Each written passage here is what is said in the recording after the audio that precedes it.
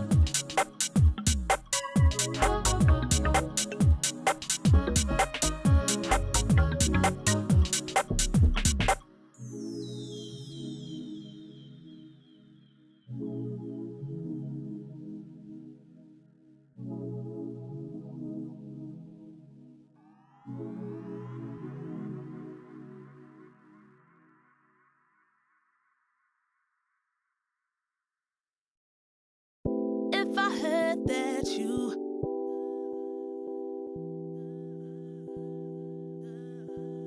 If I heard that you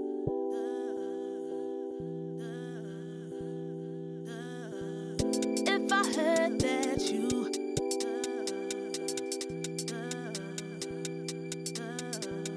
If I heard that you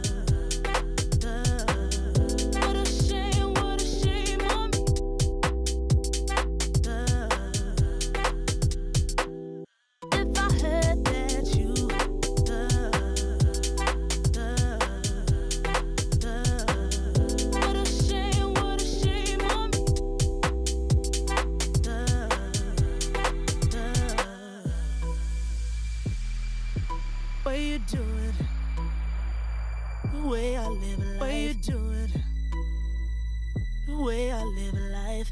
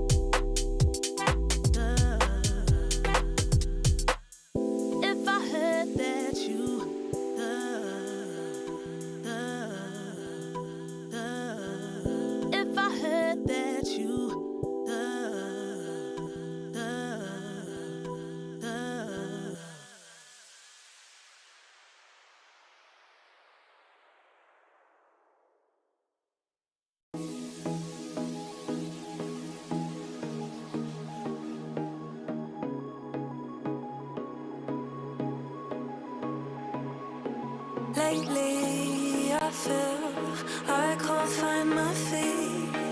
Pushing closer, my heart skips a beat, and now I'm falling deeper than a fly. I can't control it.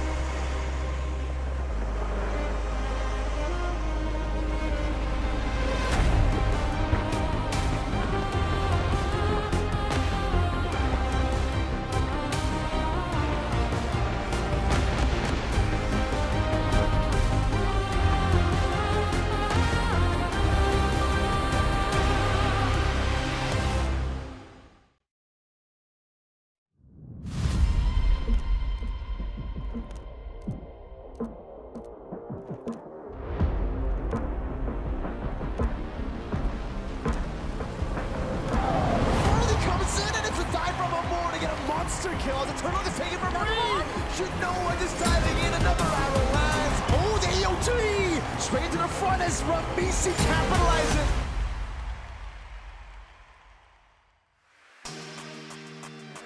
Broadcasting live from sunny Saudi Arabia, from the heart of Riyadh. You're tuned in to the MLBB Women's Invitational 2025. This is the B Stream at your service. My name is Leo, and we'll be bringing you today's matches, 4 best of 3s, half of which are going to be the last chance qualifiers for a couple of groups, and then the other half, the quarterfinals. We're finally in the playoffs, baby. I'm joined here by Churros and Trex, and they will be calling the very first matchup. We got Virtus Pro from Mekong in Vietnam versus Terror Queens from Myanmar. This is a rematch. Gentlemen, how are we doing? It's been a rough 72 hours. Honestly, though, after seeing some of the teams goes and seeing a lot of emotions from a lot of the players, man, it just shows the reality of esports and a high-stakes competition like this. I mean, we had day 1, which seemed just kind of fun, lighthearted in general. Day 2, we get all of the elimination matches from cheers to tears.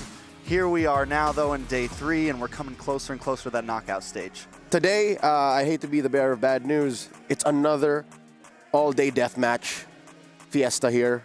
Every single match played, one team will be going home, and that is just the nature of the beast. That is how competition works, and more than just these individual contests of excellence in the realm of MLBB, there's also a bigger competition happening that is for the club championship. We have here the STC Club Championship rankings.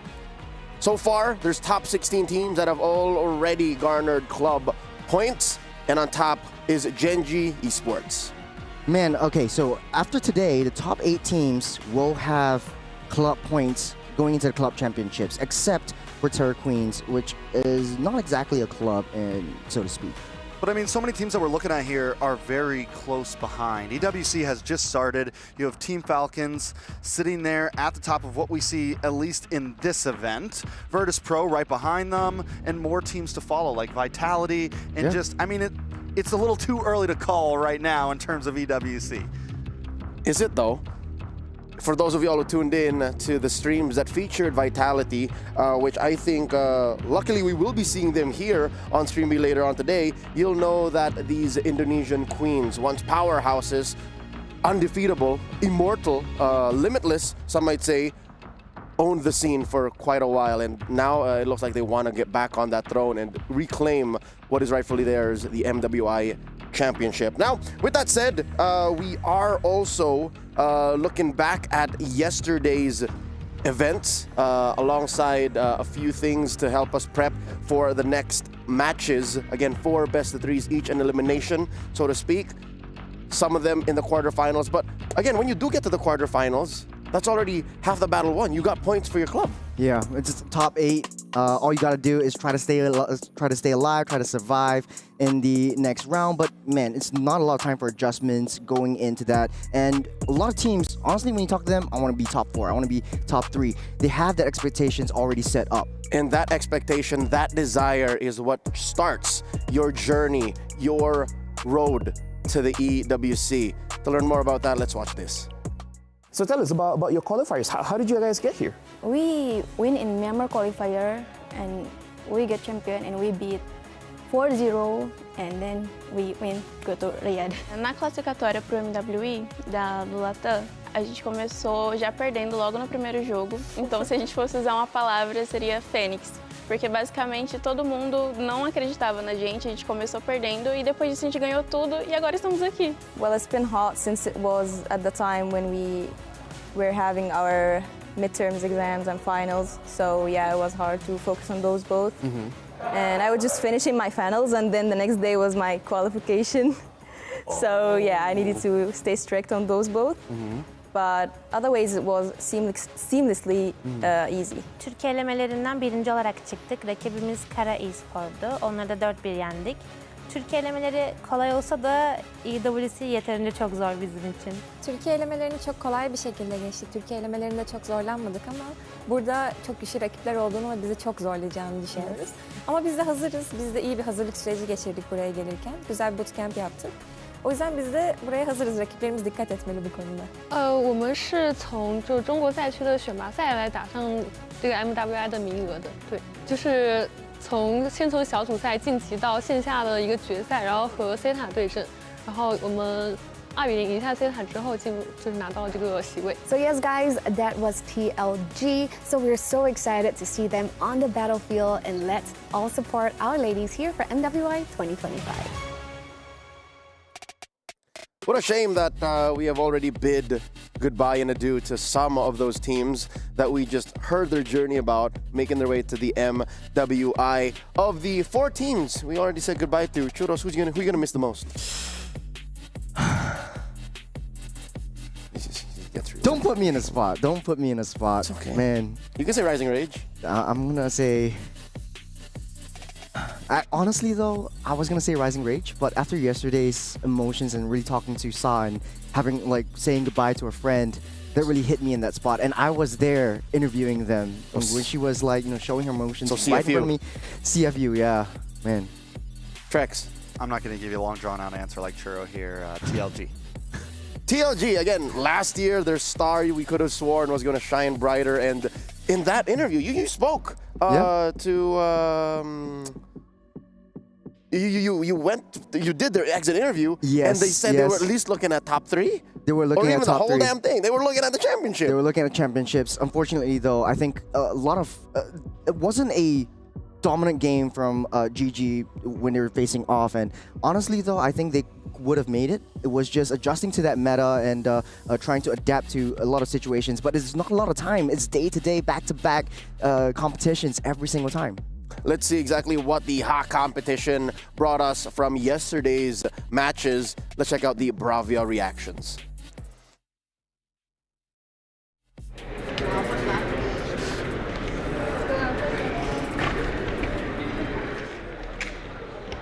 Good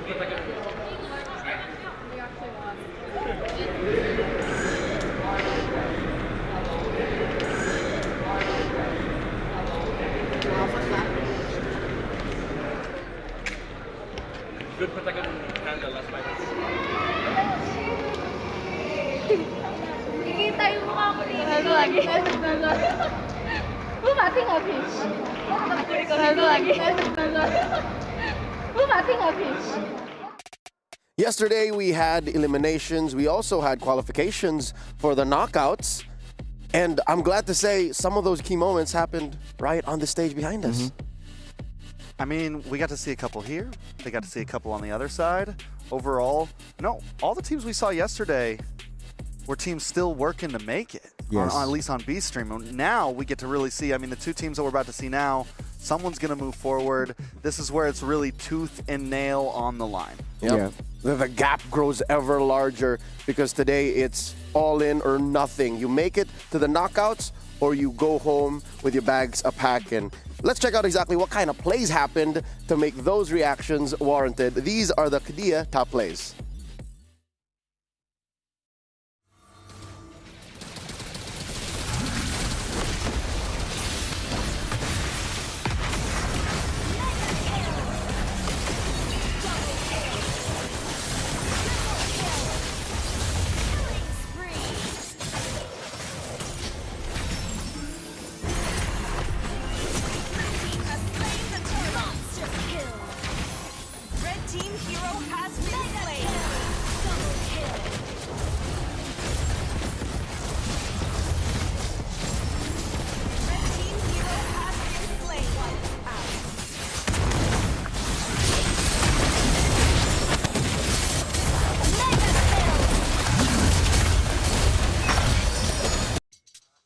I like that our ladies are actually showing us all sorts of MLBB, and I'm glad that here in the MWI, within 3 days of competition, we've already seen a more diverse metagame than we ever have in all of the Esports World Cup. Again, I'm not saying I'm disappointed in the wildcards, I'm just saying MWI has impressed me even more.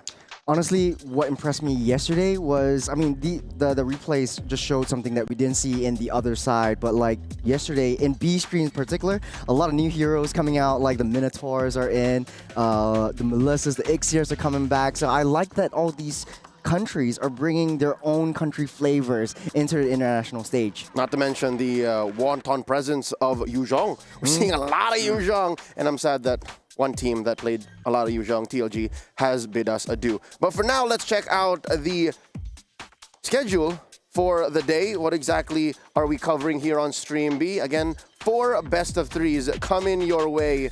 The first 2 matches are last chance qualifiers, deciders on who's going to make it to the knockouts. This is a rematch. Terra Queens versus Virtus Pro. And it's exciting rematch at that.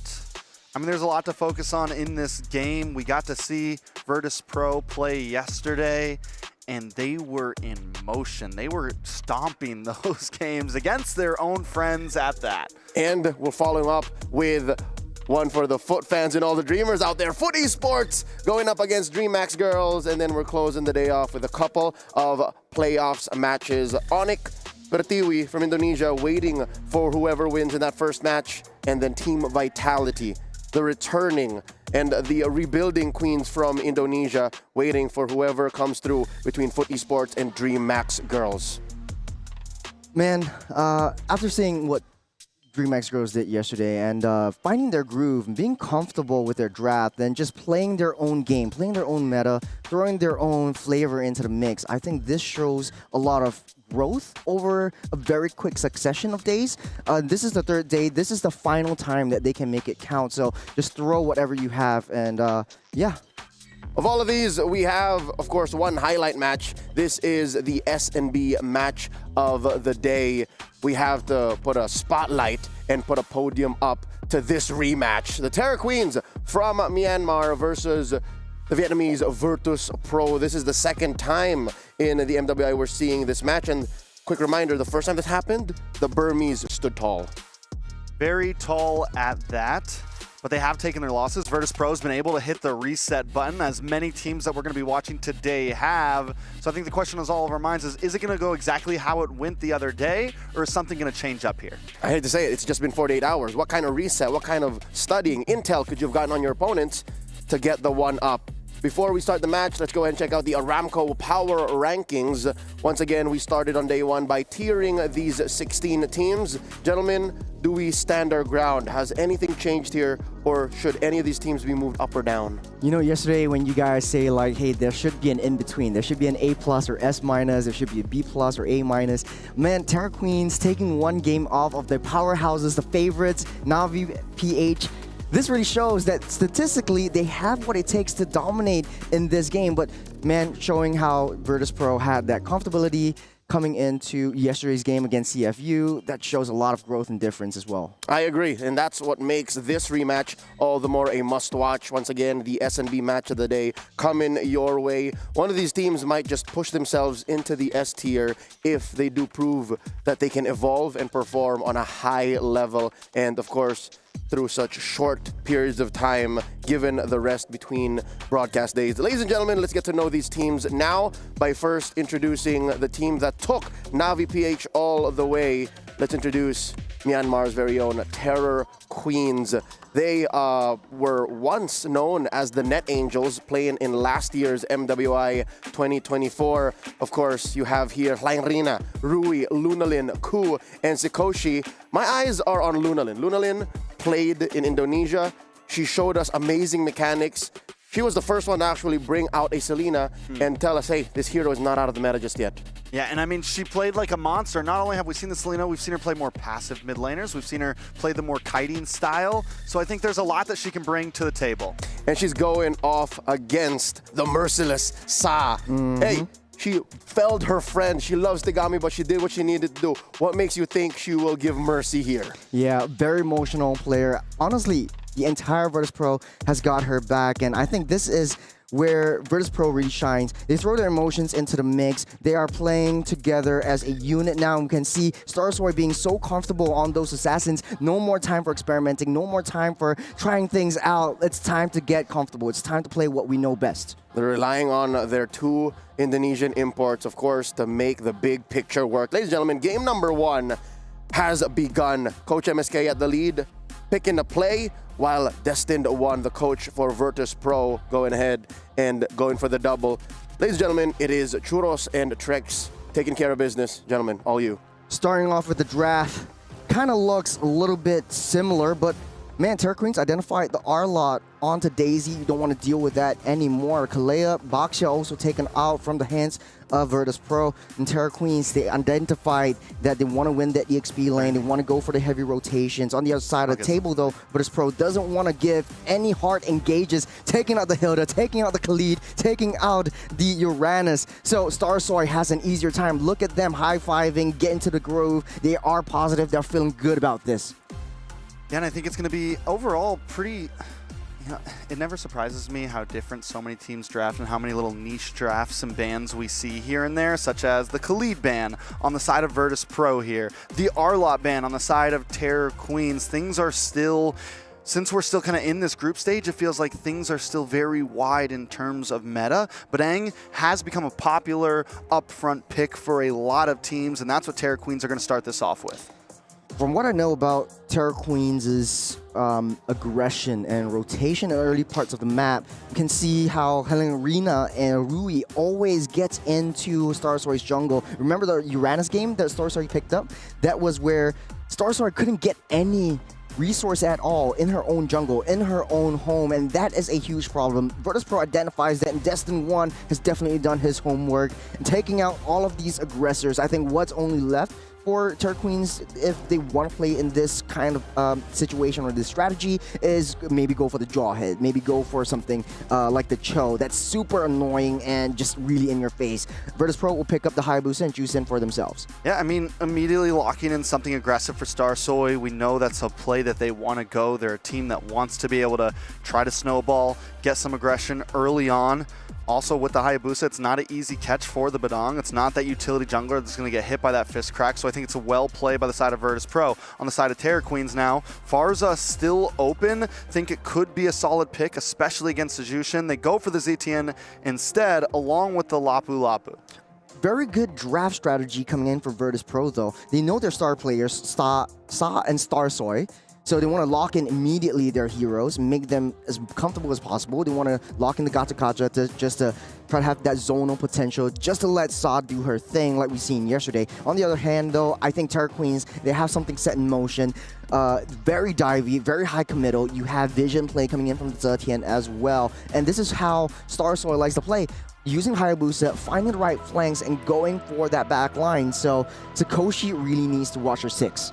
Yeah, definitely needs to watch her 6. I mean, not only that, but Luna Lin as well. The Zitian is... I mean, it's against the Hayabusa. We've seen it against any assassin in general. It can be a problem, right? I mean, it doesn't have the flicker. Yes, it has the passive, but it's a very long-timed passive to defend yourself, and that could end up being a major issue. More bans coming in into the second phase. Ling gonna get taken out. Terror Queen's still gonna need a jungle here. Lancelot still open if we're thinking of damage-type heroes. Other than that, we're just forcing the utility section. Just denying the cross-map plays. I think for Virtus Pro, a lot of adjustments for their draft from the previous time they met in first day. So that might be a Lancelot, or if they want to go the other route, go ban out a marksman. I was going to say the Moscow, but the Irithel actually works out well here. Terror Queens looks like a very ballistic missile kind of team so far. On the other hand, yep, that's the Moscow going out. They don't want to leave anything to chance. They don't want to deal with any of those cross-map plays that Moscow might bring, that Liv might be able to just come back in the mid to late stage of the game. So what we're looking for is a gold laner still for both sides. Virtus Pro could pick something up now. The Granger is open. Could make that a right up front pick with the Arethel gone, the Moskov gone. You know, Granger hasn't really gotten a good win rate so far. Hasn't gotten a... I think it's kind of turned over. But with the Arethel gone, I mean, yesterday we saw GG win both games with it. We've seen a few teams do very well. 1-1 is still open. So what does that leave left for Terror Queens on their side? 2 more picks. Still need a jungler and a gold laner. Pretty much all their damage. Right. I think right now, okay, Granger kind of looks good right here. If they want to just go ham, do a traditional front to back, you have some heavy sort of like Navy divers going into the back line, try to disrupt that 1-1, and it's very difficult for 1-1 to pop that weakness points on fighters instead. So they go for the Granger, try to get a winning early game, and then just snowball through to that late game, try to buy that time. They do have that rotational speed coming in from the Lapu and the Badang themselves. All right, so EXP lane for the side of Virtus Pro here, along with, I mean, unless they flex Kata into EXP lane and pick up a roam, thinking we still go EXP lane. They have been enjoying the Hilda a lot. It's been a pick that's been very popular for them. They played it twice yesterday. It's not something we can completely... Oh, no, it's banned, though, on the side of Virtus Pro, so never mind. Maybe the Yuzhong? Yuzhong? We're going to go very traditional, back to M3, back to M4, kind of a EXP matchup. Because Lapu's being brought back. I think the Yuzhong kind of is a non-committal hero just to pop the Zetian shield. Definitely can pop the shield. Also can harass the Granger very well. Open up space for Liv. Ooh. Bringing the Esmeralda, though, something a little bit different, but something that has slowly got more popular. Does okay against the Lapu Lapu in the XP lane as well. Can at least kind of, you know, stalemate with it. Might not win out completely, but can make rotations after clearing waves. With the Esmeralda, you play something along the lines of a really proxy-heavy Uranus kind of strategy. You'll be able to see a lot of Daisy going into the long lanes and the side lanes and trying to cut that waves and joining in the jungle team fight. So Virtus Pro, on paper, kind of looks like they want to bring the aggression to Terror Queens instead. Yeah, I mean, final thoughts on the draft real quick. I think both have brought something. I like the 1-1 pick. It kind of flew under the radar. It's something that's been banned out a lot. And from what we saw yesterday, a lot of teams have been shredding through with this pick. It has been a game changer. But once again, let's jump into the first game of the day. This is Terror Queens up against Virtus Pro. Biggest question in my mind is, will Virtus Pro learn from their mistakes in day number 1? And right off the bat, I think for Virtus Pro, it's more passive. The way they want to play the jungle, leash heavy, try to get the early rotations, get Starsoy in position as fast as possible, try to deny that farm, and try to stop Terror Queens from invading into their own jungle. But hold on a second here, Saw. Oh, already a little bit of damage, a little bit of a trade-off. The range on the Zitian is decent in that mid lane. And, you know, even the little bit of doubts, what it lacks in mobility, it does have some decent wave clear overall and can at least get some of that poke damage off. Yeah, big resources already spent for that mid side. They're ramping up their aggression. Starsoy in enemy territory, though. Starsoy coming in. Doesn't have level 4 just yet, won't be able to secure the kill, but will at least be able to push that mid lane back to the base. And even Stevens jungle speed for both junglers. The rotations are actually coming through much faster for Starsoy this time. She's in a very comfortable spot. What she wants to do is try to push that weight away from that gold lane so that Liv is able to just slowly free farm up. She needs a lot of space, she needs a lot of time. Let's bring that clashes away from that gold lane. My main focus right now is the fact that both mid laners have not really rotated too much. It's been a slow pace in the beginning. Starsoy has come in along with Rui. Look at the damage. Saw goes down. KO falls as well. Starsoy forced to back off. And this is right before the turtle's going to pop up in about 10 seconds. Starsoy might fall as well. The retry does pop and Ku able to get the kill. Now Daisy just forced to go under the tower. Turtle up. Should be an easy take for Terror Queens. Virtus Pro overthinking, right? Like, they wanted to stop Terror Queens from invading their jungles, but they're pushing the aggression onto the mid lane instead. Doesn't look like Terror Queens will have any issues with that turtle. We'll blitz that down as Virtus Pro starting to play on that back foot. It's only 2 minutes on the clock. 1,500 gold behind, and Virtus Pro really has to slowly climb back up. You can't give up any of these easy kills over the Terror Queens. They have to watch Ku, though. But Dong is constantly hammering onto that mid lane. And not only that, but Luna Lin, the moment she gets level 4, she immediately pops that Fury of the Phoenix just to get vision. And I got a feeling she's not going to be stingy with it, at least in the early phase of the game, when she might not need it as much in team fights. It's going to be about every single time she has it, get some vision, get intel. And that's going to be so important in this early first, 7 minutes of the game or so to make sure they're securing these rotations well. A little bit of damage on Ku though. Cow still unable to hit that level 4. Finally locked in. Maybe this will make a difference. A little bit of a touch and go, but yeah, to add on to your vision point, I think the way that Virtus Pro wants to play around the vision play is using Esmeralda to hold down a lot of crucial resources away from that mid lane. No more AOG for Cal though. How will Virtus Pro play this? I mean, I think at this point, it's 1.5k goal lead. Nothing too major. Ku does take a bit of damage. Fist Crack does come in. Ku goes down, a lot of damage on a Cow. Can he get away though? No, Sakoshi able to secure the final shot, 1-for-1 in the mid lane. You see, it's a 5-on-3 down the mid side. Virtus Pro struggling to keep up with the rotation speed. You have the Lapu Lapu coming out from that bottom side, from top lane down to the mid. You have the Granger just walking all fine and dandy, uninterrupted into the mid lane. And it's basically a full-on team fight onto a numbers advantage against Virtus Pro. You have the Esmeralda. Just use the Esmeralda for that vision play. Again, Ku. Another Fist Crack. Timed up with the bravest fighter. The damage on Assault drops down. The sword falls. And Starsoy trying to dash in, does pick up Helene Grina.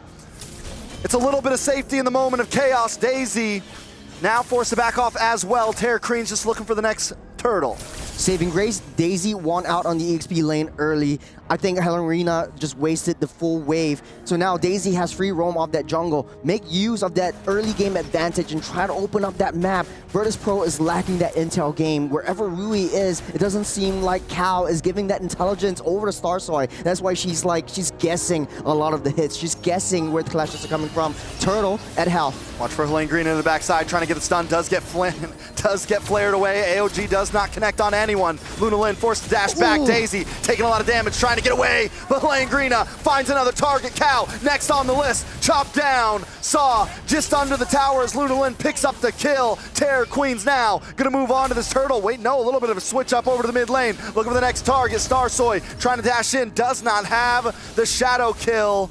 This turtle should fall in the hands of Terror Queens. Liv trading out that bottom T1.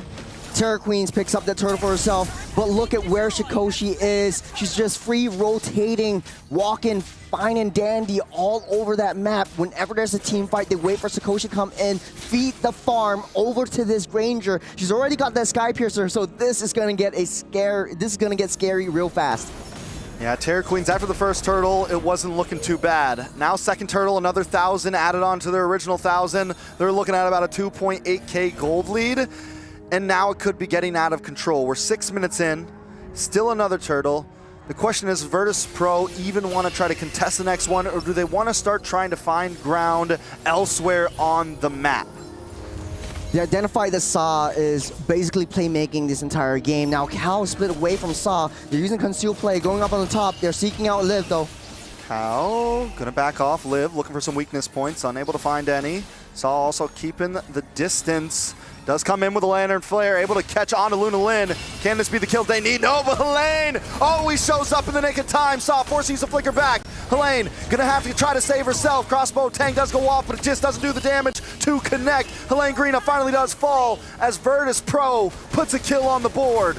This is where Virtus Pro comes alive, right? They're waiting for a lot of the members to come in and try to fight an even battle. Terra Queens are bringing all 5 members right from the early game, but now Virtus Pro has it all in them to try to fight back into it. Liv is starting to come online. It's a quick and easy weakness points popped as well. They need to be able to save their resource. Just because you have it doesn't mean you need to use it. And now Terra Queens on a little bit of a defensive play. Right now they know that they're coagulating over that 1-1. They need to be able to take that 1-1 down now. You know, one good thing about the 1-1, right, is, and as you're saying, they need to be able to take it down, because even though other members of Virtus Pro have fallen, and even though Terra Queens are sitting at about a 2.5K gold lead, Liv is deathless. Liv has been able to farm a decent amount. She's not too far behind, and another item or two, and Liv's gonna start really packing a punch, not to mention the inability to really lock a 1-1 down is what makes her so much of a threat. The fast movements, the dashing back and forth. It is a target that is hard to catch. Yeah, if you're the Phoenix though, Sog is taken down. AOG does not connect on anyone. Helene Greena still hanging out. Rui able to get the electrifying, beats Cal, goes down. Sakoshi picks up the kill, but the crossbow tank pops up, trying to find one. She finds it, she dashes back, but Liv eventually falls to Rui. Starsoy with a shadow kill on a Sakoshi, but still unable to secure anything for the team of Virtus Pro. Now Luna Lin gonna move on to this tower. It's 3 members down for the side of VP. Terra Queens walk away with another win in the book. Terra Queens catching Virtus Pro off guard. Saw was just not having it. Walked a little bit too close with the Lantern Flare. Ku comes in with a fist crack, and now she's locked down. Cal, a little bit of a counter re-engage, but a little bit of a prediction error right there down the mid-side. Just missing all of that AOGs. She's not having a good game. I feel like there's been a lot more missed AOGs than landed AOGs. And the problem is I don't know if they're being rushed. I don't know if they're panicked. But you really got to think about how you land those down, whether it's you're using them as they're trying to run away. I think it's always better to be used a little after the team fight starts. Yeah. I'm not the biggest engage AOG person. It's very easily readable. You need to try to use it when everyone's already kind of caught up with other things. Yeah, Virtus Pro just seems very counter-reactive. Terra Queens brings a team fight, and Virtus Pro are forced to go in for that team fight, knowing very well that they can't win. Now, 5,000 gold lead behind, and Terra Queens have the Lord marching up on that top side. Daisy giving a little bit more intelligence play as they need to try to protect Liv. She's already got 1 death, not many more, and Virtus Pro might be able to have a shot. Oh, the damage from those Death Sonatas is starting to stack up. Luna Lin, Helene Greena, Ku, all looking for the next target right now, just playing the distance. Lord creeping in.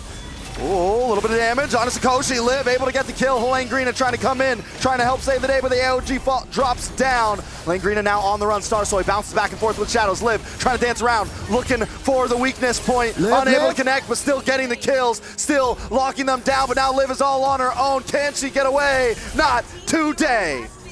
Man, that was a really good play from Liv, outplaying, jumping around, but unfortunately though, she was split way too far away from Virtus Pro, and Terra Queens have their revenge onto that kill onto Sakoshi. Look at the items real quick. The Granger already has that 3-item build. That's a lot of damage. That's a lot of physical penetration just from this Granger. So one hit might take out half health, but Liv needs a little bit more time. That's the problem with a lot of these attack speed heroes, where Virtus.pro needs to buy time for Liv to come online. 10 minutes on the clock, 50 seconds till the Lord spawns up. Virtus.pro doesn't have control of this game. Langrina once again comes in with the bravest fighter and a big stun. Liv taken out, KO'd off the map. The Langrina goes down as well. Starsoy trying to pick up the pieces, does take down one and forces Terror Queens away. Terror Queens always fighting as 5. Virtus.pro, Starsoy is always not ready. I think they need to be able to hold back just a little bit more. If Terror Queens wants to bring the fight to them, Virtus.pro should just back off just a little bit more. Play a bit more defensively. Save your resources for when you can get a proper pickup, a proper ambush. You have Starsoy in question. That's the vision play. Look at the back line, starting things off with Langrina just jumping in with the bravest fighter. And this is where things really go south. The damage is just not enough for Virtus.pro yet. I'd say give it a little bit more time, 5 minutes or so. If this goes on to 15 minutes, Virtus.pro might have an even game. Cool with the conceal play. For target, Sakoshi also with the snipe shots from the back line. Lord up, second Lord of the game. Terror Queens with a strong lead right now of about 5,000 gold. Rui deathless, 4-0-5. Compared to her counterpart, Starsoy on the jungle of Virtus.pro, 2-1-0. We're looking at a 2-level gap as well. That's a big retry difference. It's all about vision play. It's also about macro. Look at the long lane. Look at the short lane. It's already pushing in towards Virtus.pro. They have to send someone to contest for that, or maybe keep that at bay. But at the top side, though, I think Virtus.pro can send a loose member. But if they do, Terror Queens will overwhelm them with the numbers play. Yeah, there's definitely, I mean, I don't know, Virtus.pro, they do have the kit. They have the arsenal to be able to get a big wombo combo, a big play. Ku comes in. Fury of the Phoenix comes down, and look at the damage on the Liv, taken out almost immediately. Starsoy forced to shadow away. Rui looking for another one. Daisy gonna be the next to drop. There's no escape from the Terror Queens. Some might see Ku with that flicker play miss as a huge mistake, but it's all a bait. With the Zetian giving that vision, they know exactly where Starsoy is, and that's why Virtus.pro can't comprehend, can't counter-engage back onto Terror Queens, and they're fighting together as 5. They have very strong target prioritization, taking Liv down, and then before taking down Saw, and the rest, as they say, is history. Daisy doesn't have that defense to negate some of that damage as Terror Queens starting their terror rampage. Man, it is a tough spot for Virtus.pro. Backed into the corner right now, back against the ropes. Can they rope their way out of this? It's definitely going to be a test of stamina if they can make it out of game 1. Let's take a look at the items, though. Also has the win of nature, though. Sakoshi is 1 item away from that full build. 2,000 gold lead on top of Liv, and Liv still needs a bit more time. From the early game, they had a little bit of a shot, but right now, Liv is a huge, big target for Terror Queens, and they're always taking Liv down now. And the problem with that 1-1 is that it's too paper, it's too glass. Cool, looking for the back end. Langrina also comes in, gets a stun onto Liv once again.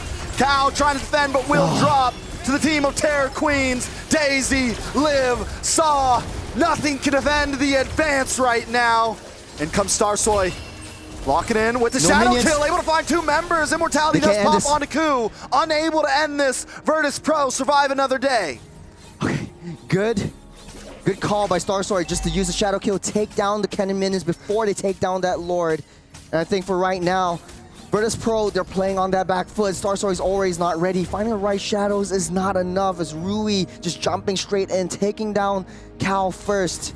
And then they're really re-engaging in that coagulation spot, or in that spot where they want Cal to be in, and it's very high committal. Once Cal goes in, she can't come out.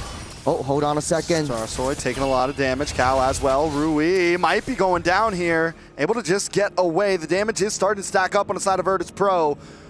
We're at a 7K goal lead, closing in onto end game standards. They don't have high ground as well, or Virtus.pro can't really play this defense. They need to be able to, I don't know, let me see how they can play this, man.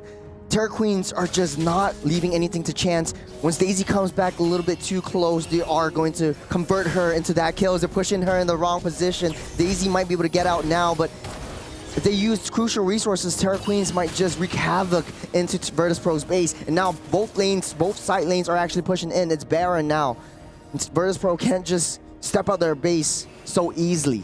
Let's take a look at the mid laner, since that was a thing we wanted to focus on. Luna Lin right now 3-0-16. on a mage that has 0 dashes, does have a passive that protects herself a little bit, but overall, I mean, Luna Lin has just played an amazing game, especially at the odds against Starsor and a Hayabusa, against a Wanwan, against an AOG that could be targeting her down. She is deathless with a 19 KDA. Ooh. Daisy taking the damage, taking out Sakoshi, able to lock that in. Rui tries to get the electrifying beats, but Liv is on the trail, trying to chase them away. Saw there as well, looking for the pull back. Helene Green able to get the bravest fighter, able to get the stun, able to get away. They're gonna move on to this Lord now for Terror Queens.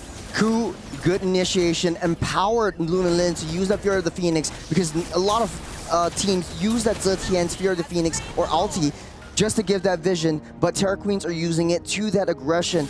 Once Crew sets things up in motion, Luna Lin pops that Fury of the Phoenix and they get that vision play. They know exactly where Starsoy is. They know where to protect and how to protect Sakoshi so that Sakoshi can just gun everyone down. Helene Green once again looks for the raised fighter, completely whiffs this time though. Sakoshi does go on to this mid base tower. Virtus.pro continues to defend, continues to sidestep, continues to find a play to save the day. Lord marching up on that top side. Virtus.pro, Baron on the top and bottom. The only saving grace is that mid lane, but there's the empowered minions that they have to fight as well. They can't risk it. They can't step out of that base. It's okay to just turtle up, play that defense. As long as Liv is alive, as long as Saw is able to dish out that crowd control, then we might have something going on. Ooh, Helene Green with the bravest fighter once again. Unable to connect the stun. Liv trying to dance around. Fury of the Phoenix does come down, but nobody gets stunned as well. Davey, look at the stun in the back line! Coup! Able to turn things around, but Liv able to get the shots down, able to try to save this, but the base is already connected on. Liv can't do it alone. Virtus.pro will not survive. Terror Queens take game number 1. A big play from Coup, finding 4 trapped under the wall and nowhere to run, sealing their fate.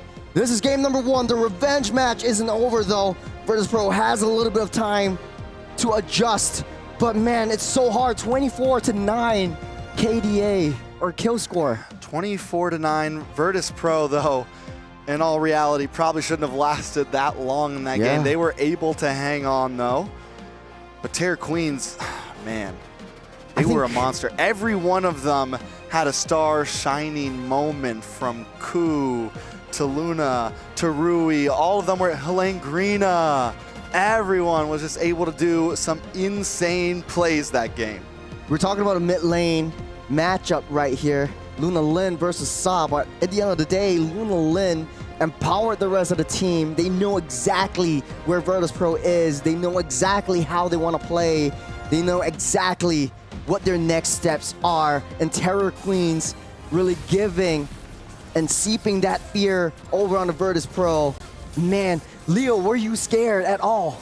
No, why would I be? Luna Lin, that's my Terror Queen, no errors queen. She was deathless. She was shot calling the whole time. She was clean. She was clean, she was taking care of business, and that's why it was, all right, just to slap some reality in this situation. It was a beautiful performance by Terror Queens, but sometimes Sakoshi and Rui would be opposition by like 2 or 3 seconds, right? And it was punishing more for Sakoshi because she died like 2 times more than she should have. But the truth of the matter is, draft-wise and gameplay-wise, Virtus.pro are catching up. Like, they are playing at a different pace. And I hate to say, I hate to jump to conclusions. We didn't even get to talk about predictions, right? Yep. But this might be a sweep. This might be a worse outcome for Virtus.pro than their first meeting. I think it's definitely possible. Terror Queens just continues to get better. Don't get me wrong, Virtus.pro have learned a lot, and the switch could always happen, but it does feel very much like it is at odds against them. Yeah, to be honest though, I would say Virtus.pro, very reactive playstyle. And you see, every time Terror Queens are fighting, they fight as 5. The whole squad is there. The whole Goon squad is just hammering down on the Polar Bears. And I think for Virtus Pro, they struggle to find the momentum. They struggle to keep up with the pace the Terror Queens are bringing. Terror Queens are a very, very aggressive team, and I think they need to be able to play that defense in order to counteract this, the Queens. Let's take a look at how exactly these emblems were set.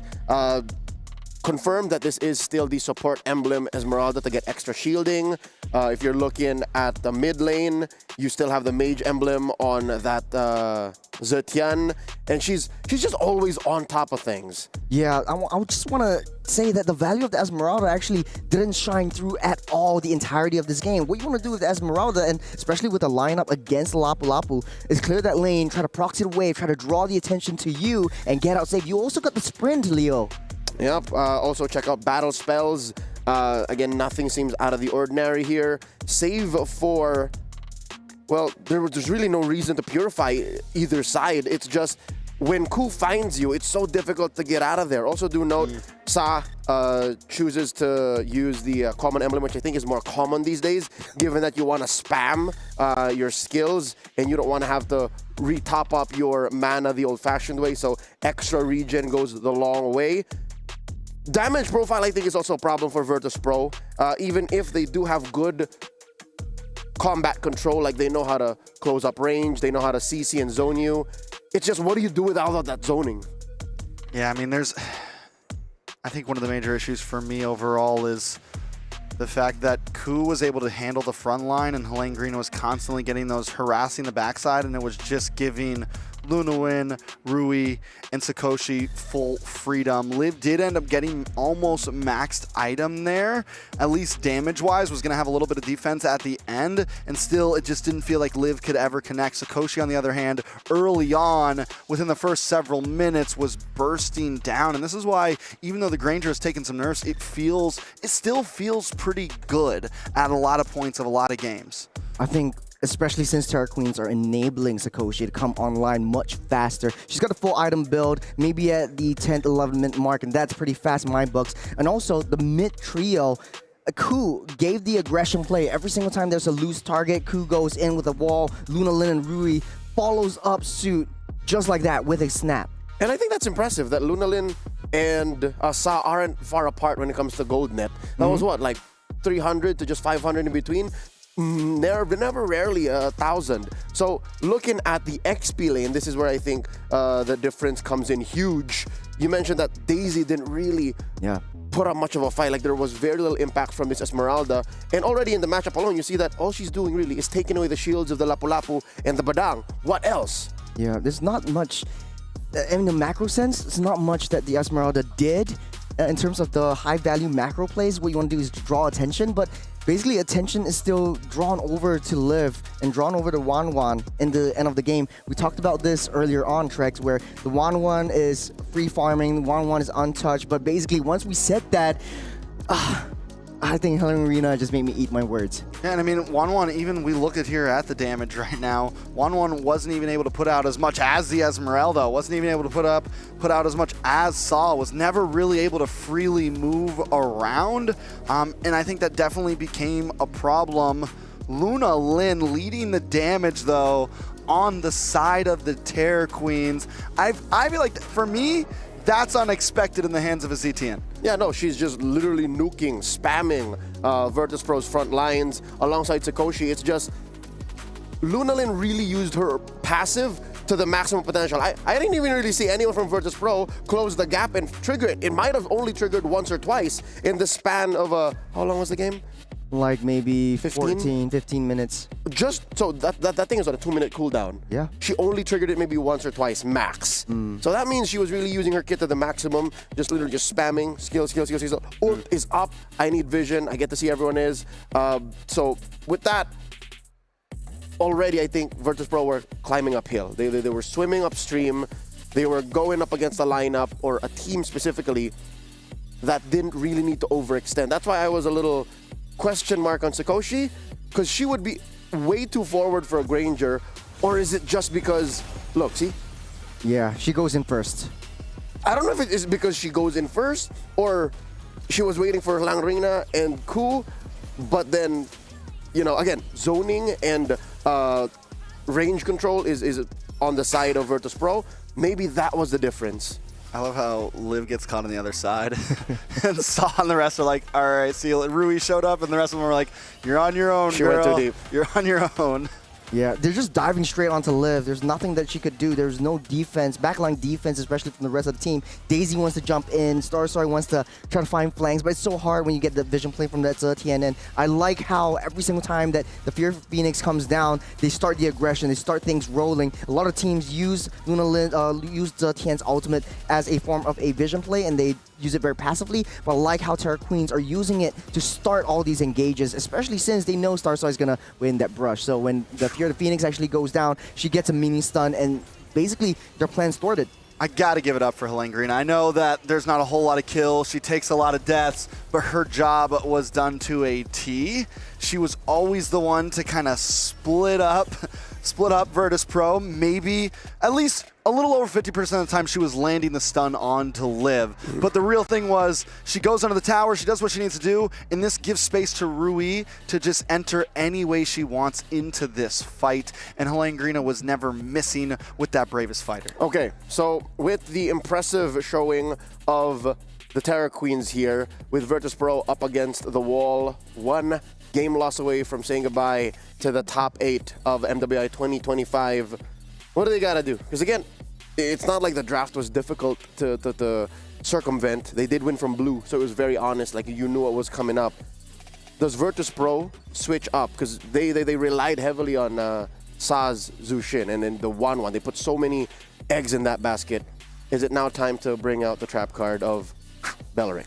Oh. Is that it? Do we do that? Because the joy on Starsoi, or rather the joy on Rui, that was a thing. Belleric stops that cold. To be honest, I don't think it's a Sa issue. Sa was playing defensively, but Cal was always trying to bait out the aggression, bait out the ultimates, but she went a little bit too close to the sun always. And I think for Ku, she counter re-engaged on that one. So yeah, that was basically the mid-duel, giving up kills very easily early on, very easily on, especially to the jungle. So I think that, yeah, that's their Achilles heel. You can't afford to give over kills, man. Check this out. Lunalin, a multiple of Saz stats right now. KDA, 24. damage I think per that's just minute from the last game. on the average. But again, that's the reality situation. That's why you got to switch it up. That's why this can't stand. That's why there has to be drastic changes in the draft. Coach MSK finds himself in the driver's seat once more, leading his ladies to possibly a sweep. Match point for the Terra Queens on the play. Coach Destined One answering back once more. Can react from red.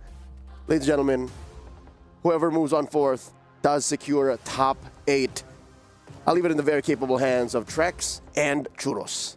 Yeah, we're starting things off pretty similar to the first game. I think, honestly, though, there was nothing wrong with Virtus Pro's draft.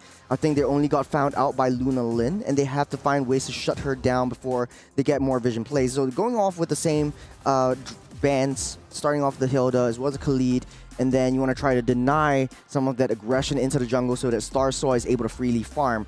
And then Terra Queens banning out the same thing, taking out the Kalea, the Boxia, and the Arlot. Something important to point out, Virtus Pro decides to take the red side once, or decides to take second pick side once again. They weren't able to do too well on it. I think I'm starting to wonder, is the Badang one of the problems? Is that worth maybe putting it in the ban slot? It causes such a problem in that mid lane. It was the main thing that caused that first 2 deaths in the first couple minutes. Is that something that Virtus Pro might want to worry about here? I would have to agree with you, yes. Badang is one of the change makers, the play makers for Terra Queens, especially for the mid lane duel, where Jusin is not really a long-range heavy hero, not really artillery-based, and so you have to get close to your opponents, and when you do, the Fist Crack comes through, and basically you have to pop your valuable resources, pop away your Flicker, pop away your Crimson Beacon, and then you're left defenseless in the hands of Rui coming in with the Joy. So I think this case, if Rui picks up a dive-heavy assassin like the Lancelot or Joy, I think man, the mid lane duo for the side of Virtus Pro might be in shambles. Yeah, and there comes the Badang once again. And at this point, they can take the ZTN, they can get the Jushin. It's literally a same draft so far as last time. Maybe Virtus Pro feels like they just played it a little wrong. Terra Queens now, they can literally just go for the ZTN again. They feel confident with it. They had good wave clear. They're starting to make me a believer of the ZTN. Yeah, I mean, and then they can also pick up, they could take the Hayabusa this time. They can save it if they want. There's a lot of options for them. Yeah, I don't think they need the Hayabusa because it kind of has a certain play style that's different from Joy. It's easier to execute the Joy if you want to go apply pressure on the side waves and the side lanes. And I think for Terra Queens, just pick up that Zetian as sort of like a counterplay. So they go for the Zetian, and that is the Joy coming up. So pretty much the same draft so far, Trex. Kind of seems deja vu. I do feel like this could call, you know, I think Leo was right. I think this could call for Beleric. Yeah, I mean, they could pick up the Hayabusa now, but I think Beleric, down the line, the Beleric is something that could fit. They go for the Moskov instead, lock in a gold laner. And now, this is the switch up from last game. Terra Queens, on the other hand, don't have their gold laner in. Virtus Pro can just hone down into that. Take out the Granger, take out the Wan, and leave not a whole lot left for the side of Terra Queens. I think for the previous game, Terra Queens really wanted to get their hands on the Irithel. Virtus Pro banned that out. That might be the same strategy going into this draft, but I like the adjustment here with the Moskov instead of the Wan pick. The Wan really wasn't working well. Really Glass Cannon couldn't do a lot much, especially in the form of like coming into the team fights and joining in all those team fights. And talking about the Beleric coming through for Virtus Pro, won't see the light of day. Terra Queens bans that out. Oh man, they future sight is on right now. They had an idea, yeah, game 2, especially when it comes down to match point. This is something that could definitely pop out. They know it could be a problem, and they ban it out, and that leaves, I mean, Virtus Pro, what else do they go for here to deal with this Joy? They need something frontline that can hold. They could pick up something like the Fredrin, honestly, but then they're lacking in damage in that mid lane. I think the Fredrin works when you have real bursty damage behind you. But notably, the Fredrin does do well against the Joy in the Turtle Pit, in certain tight positions. It's able to get that stun, lock her up for just a second, and she's practically useless against it. Yeah, it's the fourth quarter, 2 minutes down. You have one play to make it count, and this might be potentially the last game for Virtus Pro. What do you do? Do you want to pull out something that's really interesting, really smart, or you want to play something that's signature? They don't have a jungler yet. They don't have an EXP yet. And I think this could be something interesting coming up from Virtus Pro instead of, you know, going with the same old meta stuff. I mean, yeah, it could be the last game of MWI for them here. Do you risk it all with a risky pick? Or do you, you know, keep it to the basics, maybe get a little spicy, but overall it's definitely a tough call.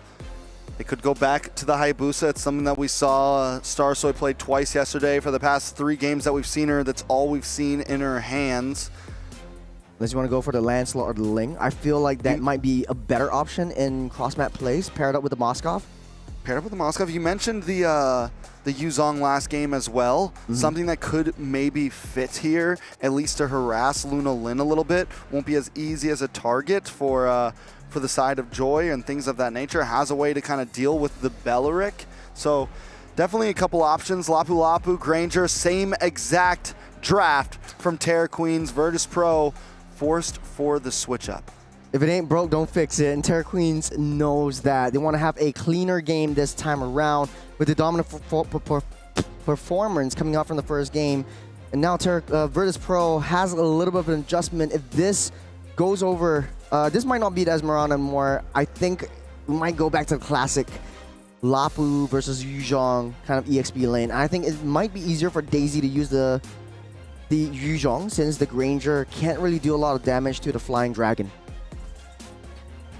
I think the Yuzhong is a very solid pick overall. They're gonna hold it down to the last minute though. Whatever you do, don't. It's tough, man. You're in a bad spot. Virtus Pro, at this point, they go for the Tigreal. So this is something similar to the Beleric. They're going to swap Kata over to the EXP lane. They do still get that crowd control. Very, very interesting. Yeah, I do like the integral adjustment alongside of Moskov. You have some form of cross-mat plays. If they want to come counter re-engage, you want to play aggressive, come on, baby. Come into the mix, and then you have the implosion just to tidy things up and try to get a counter re-engage. The only issue is, will the Gato be able to hold himself well up against the Lapu Lapu in the early parts of the game? We want to see more rotations and more momentum pacing coming in from the EXP side instead for this game number 2.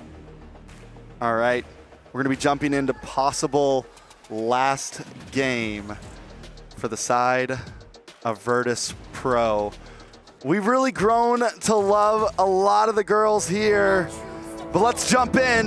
This is match point for Terror Queens. Can Virtus Pro shake things up and bring us to a game number 3, or will things end here for their journey in MWI? We started off with the aggression, no more flicker for Sa already. Terror Queens, same old playstyle, same execution. They're stopping Sa from getting any farm whatsoever. Cal still level 1, getting pushed back by Lunar Lin right from the start. It all comes down to how Sa and Cal played the early game in the mid side. All right, I like the aggression this time from Terror Queens. Very similar to last time, just playing the same exact game. I mean, it looks like a back-to-back mirror. Yep. Taking a look at the emblems right now, Sa actually went for the magic emblem instead of the common emblem, so she doesn't really care about the mana, she cares about dishing out that damage. And for now, Terror Queens, they are ramping up the aggression, ramping up the momentum, and starting off that early rotation up towards that gold side. We see how Ku, once we know Luna Lin gets back into that reset, back into the base, she immediately goes up onto the top side, try to apply pressure onto Liv, try to get Sakoshi a little bit more farm ahead of Liv and try to get that advantage. All right, Virtus Pro. What do they do differently this game, right? At least they haven't, nobody's died yet, which is a good start compared to last time. Don't get cut off. I like the fact, look at the mid duo. They're a little bit split up right now. Tigreal sitting in the middle. We have Saw coming down to the boss side. A couple more rotations. Last game I pointed it out. In the mid lane, it seemed like they were kind of glued like towers on that mid lane. So I like the fact that Virtus Pro is actually moving around this time, and it makes it harder to get caught. But look at the damage onto Helgarina. They got to watch out for Ku. That's the one who started things off last time. Virtus Pro, though, gonna probably give over this turtle, possibly. Yeah, 4 members here. I don't think Virtus Pro wants to be able to fight for this one. They don't see where Ku is. Now we see that Luna Lin. Starsoy as well. Look at the damage on Luna Lin, but he SOD connects. Cal forced to flicker back. Daisy now also forced to go away. Turtle does go into the hands of Terror Queen, but not a single member drops from both teams. Sa was just a little bit too slow on that level 4. She just got it right after the turtle was taken. And even though she went on to the EXP side, the early push by Luna Lin away from the mid side caused Sa to play on that back foot right from minute 1. Now Ku, starting off with aggression. This is tough for Liv in that gold lane. The range from the Granger. Liv is just kind of having trouble finding those angles, and it's very similar to what we saw last game. Sakoshi's so good at using that Detonata to just zone you back, get chip damage down, and look at Cal. Bravest Fighter does come in. Cal might go down. Boom from Helgarina. Starsoy is going to try to start a fight here. Virtus Pro take the first death. Unfortunate for Cal, always finding herself in tricky situations that she can't get away from. Already popping that flicker, so no surprise play with the implosion on hand. Daisy taking a lot of damage in the mid side, but she's slowly trying to push their way down to the EXP side. So a little bit of a switcheroo with the lanes and trying to give over some of the farm over to Starsoy. Saw push back once again. This continues to be harder and harder for Virtus Pro. I think at this point they just kind of slow play it. They need to wait till Starsoy gets an item or 2 down, because even Starsoy will do a lot of damage. Liv finally gets a Corrosion Scythe in. They don't need to rush things, and I think they are playing this correctly. But if they let that gold get too far ahead, we're going to see something similar to last time. Dude, it's all about a vision play at this point. Ku is always giving intel to the rest of the team. They're always moving as 5. And speaking of which, bottom. Daisy does get stunned up. Should be able to get away from this, get some life back. Helgarina, maybe in a bad spot, brought down to about half health. Ku as well, watch out for the fist crack. Watch out for the fist crack. Saw forced to flicker back. Starsoy comes in, does not have decides not to use the shadow kill. Virtus Pro still hanging on. The whole squad was there. Terror Queens, this is how fast they're moving. Virtus Pro, every single time they get caught, they find themselves hit by all 5 members. Starsoy are able to get out safe. Daisy does help out with the AOG. Starsoy does go to safety. KO. Do you think she knows? I don't know. She put up the finger like. No, she was right there. She was right there. Did she let her go? Did she let her go? It's a truce for now. It's a truce for now on a cow. That was sussy. That was sussy. Just play Werewolf in the middle of MLBB. All right, Ku once again gets a fist crack. Damage on a cow. Elaine Green decides not to do it. They want this tower. They want the tower. They're like, listen, if you guys back up, we'll let you go back to base safely. Saw also trying to get into the midst of things. Virtus Pro, I have to say, I think this is the right way they're playing this. Yes, they're cutting off the arm to save the body. Just give it. Just you leave lose it. the tower, exactly. And sometimes that's the best thing you could do. Sometimes you got to lose a finger to save the hand, you know? Man, it's a worthy sacrifice. I think Virtus Pro just needs to play on the back foot. I don't care if they give up all T2 towers, but hold on a second. Ku finds Daisy. I think they want to push the situation. Daisy should be okay. Daisy has not died yet. I mean, nobody or only Cow has died, which is great for the side of Virtus Pro. It means they're all getting some gold. Ku into the backside. Starsoy in a bad spot, does get stunned and dunked on once again. Helene Krina never seems to not connect. Cow now in a little bit of trouble. Sakoshi just getting off as many free shots as she wants. Ku with another one. Saw against the wall. Daisy against the wall. Luna Lin keeping them at bay. Terror Queens continues to be relentless. They're moving together as a whole unit. Rui has a lot of rotation, a lot of dashes to get into the clash whenever Terror Queen wants, and the aggression comes in strong. If you look at a minimap, it's a huge blue ball just moving together. They're not moving as units. They're not moving like headless chickens. They're moving like a big mama chicken. Okay, so wins the turnaround though. Virtus Pro has been trying to hang on. Helene Green is going to be so hard to catch. You can nullify the CC with the Bravest Spider. The flicker, the stun, Saw able to just get away. Don't pull him to you. Don't pull her to you. Just let her go. Cow now in a bad see the bottom spot. side. Liv should be safe. Everyone's okay. Mid lane is pushing in onto the tower. Virtus Pro still hanging on. Is there a turnaround point though, right? Like it's 4.6K, almost 5K gold lead to Terror Queen. It's still 7 minutes. When can Virtus Pro actually fight this out? It's still 7 minutes. First Lord of the game hasn't spawned up just as of now. I hope we see the itemization soon because Liv needs to start getting online soon, but Starsoy getting a few shots off of Sakoshi. We get to see the items right now. Liv is so far behind though. 1K gold lead, but that's why the Trinity is just so expensive. You need to buy time, maybe 12 to 14 minutes, and then Moskov becomes a little bit more viable. Ku finds himself a little bit in too deep. Oh, SOD does miss. AOG comes down, everyone flickers away. Rui into the backside, Saw in a little bit of trouble. Electrifying Beats able to get the execute, able to get the kill. Starsoy coming in with the Shadow Killer herself, but unable to connect, unable to destroy. Virtus Pro continues to be back down. Liv finally gets in the golden staff, gonna look for this tower. Elaine Green is there, wants the fight, wants the 1v1.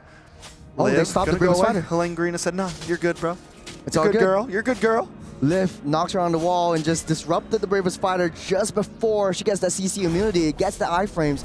And now Virtus Pro though, this is a cleaner game from Virtus Pro. Yes, maybe, I gotta agree with you, lose a finger to save the hand. And this is what exactly they're doing. Oh, have they lost Liv. too many fingers? She's actually walking in. Knocks Elaine Green against the wall. Kyle with the implosion. Ku though showing up. Watch out for the fist crack, as I say every time. Stunned up, taken out, done, done, done.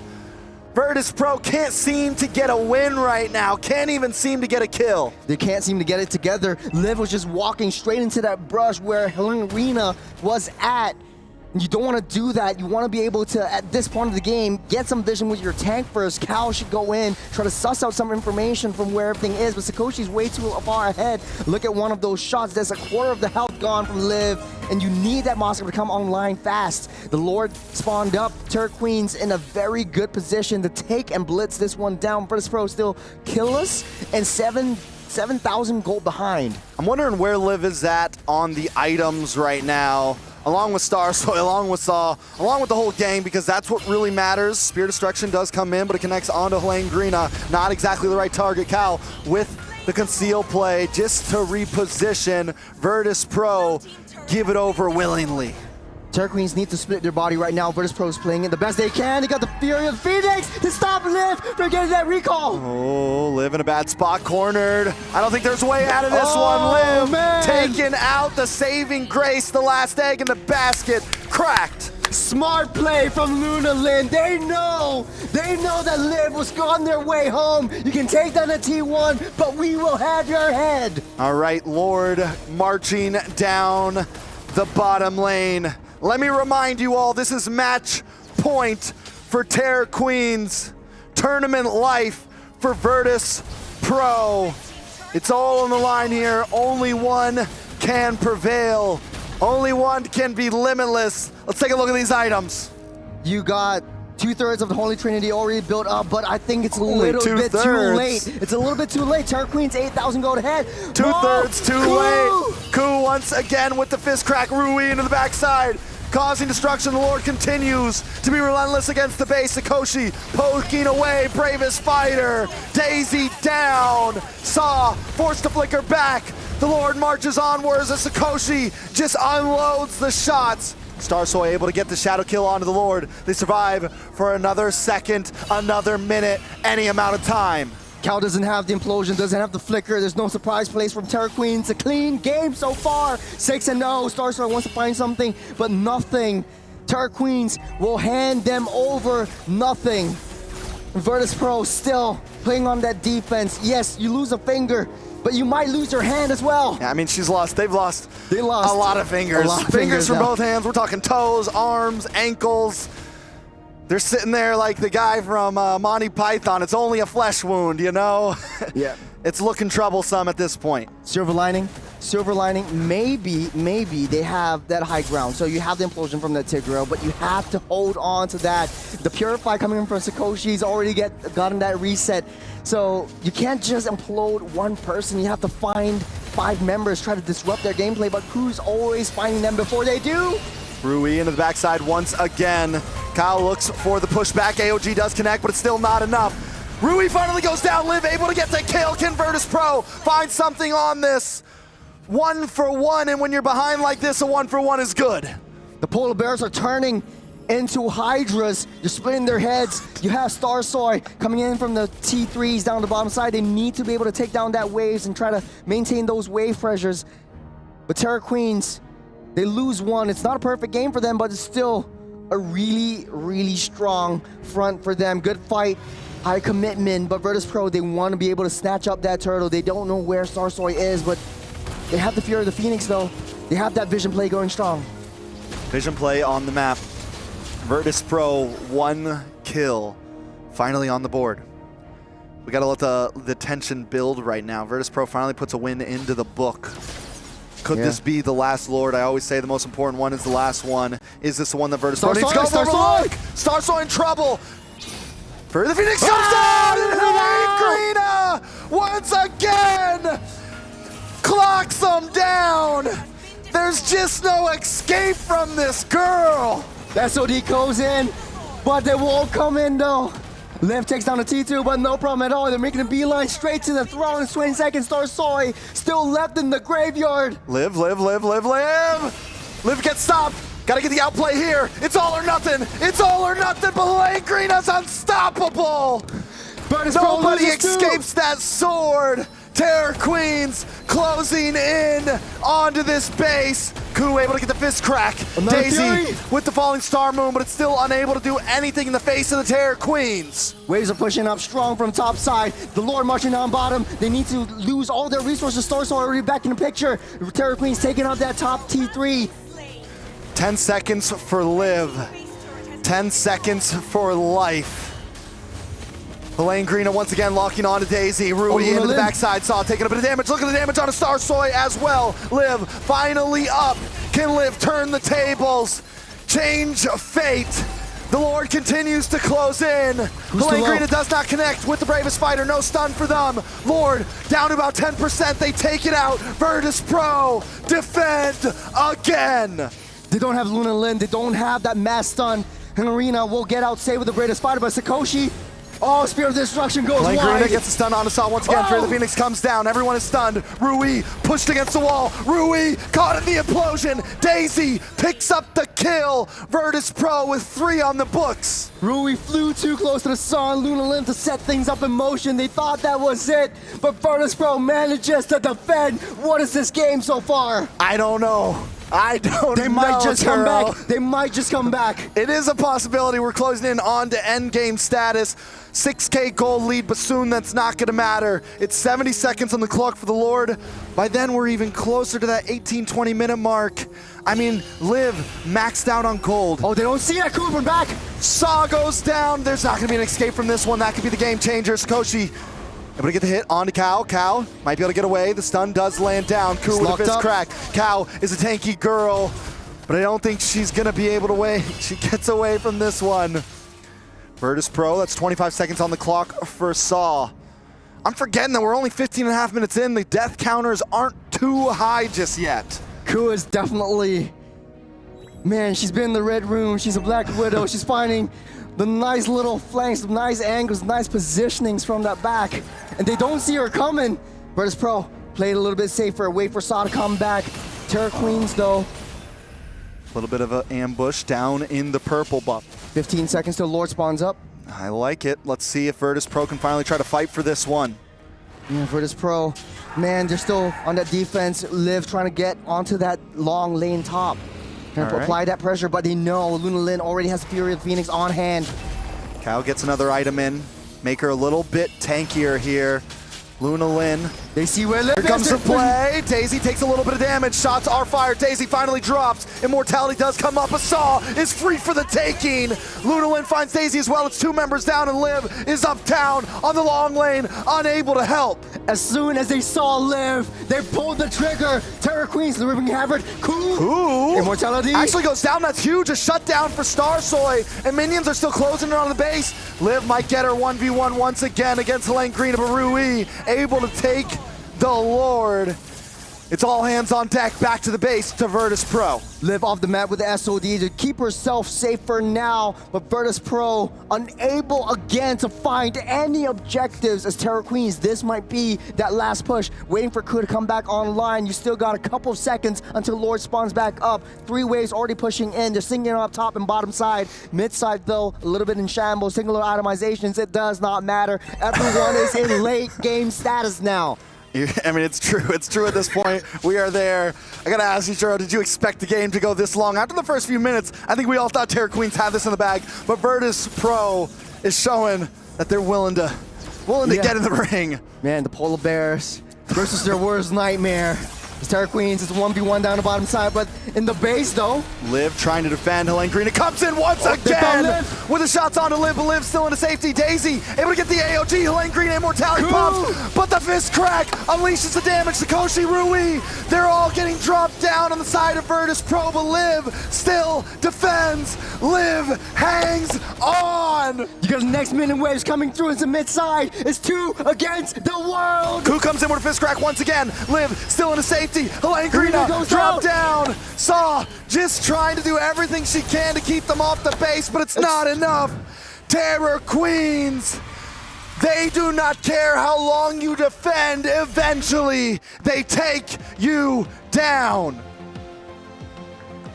Terror Queens denied Virtus Pro from getting their revenge, sitting on top of their shiny throne.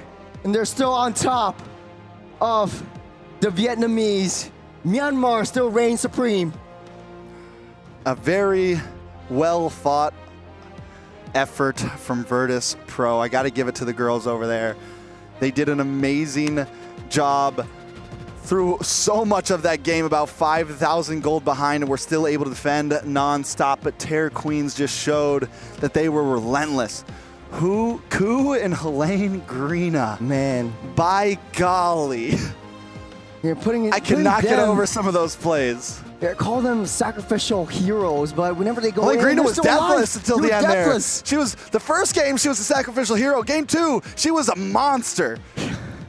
Monster is an understatement She was a terror queen. She is her. She is the terror. Take a look at the highlights right now. Like I said, the early game, it's all about that mid lane duo, and Hungrina has been constantly pummeling down and bringing them down to shambles. Oh man, just so many times. People are gonna double think about giving her this Lapu after this series. We got an interview down on the floor though. Let's throw it over to our boy, Sadafa. Thank you guys, and hello once again everyone. Sadafa here alongside Kao from the side of Virtus Pro, who have unfortunately just ended their journey here in MWI, but they put up an amazing fight. You guys played super duper well. Kao, I'd like to ask you, like, how are you feeling right now? Right now, a little bit sad because we lose, and but also like happy to be here, but sad because we need to go home now. I see. I think that's a very realistic way of looking at things. I'd like to ask, right? Obviously, this is not the result that you guys wanted, to go home this early. But considering that we can all agree this year's competition has gotten a lot more difficult compared to before, would you say that you're satisfied with how well you guys did, or do you think there was more you wanted to achieve? Honestly, then I do feel like this year the competition has become a lot more harder than last one, but like I also feel like we can do better and we can achieve more. Not just at this space we can do better, but I think we did not perform good today. Did not perform our best today, but yeah, reality is still reality. We still lose, so yeah, that's all. Yeah, unfortunately, in the end, there's always going to be a winner and there's always going to be a loser. But I do agree that you guys have played super well. You guys have improved a lot ever since day one of MWI. What would you say is the most important lesson that you've learned? What do you think is the most valuable experience that you've gained here that will help you guys in the future?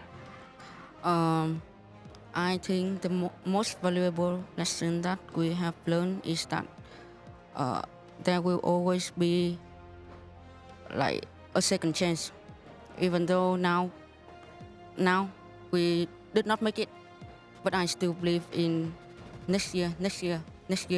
Like I believe that every lose is a lesson, and I believe that after this hard lose, we will come back stronger. I fully believe that as well. I believe that Virtus Pro has the potential to become a powerful team in the future, and this is only just the first step in you guys' journey. One last question for you. Would you like to say anything to all your fans watching, all the people who have supported you and your team? Any final messages before you leave MWI? Here, then I just want to say thank you to all my Virtus Pro friends and all the Vietnam friends that have supported us to this way, and we will try harder. We will do it better. Thank you guys for supporting us. Thank you all for continuing to support Virtus Pro and all the teams here at MWI. I believe that they'll get stronger, and with you guys' support at home as well, they will undoubtedly become a better team next year. Thank you very much, Kao. Once again, well played to you and Virtus Pro, and we'll go ahead and throw it back over to the desk. Boys, take it away. You either win or you learn, and it's never easy to say goodbye, especially with a team with so much emotions and seeing their journey firsthand from coming up from the Mekong qualifiers and now in MWI. It's unfortunate that they can't go any further than this. Virtus Pro's journey ends right here. Virtus Pro's journey ends, but another journey gets to continue into the top 8. Terror Queens have done an amazing job, and I'm excited to hear for them down on the stage. Sadafa with another amazing interview. Once again, Sadafa here. Thank you very much once again to the boys on the desk. And I am here with Luna Lin from our winning team, Terror Queens, the self-proclaimed dark horses of MWI, who have now successfully qualified to the knockout stages. Luna, I'm sure that this is an incredible result, right? And this is actually not the first time that you guys have faced Virtus Pro. You guys already swept them during day one of the tournament, actually. So knowing that you would face them again, did you feel like you have to do any additional preparation, or were you confident that you could achieve this? Actually, yesterday games, we already versus with MWI champion Navi, and we already beat the one game. So we think like, Virtus Pro is so easy, bro, because we already beat the one game. So we just play a game in the player lounge. We don't even practice at all. We just, hey, bro, they already met the ass like that. Wow. A lot of confidence, and we can see exactly why this team, self-proclaimed as dark horses. We can hear the clapping from the casters. We all agree. You guys played amazing. You guys are so aggressive. It is so fun to watch you guys.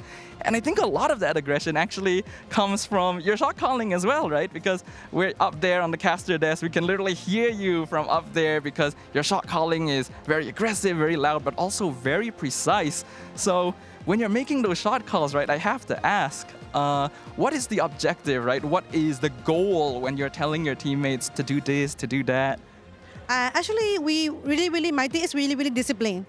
They already know what I want, and I already know what they want. So I just shot go, and they just like, I can do it, I can do it. Go blue bat, go red bat, like we can do it. Because we have an Indo player also. So we missing 3 languages, Indo, English, and Myanmar. And all people can speak 3 languages. So we just having fun, making connection with that, and they really trust my shot go also. So I'm really comfortable with that also.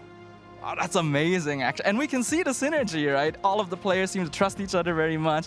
All of you guys play together hard. You guys practice together hard. And you can really see the results of that on this stage. That's why they've been able to qualify to the knockouts. And speaking of that, now that you guys have qualified to the knockouts, your next opponent is going to be Onyx Pertiwi from Indonesia. What are your thoughts about this team? Do you think it's going to be difficult, or what are your thoughts? I think in here, all the girls is like same energy and same gameplay. We just need to be confident and we can fight it. So we were trying to hard, and the Onyx, the Roma is my former teammate also. So it's really very good gameplay. Yes. I agree. I think it's going to be an amazing game, especially after hearing from you yourself here. We can see your confidence. You're got a great personality, and we can see how well you work with your team. One last thing before we let you go and celebrate and prepare for your next match. Any message you have for your fans watching out there? May I speak with Myanmar language? So Nyamaro bono mania shaware poema maybe Nyamaro messenger ne biro bono di blow up plaka ma amyai bono ademi so tha bo la pyo ja lu long cheu timare aku poema la chi pi de bono praita de alo mi ba de alo tanga chin alo cheu timare na boy de ma le akaung song phyaw lo chota tawa ma shin. Thank you for supporting us, guys. Thank you. Thank you, everyone, and continue supporting Terror Queens. They are one of the first teams here in MWI 2025 to qualify to the knockout stages. Once again, thank you, Luna Lin. And boys, on the caster desk, we'll throw it back to you. Thanks, Adafa. Once again, that is the Terror Queen, no error queen, Luna Lin. Check it out, 17-5. It went the distance, and there were more than a couple of times we thought Virtus Pro was going to clap back. But alas, the lead was too huge, and everyone from Terror Queens was just firing off on all cylinders. Yeah, it was a problem overall. Terror Queens, look at the KDAs across the board, Sakoshi and Helene. Yeah, perfect game for all of them. Honestly, though, this is the exact same lineup in game number 1. They played it exactly the same way. Virtus Pro made some adjustments, but I don't think it's the draft issue. I think it's down to execution. I've always been saying it's the mid lane duo who are victims to the aggression coming in from Ku and Luna Lin, and it just happened again. I don't think that's 100% correct. Part of it is the draft, but the execution really is still where maybe Virtus Pro this time got some tabs on Terror Queens. That's why it seemed like even in the base, right? They were able to defend twice and push them back out, but at the end of the day, it's eminent. The result was the same. Lunanin mentioned it. We already beat them game 1. It's the same draft. Just play it again. And I do have to point out as well, Liv went for the tenacity on that emblem. And I get it. A lot of times when you're on that marksman, you pick up a little bit of tankiness in that emblem set. But maybe that was the reason why it took a little bit longer to really come online for, you know, sometimes you got to go for that more all-in build, a little more damage. Taking a look at the items, though. Yeah. Like I said, in the game, I think that Liv was free farming on the side in long lanes, and whenever she shows vision of herself, Luna Lin stops her in her tracks and just basically pulls sounds the alarm onto the rest of Virtus Pro. It's the vision play that Terra Queens has on top of Virtus Pro, and it's a bit more expensive when you want a Holy Trinity build that it just takes a little bit more time for Liv to come online. Cal couldn't do a lot much as well, and I don't know if it's an error here, but the Tigro actually has more gold than the Jusin. I think there's a little bit of a graphical error right there, but at the end of the day, just holding on to the implosion or using it in a more panic way that caused a lot of issues in the skirmishes. Something else that I really have been noticing with the Joy, you know, the Starlium Scythe takes that huge nerf, and everyone was like, this is a dead item now. All the heroes that need it are dead. And so far, we have still been seeing it pop up. The pacing of the fights for the Joy might be a little bit differently, but it still seems to be working on certain heroes. Yeah, we're looking back at EXP to EXP lane, but right now with the Gata Kacha in hand, it's a little bit better for Daisy, but Helengarina is still strong in her front. The gold allotted for Daisy was totally nerfed by Langrina's much tighter execution. This is a better game for Langrina. She was playing okay or well in game 1, but this was possibly the best we've seen her all MWI long. And not to mention, if you look back at the full lineup of Terra Queens, what made this even worse or more difficult for Virtus Pro was the fact that there's now 2 Purifies. You see that? Ku, or rather Cow, oh no, that's right, I was right. Ku and Sikoshi are now purified. So that makes Daisy and Cow's job even harder. So that's why this seemed like the only real defense was inside the base. That's where the only place they had an advantage. Something else interesting to point out, last game when we looked at this graphic, on the side of Daisy, she had a lot more minions taken out. And Helene was just a lot more involved in a lot of the fights. This time Daisy, less minions, tried to be a bit more involved in the fights, but still unable to really do anything too much with that change of pace. Yeah, it's just unfortunate for how Helengarina likes to play it around. And she seldom gets punished. That's the issue. Like if you're in a sacrificial role, diving into the back line, Cal is too far away from Liv. Liv goes down, Cal implodes, but there's no follow-up whatsoever. And so I think the execution from Virtus Pro needs some tightening up to, but very, very clean from the Terra Queens. Taking a look at the damage, and yeah, Luna Lin just still on top of the board with a lot of damage, and especially the Fear of the Phoenix. Yep, she played the same game as game number 1. Virtus Pro, though, again, there's always that possibility of Liv coming online. Sa is a known factor. Like, you know, she will control the amount of forward momentum Terra Queens has.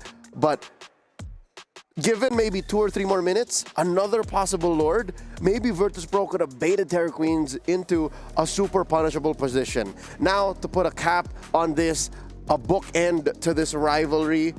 Again, it started and ended on this very matchup here on Stream B. And it's a repeat of game 1 stats. Gentlemen, you're going to tell me it's a small sample size. Now it's across a best of 3. Cross of best of 3. I don't think we had to see this graphic, guys. I think at this point we're just rubbing salt in the wounds. It's just a clear message put in numbers of how comfortable Terra Queens were. Yeah. Honestly, though, it's the mid lane duo that every single team out there honestly has to watch out for when they face against Terra Queens. The Luna Lin and Ku combo is just Helengarina, Ku combo, the Rui Helengarina. You're talking about everyone. We're just saying everyone at this point, but like right from the early game into the mid game, into the late game, they know their objective. They know how they want to play it. They know their opponents to the T, and that's what makes Terra Queens so scary. And they know who they're facing next. It is the one and only Onyx Pertiwi from Indonesia. Onyx Pertiwi has been unstoppable so far here in the MWI, but now, given that Terra Queens have taken the defending champions Navi PH the distance, who's to say they can't do the same against Onyx? That is happening later on today. That is our 3rd best of 3. But first up, we have another elimination match, another last chance qualifier, this time coming out of Group D. This one goes out to all the Foot fans. Foot Esports facing off against Latam's Last Hope, Dream Max Girls. That's coming up in just a bit. Don't go anywhere. We'll be right back. You're watching the MWI 2025 live from the Esports World Cup here in Saudi Arabia. Stay with us.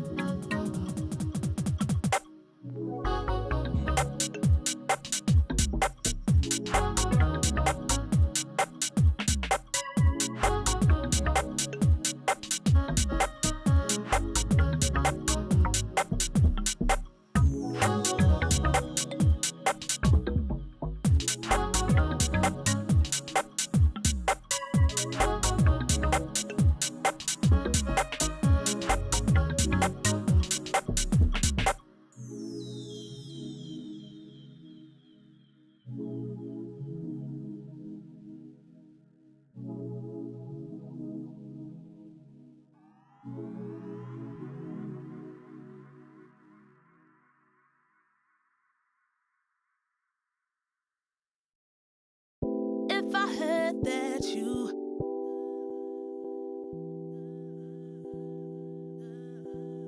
if I heard that you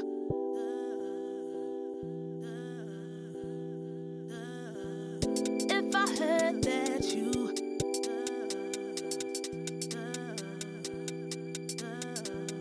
if I heard that you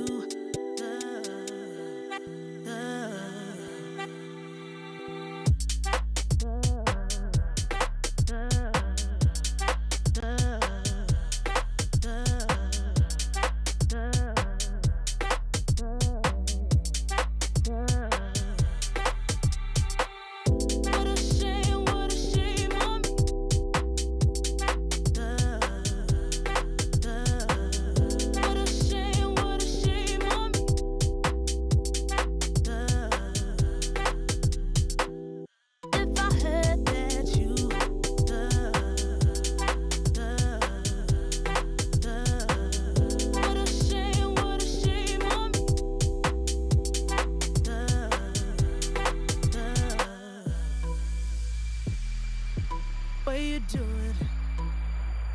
The way I live life. What you doing? The way I live life. The way I live life. What you doing? What you doing? The way I live life. What you doing? The way I live life. The way I live life. What you doing? What you doing? The way I live life. What you doing? The way I live life. The way I live life. What you doing?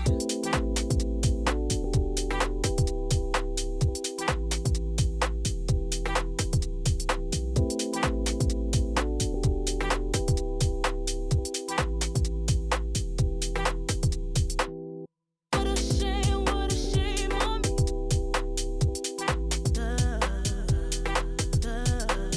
What a shame on me.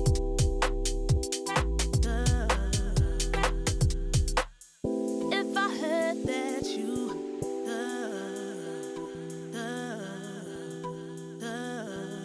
if I heard that you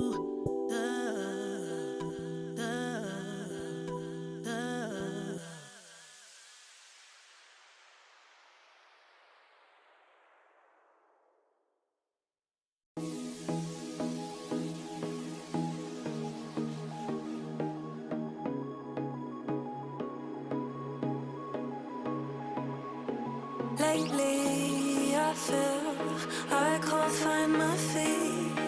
Pushing closer, my heart skips a beat, and now I'm falling deeper than I fly. I can't control it. Dark against the sky, it's not so black and white. It's like I told him, there's things that I can't fight. I just keep going. I just keep going. In my time, I've been dreaming of a space to really fill my place. I wish she'd sing what I had dreamed. Before these darker days, I thought I found my way. Quickly fades, losing the race, closing the page. And out, I'll move myself again.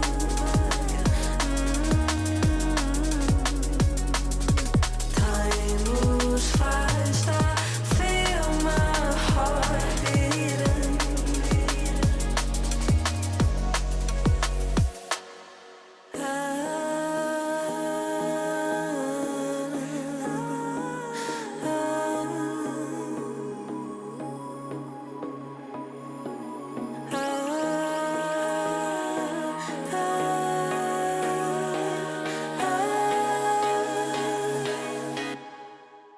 And now I'm falling deeper than I fly. I can't control it.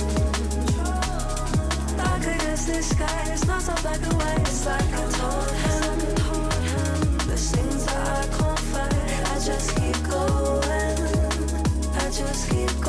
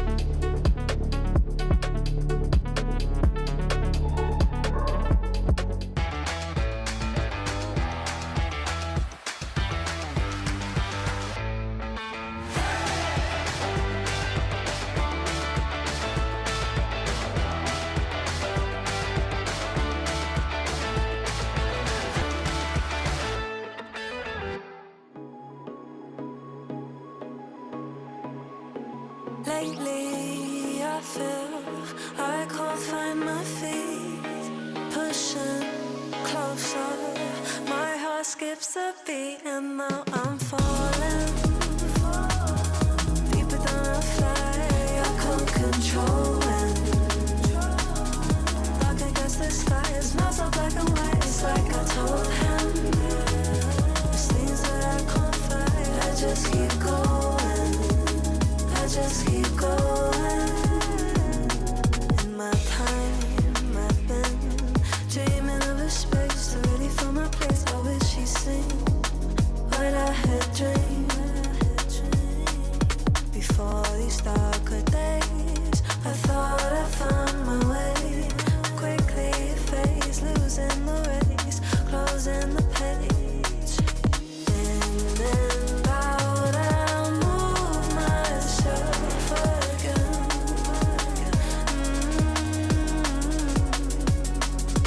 Time moves fast, I feel my heart beating.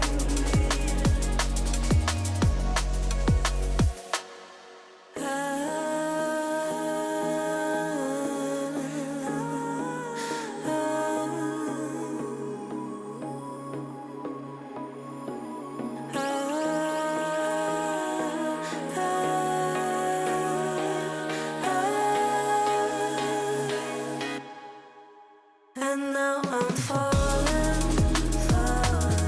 deeper than I fly. I can't control it. Dark against the sky, it's not so black and white. It's like I told him, there's things that I can't fight. I just keep going.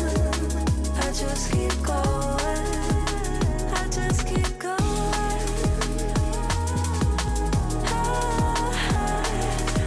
I just keep going. Dark against the sky. There's things that I can't fight. I just keep going. I just keep going.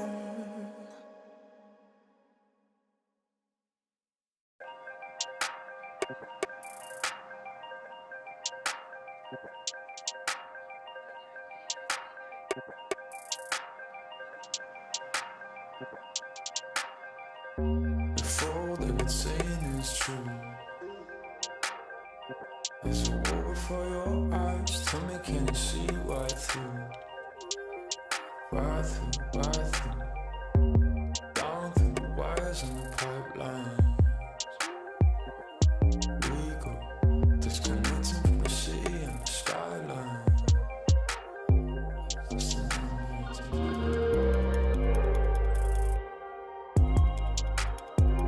is the numbers again. The fights, the fear, the fear. This is the numbers again.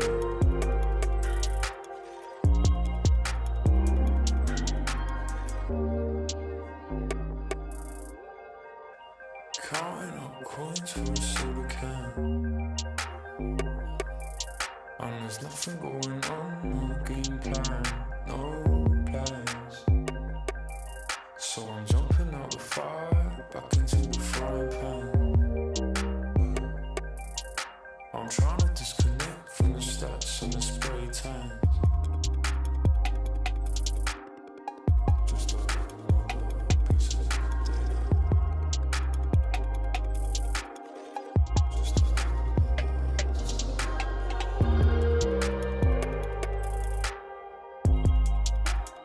This is the numbers again.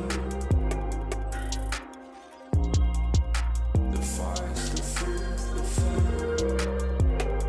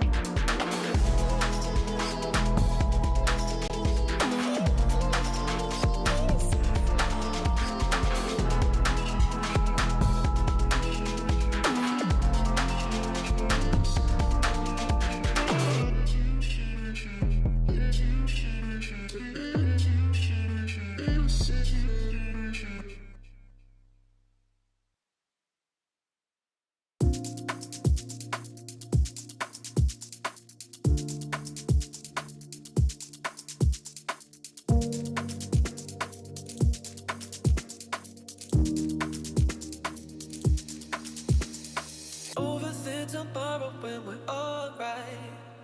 That's when we forget just who we are. Make us come together and it's alright. That's when you remember who you are.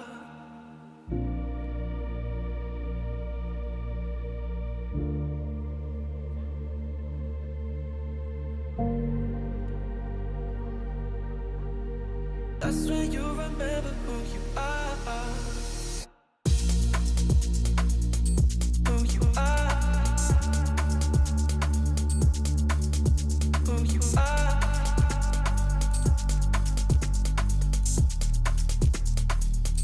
Who you are.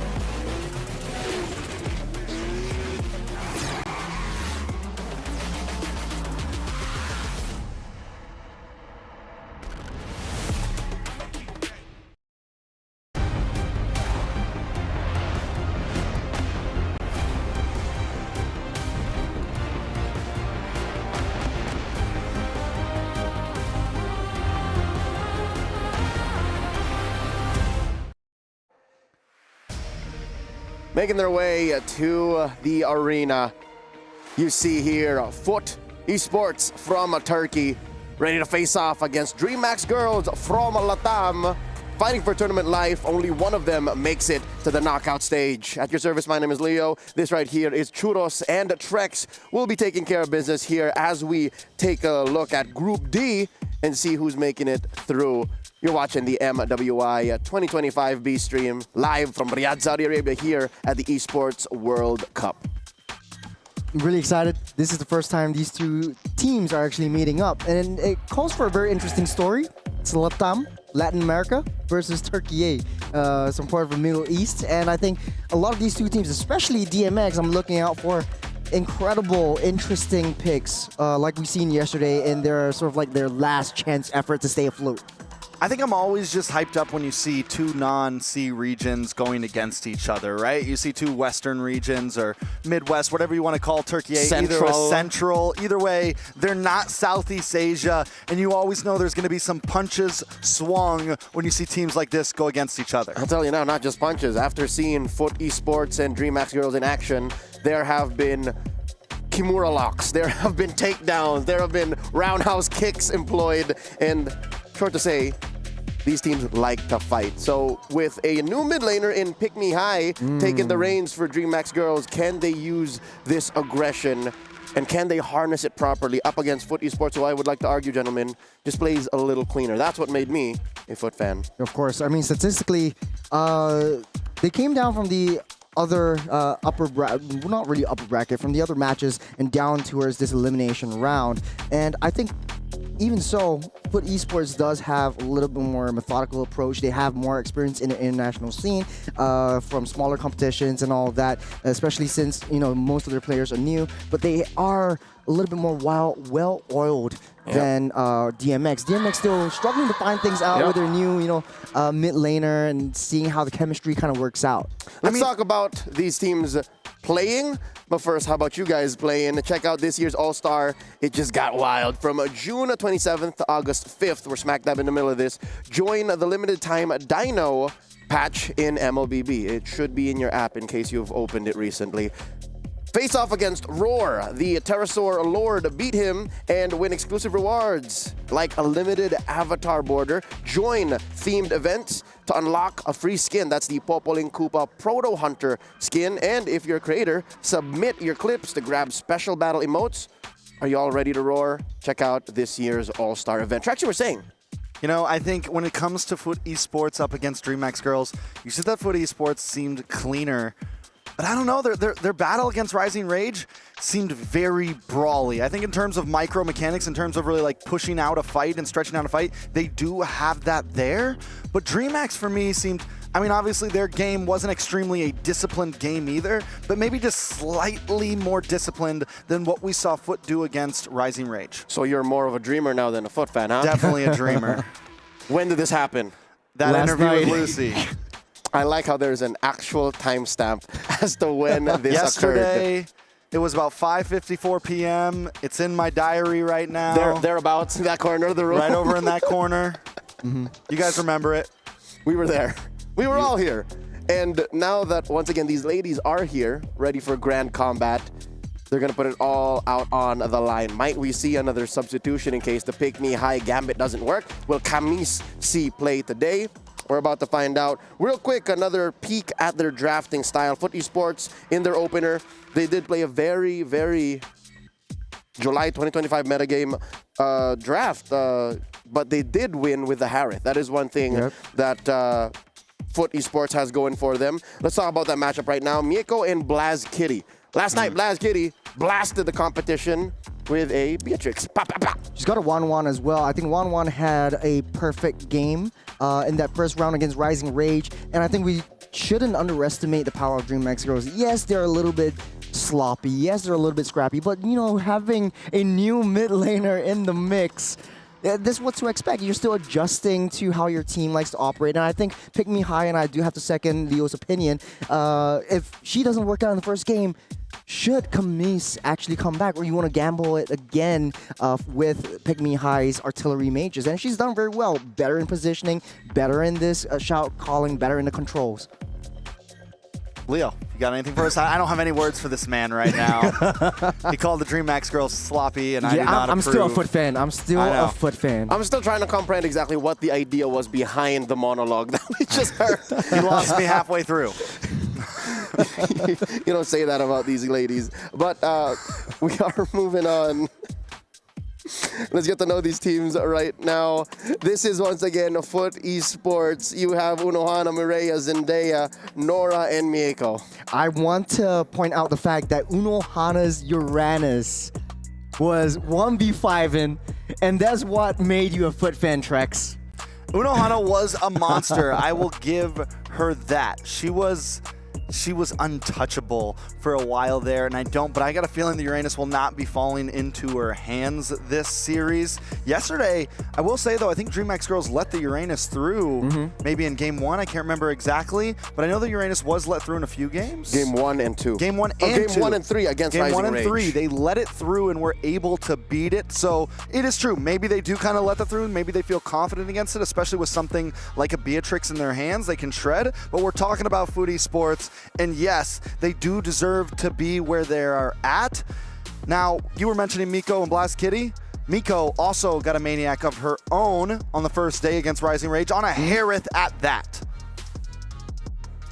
They'll be facing off against a team that I'd argue is a little bit more experimental. DreamHack girls, let's talk about their draft as we get to know them here in just a bit.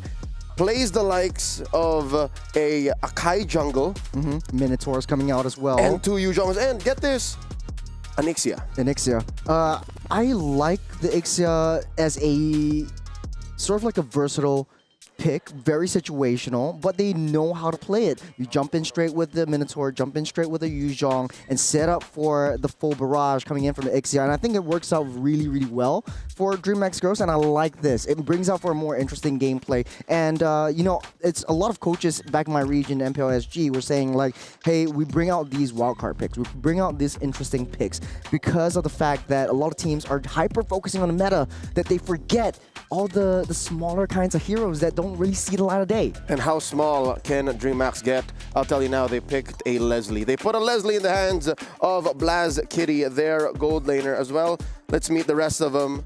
Day, Angelus, Pick Me High, Lucy, and Camise. Mind you, this team was built around Camise. She was, rather, Angelise. She was here last year in MWI 2024, and the team just got a whole revamp. And it was a rough year, she mentioned, but here we are now. I think this team is better than last.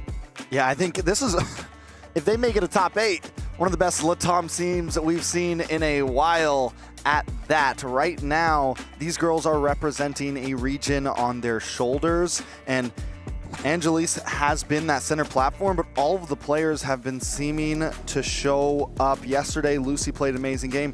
Blaze Kitty played an amazing game, and even with some of those maybe off-brand picks, they continued to make it work. Yeah, that 1 year, honestly, isn't a long time, but within that short amount of time, DMX is more than just a team. It feels more like a family, built on hard work, trust, and success, especially dominating in their own regions around Angelise and having that mama of the team, having that big role. All of them just falls naturally into place. Yesterday, after a disastrous first game against Rising Rage, they came back strong, and they came back so much more stronger. And I think this is the true roster. Won't get to see Pick Me High. Will be Camise in the mid lane instead. Nope, I'm looking at them on stage. That looks like it is Pick Me High. Okay. So Camise has been the opener in their previous outings, but after yesterday's success against Rising Rage, they fell. The ESA's representatives, it looks like the Pick Me High opener might be what works for Latam's finest here. DreamHack girls, glad to see that they have found their footing. They found their groove here in the later stages of the group stage of MWI 2025. What else might they show us here once again at the cusp of elimination? With that said, we've talked about a lot of roles, but we haven't really honed in on the jungle. So I got a video here playing for y'all. Something about clearing jungles blind. I would like to watch. I'm a jungle main myself. Let's watch this. Yo, what's up everybody? Welcome to Blind Jungle Camp Clear. What we're going to be doing is literally in the name. They're going to be clearing the jungle the entire camp. One of them will be blindfolded. The other one will be giving instructions. So it's a battle of speed. Zendaya, Nora, are you guys ready? Yes. How ready are you? 1 to 10. 10. Okay. Perfect synergy. Okay. They're doing it. First camp, they're taking a different route this time, guys. Usually you start on orange, he's gonna go for the top green camp first, all right? Oh, is it gonna be close? She's panicking. She's going to be jungler. She wants to be the jungler. Hey, Team FUT, if you need a new jungler, Nora is ready. And there you go. Purple buff done. Let's stop the timer. That is the time, officially, for FUT Esports. Almost 6 minutes, but she was blindfolded. Yeah. And we can't open our Q skill. This is so hard. Are you guys ready? Ready? Ready? All right. You guys can go and get straight into the game. You can start. 你要往中路走，往下走，往下走，往下。 It is very No, difficult. no, no, no！ 我要再往右边，往右边走。 She levels up skill to 1. 哇，太牛逼！这点2，点2，这个 Oh my God！ No no no no no no no no！ 回走！ Oh, we just watched. 哎，往左走， 3, 2, and now. Timer stop. There you go. That's a time. What time do we have? 7 minutes and 2 seconds. Yinhua, are you happy with the results? 有点刺激。 All right, Sini Chell, are you ready? Of course, very much. Okay, how confident are you guys that you can beat the fastest time? We'll beat everyone. Oh, Itu mau mati mau beli item nggak sih? that's a red tree. Beli item bro. Are they gonna get it though? She's very low. Cek itu mau mati cek buff merah. Aduh sih. Udah itu buff merah. Ini buff merah kan? Iya. Belum selesai. Timer stop. And now. There you go. 4 minutes and 1 second. They're officially the best team to do it so far. Team Vitality. It's frustrating. It's worse than I thought. Like her finger keeps on missing the skills. Are you guys ready? Levi, Seth, ready? Yeah, I'm ready. Lurus lagi. Lurus. Atas dikit, atas. Oke, ini udah merah. Jangan lupa retri. Oke, kena. up skill. Skill 2 ini. Oke, udah. Bawa. Amazing Udah timing. nggak This sih? should cost Harusnya them udah retri time. nih. Ya. Oh, there you go. Stop the time. 3:15. Onyx Pertiwi have done it. Oh my God, Seth. Believe me. Congratulations. Easy, because you have a good chemistry. There you go. Okay, what's the secret to good chemistry? How did you guys build this chemistry? A lot of communication. Yeah. We do a lot of communication each other. And Okay. we often play together and we often go to the mall together. Thank you, Onyx Pertiwi. Thank you, Leaf. And Thank you. I could have sworn Vitality was going to top the charts, but hey, could this be a sign that maybe new powerhouses in the women's scene are coming up? Onyx Pertiwi topping the charts when it comes to blind jungle clearing. Yeah, we're foreshadowing, we're manifesting. Maybe it's different. You know, it's a new season, a new challenge, a new championship. Anything can happen. Anything could happen. I heard that Churro actually used to be a professional blind jungle clearer. He won the, the Collegian Cup back in the day for that. Yes, in I Singapore? Did. Yeah, Yes, Singapore I did. Collegian Cup blind jungle clearer. He 69 does it in seconds. 69 seconds. Why don't you You say mean a minute and 9? minute and 9 seconds? But it's nicer to say, No, you know, no. seconds. We go It's a full minute and 9 seconds. seconds. Leo, what are we doing next? We are setting up for the draft. Ladies and gentlemen, once again, we are going into the Group D last chance qualifier out of the lower bracket. It's FUT Esports from Turkey facing off against Dream Max Girls in Latam. We did cover a little bit of the jungle earlier in the discussions prior to that little activity. But for now, we no longer have to speculate. We can actually just jump into the match. Dream Max Girls on the play with Coach Secretaria at the lead facing off against FUT Esports.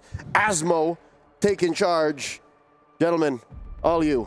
All right, already a bit of a switch up, something we have not seen in the ban or the pick phase thus far, at least on Stream B. The Lu Yi banned out on the side of DMX. Now, there are some things I want to point out, Churros.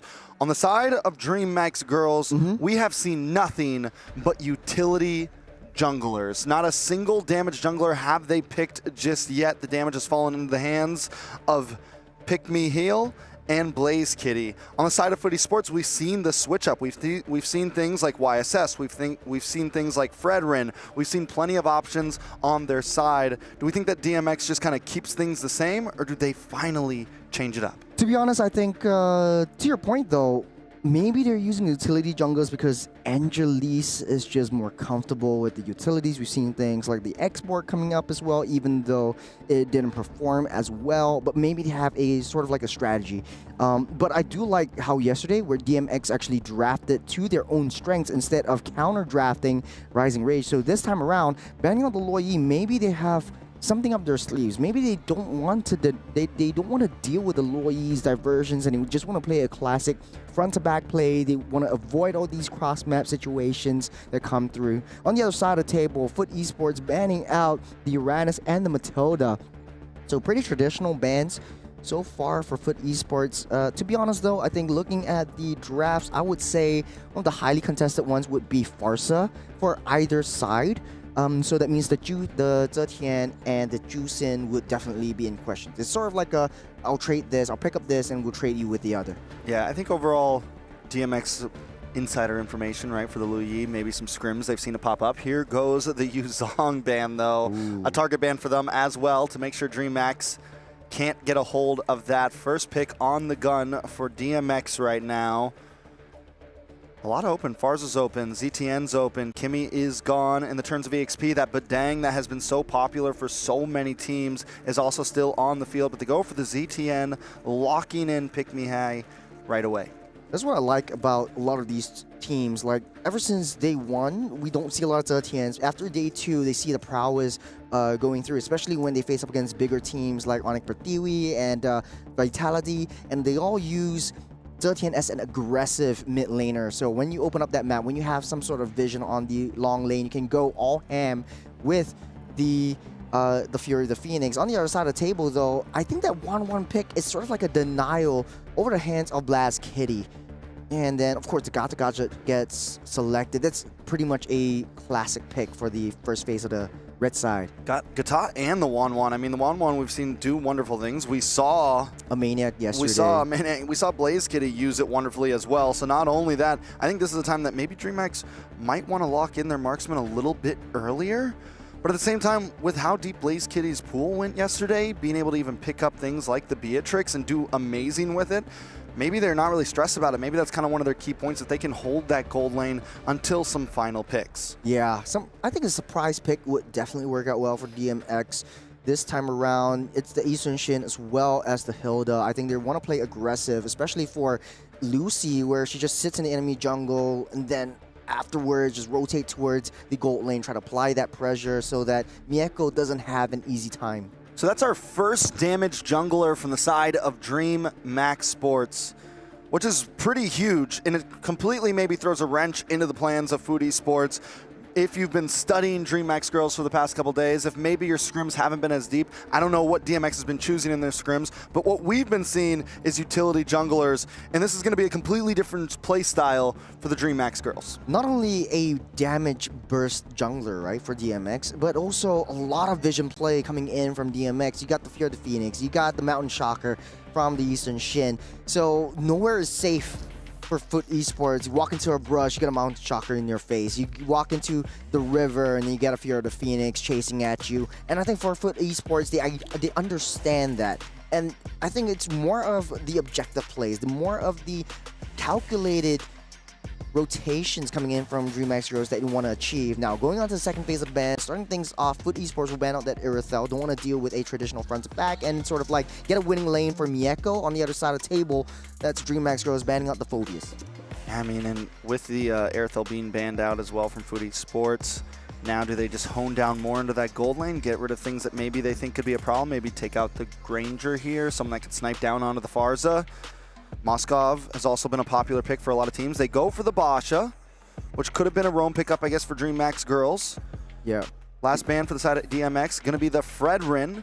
So limiting down onto the jungle as well for Foot.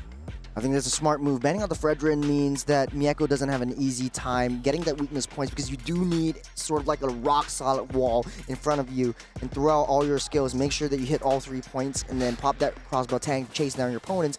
On the other hand, on the other side though, Foot Esports banning out heroes that are a threat to the Farsa. You want to be able to get Zendaya positioned in such a way that it creates that space, create that zone where you want to engage. And right now for DreamHack girls, they don't really have a lot of flank potential, Foot Esports responds with a Suyo very sneaky play, very sneaky hero, if you ask me. I mean, Suyo's been something that we have seen them play before. They actually picked it up against Onyx Pertiwi. They lost with it, but still, this is something that is comfortable. It's in their book very much so. So it's going to be damage versus damage. The Suyos kind of have had 50-50 numbers with us, I feel like. Overall, some teams have been able to pull it off. Some teams have been not and have lost with it pretty bad. I feel like it's a very high-risk, high-reward hero, because if you fall off in the beginning, it doesn't really feel like there's much coming back with it. Yeah, really high risk, high reward, like you say. Down to the mid lane, to the late game, I don't think Suyo has a lot of potential. I think has a little bit more escapability, so in the macro sense of things, maybe a split push might be the answer for Foot Esports. Now, DreamHack Girls will solidify their draft. Like you said, the Granger will come out, as well as Lapu Lapu. We've seen that in the previous game today. And going up against the Esmeralda, man, this draft, if Esmeralda plays like how Uranus is, I feel like Foot Esports might have a better grasp on the rotations and the momentum building that they want from the early game. Try to snowball Mireia, and then mid-game, just play the zone potentials, play the objective plays, and the vision won't be an issue for Foot Esports. Yeah, Foot Esports is a very much more simple, I think, front-to-back lineup here, whereas DreamHack, it is all in. It is aggressive. Everyone wants to find targets. Everyone wants to attack. You have the Lapu, you have the Hilda, you have this Granger. I mean, literally all of them are just diving in. A lot of times we've seen comps like that in the current meta not always work out. Yes, if they can get some snowball early on, if we can see some early game rotations from Day on this Lapu Lapu, it could be the game changer. We've seen the EXP laner be so important in so many of these matches. But let's jump in to the land of Dawn.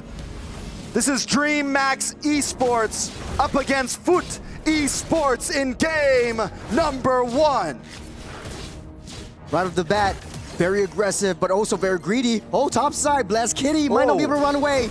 Already the 1v1. A little bit of damage. Nobody goes down, but still the aggression is already there. What less would you expect from these two teams? Mieko already pushing Granger all the way back so that they win that lane. Unohana doing the Lord's work, just pushing and pulling the focus over to herself, and I see, like, okay, you got the Uranus, you get a 1v5, now it's Unohana's Esmeralda that comes into question. Lucy in a little bit of trouble, should be able to get back to safety. Needs to go back to base, it seems. Day also on the bot side. Look at the damage on him. Miko there. Down in the jungle, Pick Me High in a little bit of trouble as well. Mireia, Nora lock in. Pick Me High able to use the flicker back over to safety. Not a kill on the board just yet, but look at the health bars of several DreamHack girls. Yeah, not having a good time. The aggression coming up from Foot Esports, where DreamHack Girls' draft should be more aggressive. It should be able to deal that damage for Foot Esports and prevent them from that aggression into their own jungles. They're just walking in, but the damage on Nora. Lucy able to lock down. Angela trying to get the back and forth, trying to get the hits. Mireia is on her. First blood, make it second blood as well. Over to the side of Foot Esports. Now Foot Esports ramping up the tempo, ramping up the aggression. That's what you want to see when you have a Suyo in your hand. On Star Moon. On Star Moon from Unohana. Down comes the blast. Zendaya. Pick Me High, pick her off. Foot Esports with the kill. Huge impact from Zendaya's Farsa with a fair air strike, already zoning everything out for the turtle. First objective falls in the hands of Foot Esports as DreamHack Girls playing on the defense on the top side. Mieko goes down. Blaze Kitty able to get a kill. That's huge for the side of DreamHack Girls. A kill into the right hands as well, into the pocket of Blaze Kitty. Now on the bottom side, look at how DreamHack Girls are pathing. They're just playing into the hands of Unohana, and she's just so annoying. It's a 1v2. The damage on Unohana, but in comes the AOG to stop the attack, stop the aggression. A nice Fury of the Phoenix to stun Mireia before she engages. DreamHack Girls still hanging on. Yeah, on the top side, it's aggression after aggression. It's scrappy at best. It's a brawl match once again, but Foot Esports, they're calculative. They want to take down heroes. They want to convert those into objectives. As DreamHack Girls, as much as they need to play passively, they need to watch the rotations. They need to watch how they path because it's way too aggressive. It's way too tricky. When you walk through that bush, Foot Esports is right there, and they do have that speed to catch up and close the gap. Ooh, Miko coming down. Miko goes down. Blaze Kitty able to get the kill once again. Feathered Airstrike does come down onto Lucy. Lucy able to lock on to Nora. Nora now in a little bit of trouble. Pick Me High, Angelus, everyone there as Food Esports is forced back under the tower. DreamHack girls on the aggressive side this time. Good counter on the bottom side. Unohana will keep herself busy with Day, but nice rotations coming up from DreamHack girls. One person falls, the rest will follow, and Goon Squad comes in. Maria just shooting arrows to stop DreamHack girls from their approach, trying to save that T1 up top side. Maria able to lock on, and comes the AOG trying to block him off. Nora gets behind Blaze Kitty. Blaze Kitty does get taunted up. Miko look for the weakness points, but Maria let's not get the kill. Angelus taking out Zendaya. Food Esports picking them off left and right. Breathe the Phoenix does come down, but there's no escape for Pick Me High. 3 members down on the side of the DreamHack girls. Food Esports is on a roll. Nice consolation prize. Mieko falls 2 times, but they counter re-engage. 6 kills to 2. Food Esports on the upper hand. They can't seem to master rotation of Unohana. Nora. Lucy is able to take out Nora, but Lucy might just pay the price for that. Crossbow tank does go off, then locks on to Day. Day now in a little bit of trouble as well. Bravest fighter able to flicker back, but the Feathered Airstrike comes down, and it's a killing spree over to Zendaya. 2 more members down for DreamHack girls. DMX are just forcing every single team fights, but for Esports, they have their eyes on the prize. The map is theirs. DMX, they're losing control of the map. Look at how far Unohana is rotating, and look at how fast she's pushing that tempo. The Lapu Lapu doesn't even know that Esmeralda is still up there. She's moving down the bottom side, and they already have that early game lane swap. Food Esports might have an advantage over the funneling effect onto the 1-1. So 1-1 definitely will get the power spike much faster. Yeah, nice lane swap for the side of Foot Esports. Turtle's gonna be up in about 78 seconds. It's almost a 4K gold lead over to the team from Turkey A. What does DreamHack girls do at this point? Yeah, this is not what you want to do when you're a Tien. You have to fear the Phoenix. Just to give some information, Unohana will prance out of that safe. It's a 1v2, but it's Unohana, baby. She comes in back in with the Far Star Moon. Unohana should be okay. When we saw that goal, oh, wait a second, down to the mid, Pick Me High taken out. Zendaya, the unstoppable right now, just 5-0-2. It's not over yet, blast though. from all around. Lucy trying to keep vision, trying to get away, trying to do something. Blaze Kitty in a bit of a bad spot right now. Trying to look for a wraparound. 5 members sit on the top side, pushing DreamHack girls away. T1 bot decimated.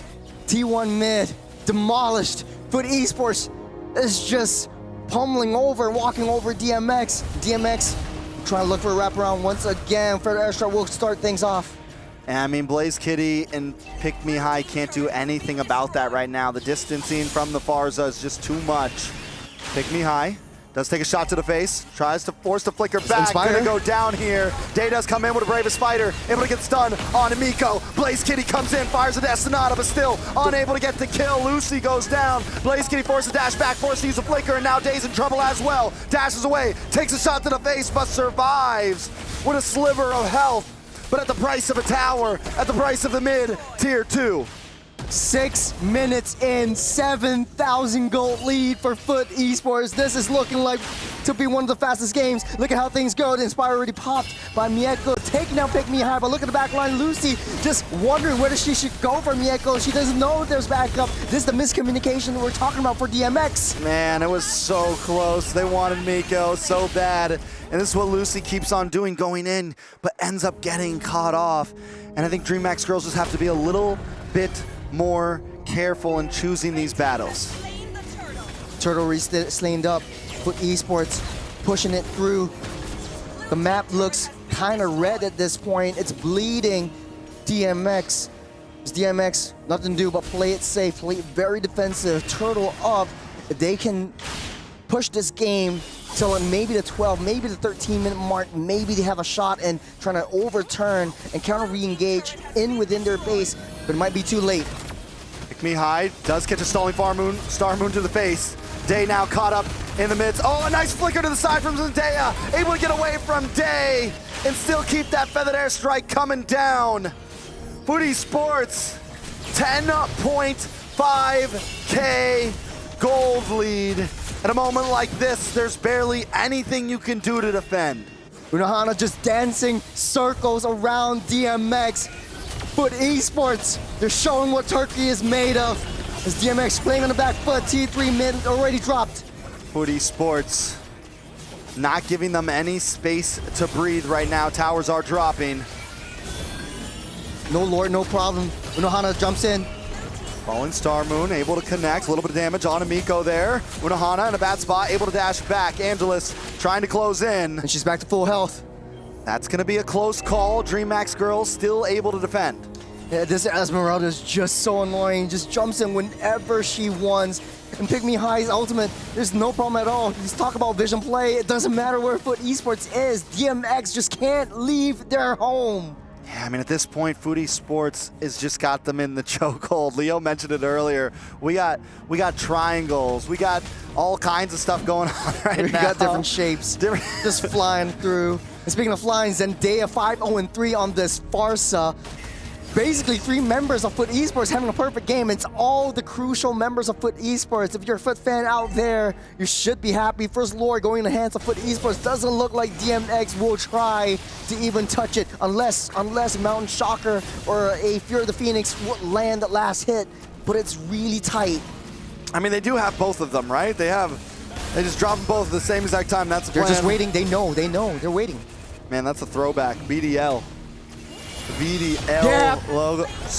That's it. Good Lord for the side of Foot Esports. It's looking like trouble for the side of DreamHack's girls. Smart move, smart move. They know if they blitz that Lord down, if a Fear of the Phoenix comes down onto all of them, it will wreak havoc. DreamHack's girls can come back and steal that Lord. So really, really smart call by Foot Esports. All right, so where does DreamHack's girls go from here? We stay in the base, we turtle up, we pray for defense, we do whatever we can to try to survive the onslaught. Now, on the back foot once again, not a lot of wave clear, vision play doesn't matter. Angelise down low, just playing so far back, 0-4-0, that killing spree doesn't even matter. Unohana just freely dancing circles, dancing squares, dancing triangles, whatever shape it is around DMX, and the damage is just way too much for DMX to bear.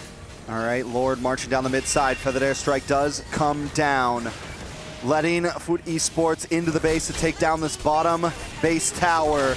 Unohana looking for a target. Miko dancing around, and it comes in. AOT! A huge knock-up and a huge takeout. The foot has been dropped on DreamHack's girls. Game number 1 going over. Nora dropping the atomic down onto the wrath of DMX. Man, Turkey showing up strong, showing that dominance over the Latam girls. Very well done. On the side of Foot Esports, 19-3. We haven't seen a game get into the 11,000 gold lead. How long was that game? Not very long. It doesn't even matter. I was looking at the gold. At that point, I mean, I don't think we've seen a 10K gold lead at all on Stream B just yet. But man, it's back to the drawing board for the DMX. I know, Trex, you're a big fan right now, but what just happened right there? A lot happened, and not a lot all at the same time. At this point, DreamHack's girls has to go to the drawing board. They have to look at the way they approach this. I do want to say, remember what I was talking about?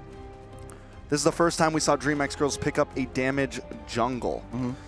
And that might have been the switch up they didn't need to do. They've been able to win a lot of games putting their faith in the damage of Blaze Kitty and Pick Me High, and using Angelus as that kind of frontline engager, and this time being a little too easy to burst down, especially when there's an enemy Farza on the field. That's tough when you have that many squishies on the field. It's hard to deal with all that. At the end of the day, though, it's still game number 1, but it just goes to show that DMX has so much work to do in adapting back into this game, but so much aggression, so much prowess coming in from Foot Esports is playing the damage jungler for Angelise the right answer. No matter how sloppy you call Foot, at some point, all of that slob will devour you. You will drown. And I think that's what happened here. Ladies and gentlemen, welcome back. The resident Foot fan has joined the conversation. Foot Esports, I think this is the most aggressive they've ever played while finishing the job just as quickly. This was a huge issue they had in the opening stages of MWI 2025, wherein they went the distance 1940 being their fastest game in the opener against Rising Rage, and they went 21 and a half before that. Here, what was it? I lost count. As soon as I saw them take First Lord, and they were waiting for That's the right it. call, and they were so smart. They're so methodical. They know what their opponents are gonna do, and I think Pick Me High was just waiting for the ultimate to come online. It was on cooldown, Yep. and once it came online, it just started to show, Yep. and they were just timing every single second. I think Foot Esports really showed us another level of gameplay. timing is relevant, is relative for Foot Esports. And DreamHack Girls, I don't even want to blame Pick Me High anymore. I don't even want to think, what if this was Camis playing? Because Foot Esports, every single role was firing off on all cylinders. They have been the most in sync now than they have ever been. Something about their matchup against Onyx Pertiwi woke him up. I think definitely. They were already kind of awake before that. Maybe got a reality check against Onyx Pertiwi, realizing, okay, maybe we're not as bad as we thought we were. Yeah, we gave the business to Rising Rage, but there's still a lot more to work on, and they came into this game very strong. Unohana once again goes deathless overall on the map. Unohana, Mireia, Zendaya, these are the playmakers. And the way that they played this, again, I'd hate to draw odd conclusions from out of nowhere, but this reminds me of the Carl TZ San duo combination. You know what I mean? How lane to lane, there's nothing you can do that they cannot see. Because That's right. you have Mireia farming out of her mind on the Suyo, which I'm happy about. I'm a Suyo main. I've been a Suyo main for like 6 months up until Moonton just decided to nerf into the ground. And then you have the Feathered Airstrike coming in, artillery on demand, and Unohana, I think she really bullied the hell out of Day so that The entire team of DMX. that too, but in the laning phase, I'm looking at Day, she couldn't catch a break. True, she was just free farming down, proxying that wave, and whenever that's done, she just joins in all the team fights. It's a 5 against whatever number that DreamHack can throw into that. Let's take a look at a lane to lane. You talked about Unohana versus Day. It kind of looks red all the way from Unohana. And this is a good kind of red. Usually when they say you're in the red, it's bad, but for her, that means she's just farming out of her mind. I like how she picked up Sprint. By picking Sprint, you are telegraphing that you are going to be living in your opponent's personal space. And here she followed through. Her MO was honest and clear. She put her heart on her sleeve, and she hit DreamHack Girls with a huge clothesline. Yeah, I mean, a 3-level lead for Unohana by the end of that game. We've seen the Esmeralda kind of be hit or miss, but for Unohana, it is definitely a hit. Yeah. Thinking of what else DreamHack Girls could have done different, lane to lane, I think the only lane that maybe they could have caught a break out of was gold. I think Mieko died like 2 or 3 times Twice. off timing, so that must have been some good work from Blazkitty, but to be honest, Blazkitty almost got first blood drawn on her solo, right? We were watching it, and she needed a few rotations on her, a few tactical retreats, and looking at the damage dealt here, Pick Me High, she's first, but second would be Blazkitty. So Blazkitty was getting there. Blazkitty was working towards a palpable win, but Foot Esports, I think the fact that Zendaya, as soon as she had a feather attack, she always used it. You always saw it get popped off. That just outranged Blazkitty. I think the strategy was just is kind of solid for DreamHack Girls. They want to kind of shift the attention away from EXP lane, hoping that they could have a solid winning lane against this Esmeralda, and then shift their attention towards that gold lane. But it just didn't work. You see a lot of the aggression coming in from Lucy, from Pick Me High, and Angelise, just targeting onto Mieko. They did it twice, but it wasn't enough. Unohana just walked all over Day. Yeah, I mean, and taking a look at Blazkitty and Mieko, Blazkitty, I mean, even in the beginning of that game, like you said, didn't die as much. Actually had a gold lead for a while. Everyone else on her team was behind in gold, but she was ahead a few hundred gold. And I think the strategy was right. Yeah, have faith in Blazkitty. The problem is their whole mid trio was getting demolished, and eventually you're going to lose out. And this is why, once again, I think that DMX should have stuck with the tankier jungle. Should have stuck with something that could buy Blazkitty the time. Which is, again, woulda, coulda, shoulda. You put the Yusun Shin into the hands of Angelus, and Yusun Shin has been quite the breakout star in this current metagame. 1.9.90 hotfix. Whenever a team could draft the Yusun Shin, there's about a 70-80% chance that they would pick it.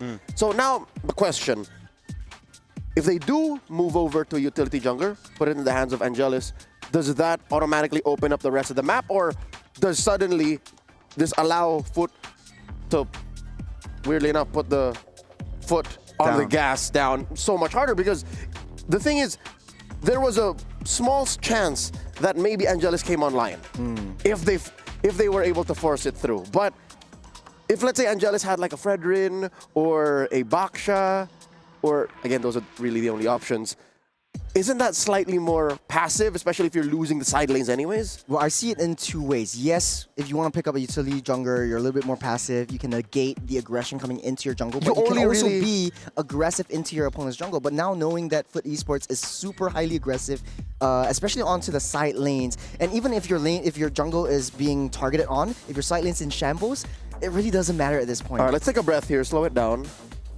I don't think they were losing the side lanes.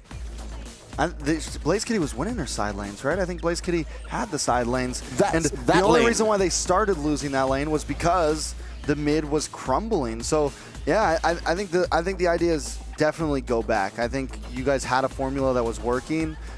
It's match point. I guess you could risk it all. If you're gonna do that though, you know, it's a big risk.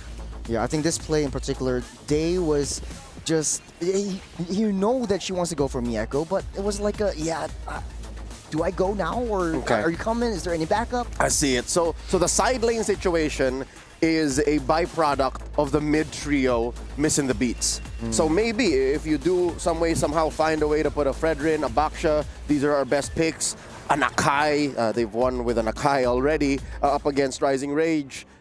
Or even an X-Borg, if some way, somehow, Foot Esports decides to play a utility jungler as well, then maybe. Because again, at least you'd be winning in major objective team fights. You would be trying to invade. You would be a good frontliner. Because this is a difficult game for Angelus. That is an understatement. She's defending inside her base at 0-4-0. That's not enough farm on a Yusun Shin. I think it's not a lot of farm at all. There's no farm onto this Yusun Shin. They got so much vision too. So it's a lot of what I can do, but not being able to do it. So now, I'd say 60% of the game is on DreamMax's draft. Let's see what Coach Secretaria has to fix things up as she goes head-to-head against Coach Asmo, M3 alumni playing for Bedell. Now the coach of Foot Esports going into game number 2. Match point for the Turkish. Churros and Treks tell you. Now, right off the bat, Coach Secretaria just fixing things off by just taking all the previous heroes out. No more Farsa, no more 1-1. We don't want to deal with that. On the other side of the table, Foot Esports just playing it safe. We want to play the meta game, which ban out the Uranus and ban out the Matilda. It's pretty much standard, but for DreamHack Heroes, don't you think it's a little bit too reactive at this point? I mean, when you're on that side and you get that first power pick, you do have the opportunity to target ban. I feel like you're in the best position to throw some target bans out there and leave some things open for yourself. Now, then it comes up to Foot Esports on how much more they want to leave open so that they have a nice backswing on the second 2 picks. Zitian also gets banned out here. It's what we saw from their first pick last game. I'm not that big of a fan of that up front. I think we could have gone a different way, so let's see them go a different way this time. I think they want to secure that Kimmy. I think Pick Me High would definitely want to have that mid lane advantage in the Kimmy, or even the Juicin for that matter. They go for the Kimmy instead, so they're trading over, but Esports might be able to pick up that Juicin. If it's a Juicin and Gato combo, it is sort of like a very nasty gold lane. You have fast clears, fast rotations, but they go for the Baksha instead. They want even more rotation speed. And this time they're going to take the utility jungler most likely, unless this does get flexed. We have seen this hero actually get flexed last minute with a few teams yesterday. Don't know, can't remember exactly if it completely worked out. I think it did end up losing. Phoveus also locked in for Foot, but here's the thing, Foot regularly does this, man. They like to lock in that front line pretty early on, and DreamHack Girls, on the other hand, keep on locking in their mid laner and giving over so many of these power picks. Yeah, Phoveus already taken out by Foot. I think for DreamHack Girls, if they want a lane advantage, they might just have to go with CC at this point. On the other side, though, do DreamX Girl roll the dice on a damage jungler or a utility? Angeli seems more comfortable on the utility. They can snap pick the Fredrin up. I think it kind of works well against the Baxia on a head-to-head. But then it's sort of like you fight fire with fire, and they're actually picking up someone with real fire. It's the X-Borg for Angelis in the jungle. I mean, I like the fact that they're maybe going to a utility jungler, but the X-Borg hasn't been sold to me just yet. They do pick up the Minotaur as well, so they get some front line down.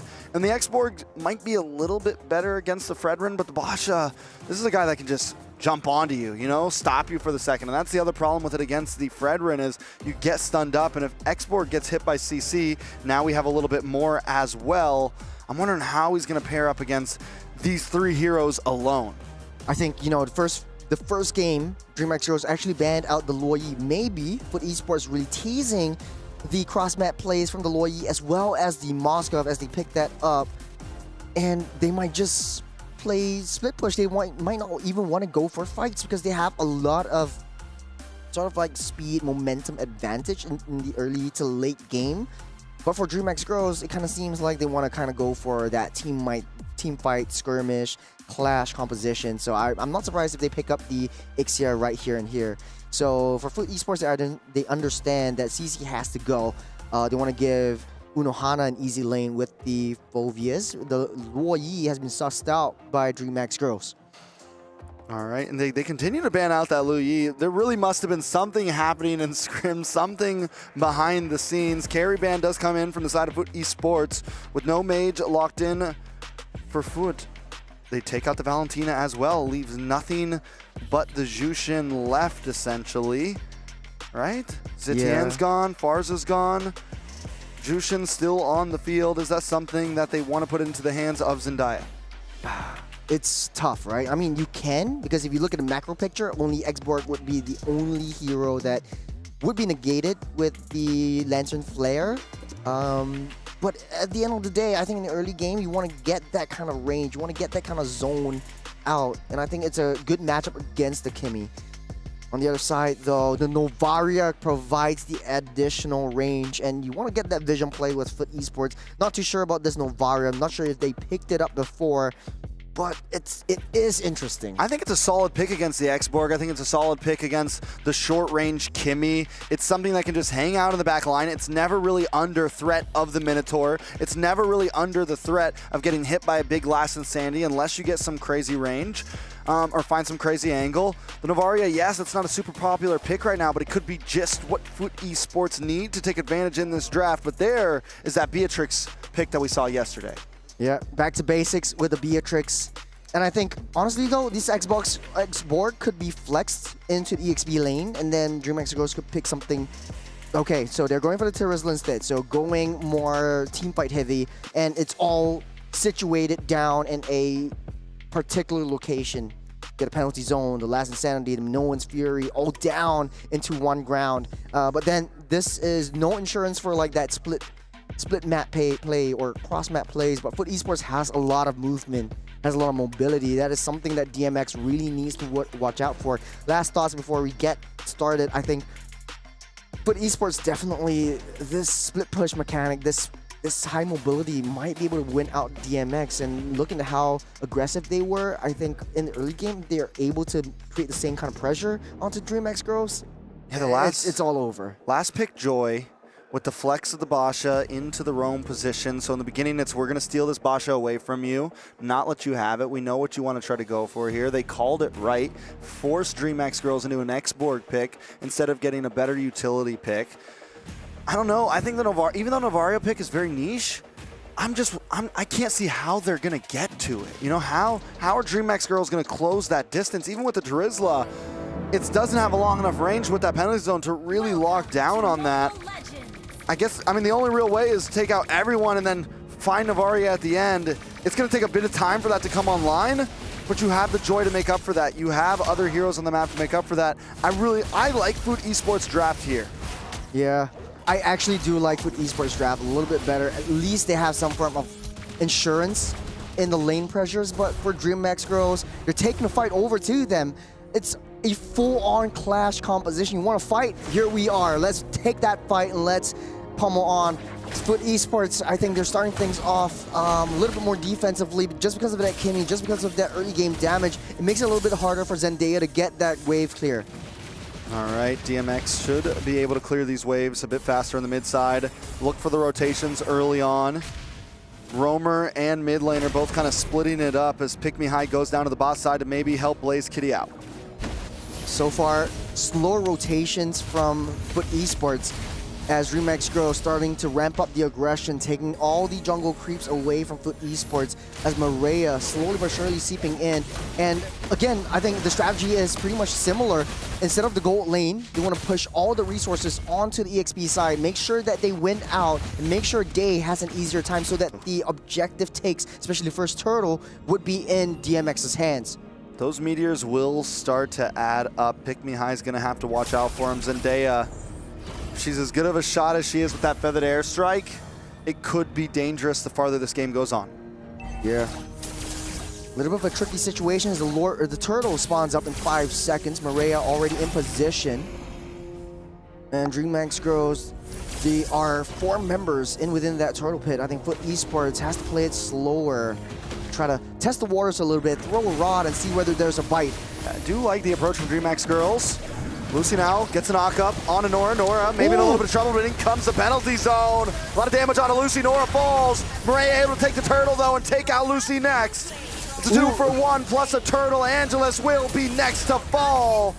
Miko 1-0-0, 3 kills on the board for Foot Esports. It all started again with Unohana setting things up. 4-man knockup, or should I say 4-girl knockup with the Demonic Force and just getting that Infernal Pursuit onto all of them, setting things up for Mireia to just swoop right in, taking the turtle for himself. And Foot Esports, as much as they are a dive-heavy team, as much as they are a late-game potential, they are winning out on DreamHack Girls, and this isn't looking good for a clash-heavy composition.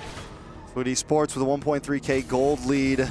DMX on the back foot, and it felt like before that turtle, they were really coming into this match kind of spread out, staying on their side of the river, not trying to get too aggressive, but Foot Esports is bringing the aggression to them. A little bit of a slower pace this time around. 50 seconds till the next turtle spawns up as Foot Esports wants to try to avoid as much clashes as possible.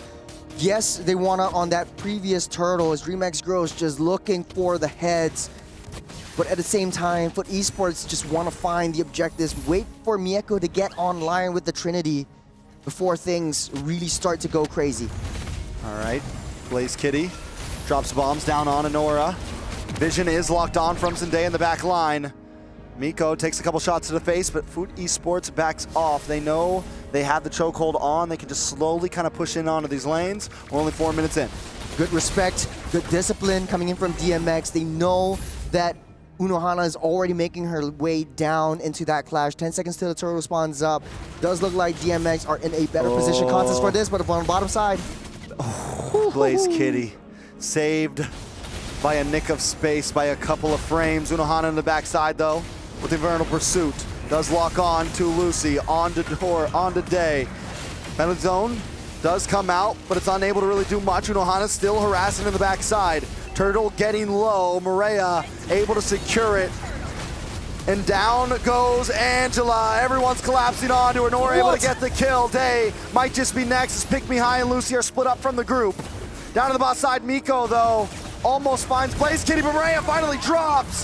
The battle is stretched too far and Foot Esports loses 2 members. I wanted to say, you put Unohana on Uranus, put her on Esmeralda, put her on anything, and she won V5. She's holding on so much time for Mireia to get that turtle, but unfortunately though, they stayed a little bit too long, and Foot Esports, they lose 2 members, but no matter though, Mieko slowly winning down on that lane.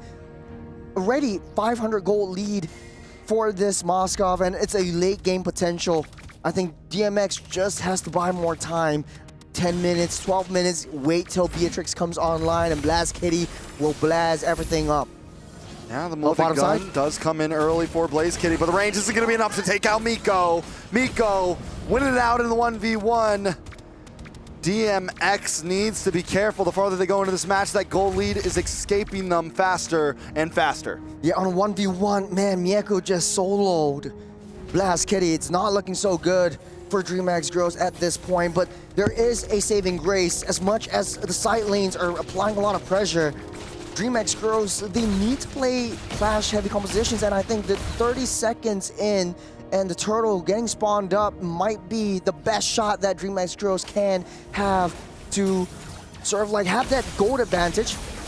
Clashing on the turret. Penalty zone does come out, but it is a defensive penalty zone at that, and not defensive enough. As Maria gets the kill down on the boss side, though. A nice Minoan's Fury gets a knock up. Watch out for the SOD. Miko pops up, shows up, and pulls out.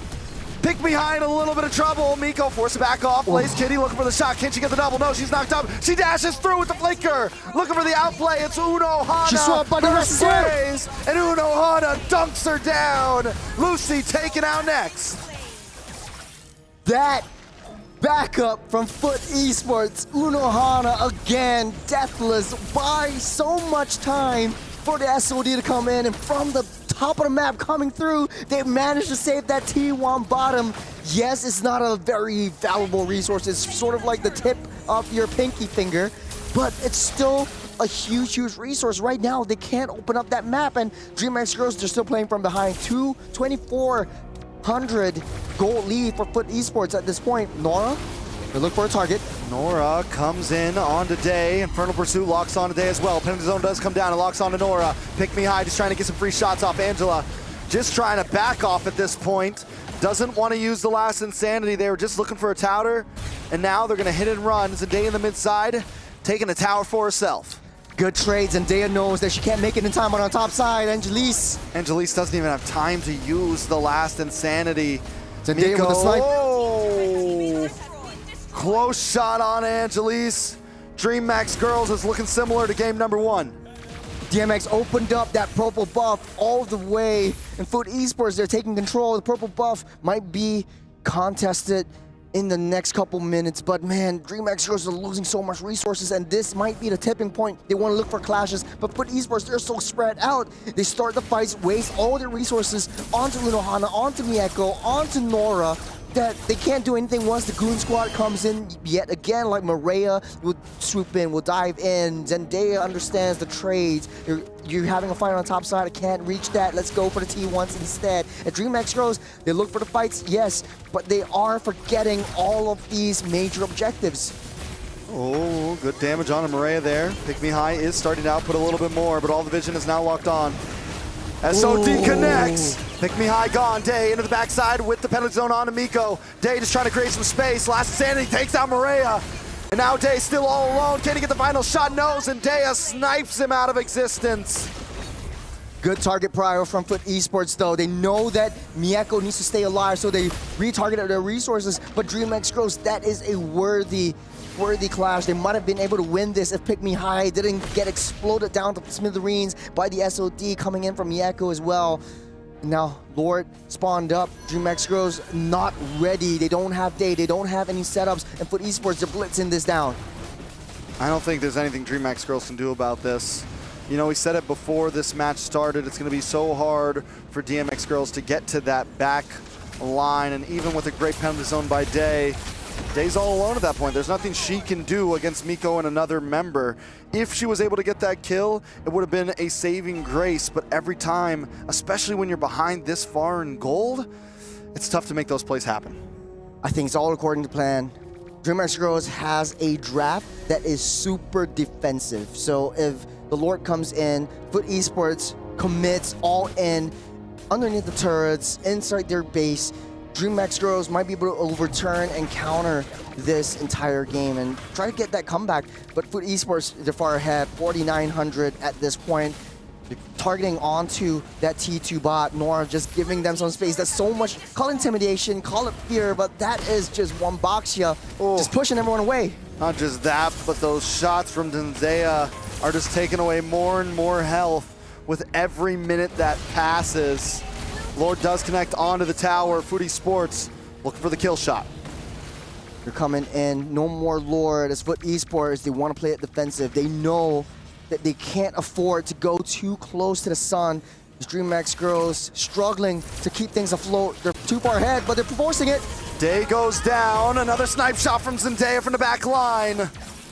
As this goes on, Uno Hana's on the bot, clearing out waves. Foodie Sport are circling like sharks right now, just waiting for a moment to bite. More damage on the tower. Lucy tries to dive forward, unable to connect with any members of Foodie Sports. DreamHack girls try to reposition and pair themselves for the next jump, and look at the damage from Zendaya, bringing Blaze Kitty down to about half health. Miko dashes in, Nora to the backside, trying to lock onto Blaze Kitty. Nora just trying to get away now, probably gonna go down for that. A little bit past she could handle. But DreamHack girls, they're stranded. They're stuck on a boat, and Food Esports, they're really circling like sharks. I mean, that was a worthy sacrifice, but Maria comes in. Nice Minoan's Fury though onto Maria. SOD does come through, and Miko's in the midst of it all. Was that a misplay? Finds Lucy, but Blaze Kitty gets the kill. Blaze Kitty forced to back off. Looking for Uno Hana. Another member down. It's nothing but Zendaya left on the attack of Foodie Sports. 4 members down for Foot. As DreamHack girls, like I said, the defense is coming through. They might be stuck on a boat, but they're on a boat with guns, baby. Blast Kitty's coming online. She's locked in, ready to go. Let's take a look at replay, see what happened. So they start things off with Mieko locking Pick Me High down to the wall, but Blast Kitty's just blasting them from the backside. Mieko jumped a little bit too close. Yeah. He doesn't know that Blast Kitty has the win of nature. Yeah, Mieko should not have came in there. I think she had to know her limits. Yes, there's a huge gold lead, but you can't just jump in the middle of 4 members like that. You got to be a little more careful. This could give some time and space back to DMX. The gold lead has significantly dropped, and it's going to get a little bit harder for Foodie Sports to keep on pushing in. Lord spawned up. DreamHack girls trying to get in position. They know they might be able to win this 2,500 gold deficit, but look at where Mieko is as she's pushing down bottom side, trying to split the heads. Nice damage. Zendaya continues to snipe away. Uno Hana gonna get knocked up by the Minoan's Fury. Last Insanity comes in as well. Angel's able to take out, but Miko on the backside! Miko taking out 2, make it 3. Angelus, there's no escape for you today. You're cycling through. Your gun is down. That's gonna be it. Pick Me High all alone. Lucy goes down next. Triple kill for Miko as Maria jumps into the backside. All members down for DreamHack girls. Foodie Sports will take the series. They're just gunning it down as Latam will not survive the wrath of Turkey as they get sent home by Foot. What a series. Foodie Sports continues to get stronger and stronger as they move forward through MWI. Not only have they knocked out the DreamHack girls, but they have secured a spot in the final 8 bracket. Turkey A continues to push the envelope for women's esports.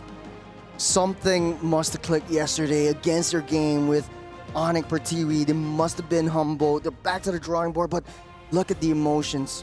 Emotions running high all the way from Latin America coming into EWC here in Riyadh, Saudi Arabia. It's a long flight, but man, it's always hard to see these teams go. They've put in so much effort, so much heart into these games, Trex. Yeah, very well done by DreamHack girls. Yesterday, they fought valiantly to get this far. They made it to day 3, a little bit farther than 4 other teams in this event. Not a top 16, but at least a top 12. And that is huge. That is a big statement in itself. But today, Foodie Sports has pushed the envelope. We saw them push the limits and just, dominate. And even in small moments where it felt like DMX could come back, Foodie Sports pulled it back together and came out on top in almost all of those fights. It was a really well-oiled machine. The Foot Esports just woke up today and just played like they had the same brain, and all of them really just wanted to just show up and get it done. But let's hear from, the exit interview as Sadafa, you have someone for us. Hello. I am Stafa once again here on stage alongside Angelis from the side of DreamHack, as well as our translator Rocco after that defeat. And it was a very close game, very hard fought, but unfortunately, that is the end of the journey for DreamMax here in MWI. Angelis, I know that this is probably not the result that you wanted, but we know that your team is made up of a lot of new players as well. You're the only returning player for MWI this year. So even though you didn't achieve the result you wanted, are you happy with your teammates' performance? Vocês vieram com um time novo também agora e vocês conseguiram atingir um bom resultado, mas vocês vieram com a derrota. O que aconteceu e o que essa mudança de roster trouxe para o time de vocês? Você é a jogadora que está voltando agora. Oi, gente. Primeiramente, obrigada por tudo. É uma oportunidade muito gratificante estar aqui. E realmente o nosso time é bem novo, né? Ele foi montado bem recente, assim. E conquistamos muitas coisas boas até aqui. Nós demos o nosso melhor. São jogadoras novas no competitivo. Acredito que o nervosismo tem atrapalhado bastante. Teve muita insegurança, infelizmente, por ser a primeira vez delas em experiência de palco. E a gente ainda está se acostumando, né, com a sincronia da equipe, né? E a gente ainda teve, né, um probleminha, né, que a gente teve que acabar trocando de player. Acredito que isso tenha influenciado um pouco no nosso desenvolvimento, mas nós estamos felizes sim com o nosso desempenho. Acredito que todas estão satisfeitas e sempre com o foco de melhorar, de voltar de novo. E a gente tem um outro mundial para jogar logo logo e a gente vai seguir firme e forte, claro, com o apoio de vocês. Então, muito obrigada pelo apoio pelo Latam. E é isso, vamos continuar firme e forte e com certeza isso vai fazer com que a gente volte ainda mais fortes. I want to thank all the fans for the support and everything. We're happy with our results and a lot of players, it's their first experience in an international event. That's why we can get nervous and we can make mistakes sometimes, but I'm very happy for the results and we are having the tournament, another international tournament soon, so we got to focus for this one and I'm very happy with the result of the whole team, even though we had many roster changes. I think that's great to hear. It's always nice to know that there is a positive outlook. Even if the result wasn't the best, this is only the first step for many of these new players on the international stage. And knowing that you're going to have another international tournament coming up, what do you think are the lessons or the most valuable things that you've gained from your time here in MWI that will help you become an even stronger team? Com esse resultado de agora, essas mudanças de roster, o que vocês puderam reparar, o que vocês tiveram de insight que vocês podem trazer para o próximo campeonato para vocês virem com resultados melhores? Acredito que treinar mais, nos esforçarmos ainda mais, não que a gente já não tenha se esforçado, levar essa experiência, né, fazer um review bem longo e, claro, as mudanças que precisarem ser feitas para que o time melhore, nós vamos fazer. É isso, os outros times também jogaram muito bem e é mérito deles também, jogaram muito bem. We're gonna sit together, we're gonna reveal all of our strategies, we gotta train more, we're gonna train a lot, and we will come back stronger to the next tournament. I definitely think that this is a team with a lot of potential. I definitely believe that you guys will come back stronger, even more so for the next MWI as well. So before I let you go, one last thing. Any messages you want to send to your fans and anyone watching out there who have been supporting DreamMax Girls? Você tem alguma mensagem para a galera de casa que está assistindo, para os seus fãs, para sua família, para os seus amigos? Eu tenho sim. Muito obrigada por todas as mensagens de carinho, todo o apoio que vocês ofereceram para o meu time, que acreditaram na gente até o final e podem ficar tranquilos que vamos continuar fortes, vamos nos esforçar ainda mais para representar melhor ainda o Brasil no próximo Mundial. E é isso, obrigada à minha família, sou muito grata a Deus por essa oportunidade. E é isso, eu amo muito meu time e agradece especialmente a todo o apoio de vocês. E vocês, meninas aí de casa, continuem se esforçando porque o nosso cenário vai crescer ainda mais com essa vitória que tivemos aqui. I gotta thank everyone, especially my family, my team players, everyone from the staff. And we're gonna come back stronger. And I gotta thank all the girls that are watching at home. And we're gonna make better results. And this was a great win yesterday, and we are super proud of it. and we're going to come back stronger. I do not doubt it. I think just from the short time that we've seen DreamHack, this is a team that has already improved very much, just in terms of their gameplay alone. And I'm really excited to see what will happen the next time they join us on this international stage. So once again, thank you, Angelis. We loved watching your gameplay. Hopefully you will face the best in the future. And we'll go ahead and throw it back to the caster desk. Boys, take it away. We bid farewell to DreamHack Girls, a team that was built from the ground up, literally, around Angelis. And as the captain, a lot of the new players, new faces are seeing an international stage for the first time, and she's looking at it on a bright light. We really hope to see her one more time in the MWI 2026 next year, maybe. Yeah, and I think the fact that they have more tournaments planned for the team means there's only going to be great things that we see in the future of DreamHack Girls. It's always something exciting. Even though we have to see some of these girls walk away, they always seem to walk away a little bit stronger now. Food Esports, though, I'm excited to hear from them. I'm excited to see what their plans are. Every team that won, I feel like, today has some big games ahead of them. It is the big four waiting in that bracket. Philippines and Indonesia, debatably two of the strongest regions, waiting for these underdogs. So let's see what they have to say down on the stage. All right, we are back on the stage once again. Thank you very much, boys. And this time we are with Zendaya from Foot Esports, the team who has just won the match and moved on into the knockout stages, officially becoming one of our top 8 teams here in MWI 2025. And I mentioned this must be a big thing for you guys because this is the first time Turkey has a team in MWI. This is the first time many of you are joining the competition. How does it feel to know that you're officially in the top 8? Tabii ki. Here, yeah. Bu bizim için ilk uluslararası bir maçımızdı ve ilk defa böyle bir turnuvaya giriyoruz. Bunun için tabii ki heyecanlıyız. Ama bence ilk 8'e girmek bizim için büyük bir başarı ve önümüzde daha büyük bir zorlu bir rakip var, Vitality. Onun için hazırlanacağız. Hepimiz için çok iyi bir an oldu. It was for us and for our country. It was the first time that happened in MWI, and we are so happy for it, about it actually. But even if we achieve something really good as top 8, now we have a good and really difficult opponent like Vitality, and let's see what will happen in the game. Yeah, I think that is a great perspective to have. It's an amazing achievement, but it is only the first step. You've still got even stronger opponents ahead of you, so hopefully you guys will have the best of luck moving forward there. I'll catch up with your mentioning of Team Vitality in just a little bit, but I am a little bit curious. In game number 2, you guys decided to play Novaria, which is a hero that has not actually shown up the entire competition. Why is that?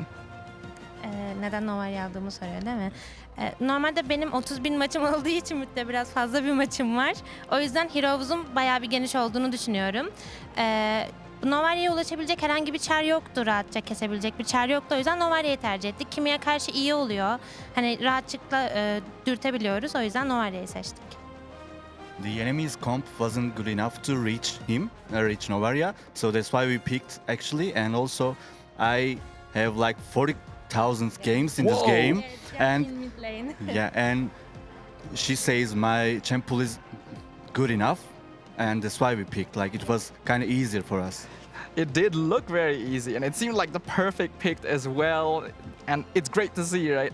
Picking up these heroes that may not necessarily be popular, but you know you're gonna play them well. You know they work for the situation. And in this case, it brought you to victory. And now I want to bring back Team Vitality. Before MWI even started, we asked you guys which teams you wanted to face. Team Vitality was one of the teams you mentioned, and you guys even mentioned that you felt like your playstyle was very similar to Team Vitality. So now that they are your next opponent in the quarterfinals, what are your expectations? What are your preparations? Vitality'ye karşı Ben söyleyeyim istersen. Turnuvadan önce hangi rakiplerle eşleşmek istediğinizi sorduğumuzda Vitality demiştiniz. Evet. Peki sence şu an oyun tarzımıza benzer olduğundan dolayı sence nasıl bir hazırlığınız var? Nasıl bir şey bekliyorsun? İrem'in de söylediği gibi biz buraya gelmeden önce Malezya Bootcamp'e gittik. Asya takımlarıyla daha iyi oyun oynayabilmek için. Ve bence şu an durumumuzu iyi olarak görüyoruz. Evet, Vitality en iyi takım bence şu an bizim karşımızda durabilecek. Hazırlanacağız. 2 saatimiz var yaklaşık. Bakalım. Yeah. As we mentioned before, Vitality is probably the best team in MWI, and before this tournament, we had bootcamp in Malaysia, and we were preparing for them actually. And now in these 2 hours, we're gonna try to do something better, and then we're gonna face with them. It's not a lot of time to prepare, but it seems like you guys have already been specifically thinking about this team even before your MWI journey started. So I'm really looking forward to that match. That's actually going to be happening at the end of the day. So keep your eyes tuned into the stream. And one last thing, are there any messages, are there any things you want to say to the fans out there who are supporting Foot Esports or friends and family watching at home? Bütün Foot fanlarına, aileme, arkadaşlarıma ve kedim Çakıl'a çok selamlarımı yolluyorum. Bu kadar. I want to say thanks to all the Foot fans, my friends and my family, and also especially to my cat. Thanks for all.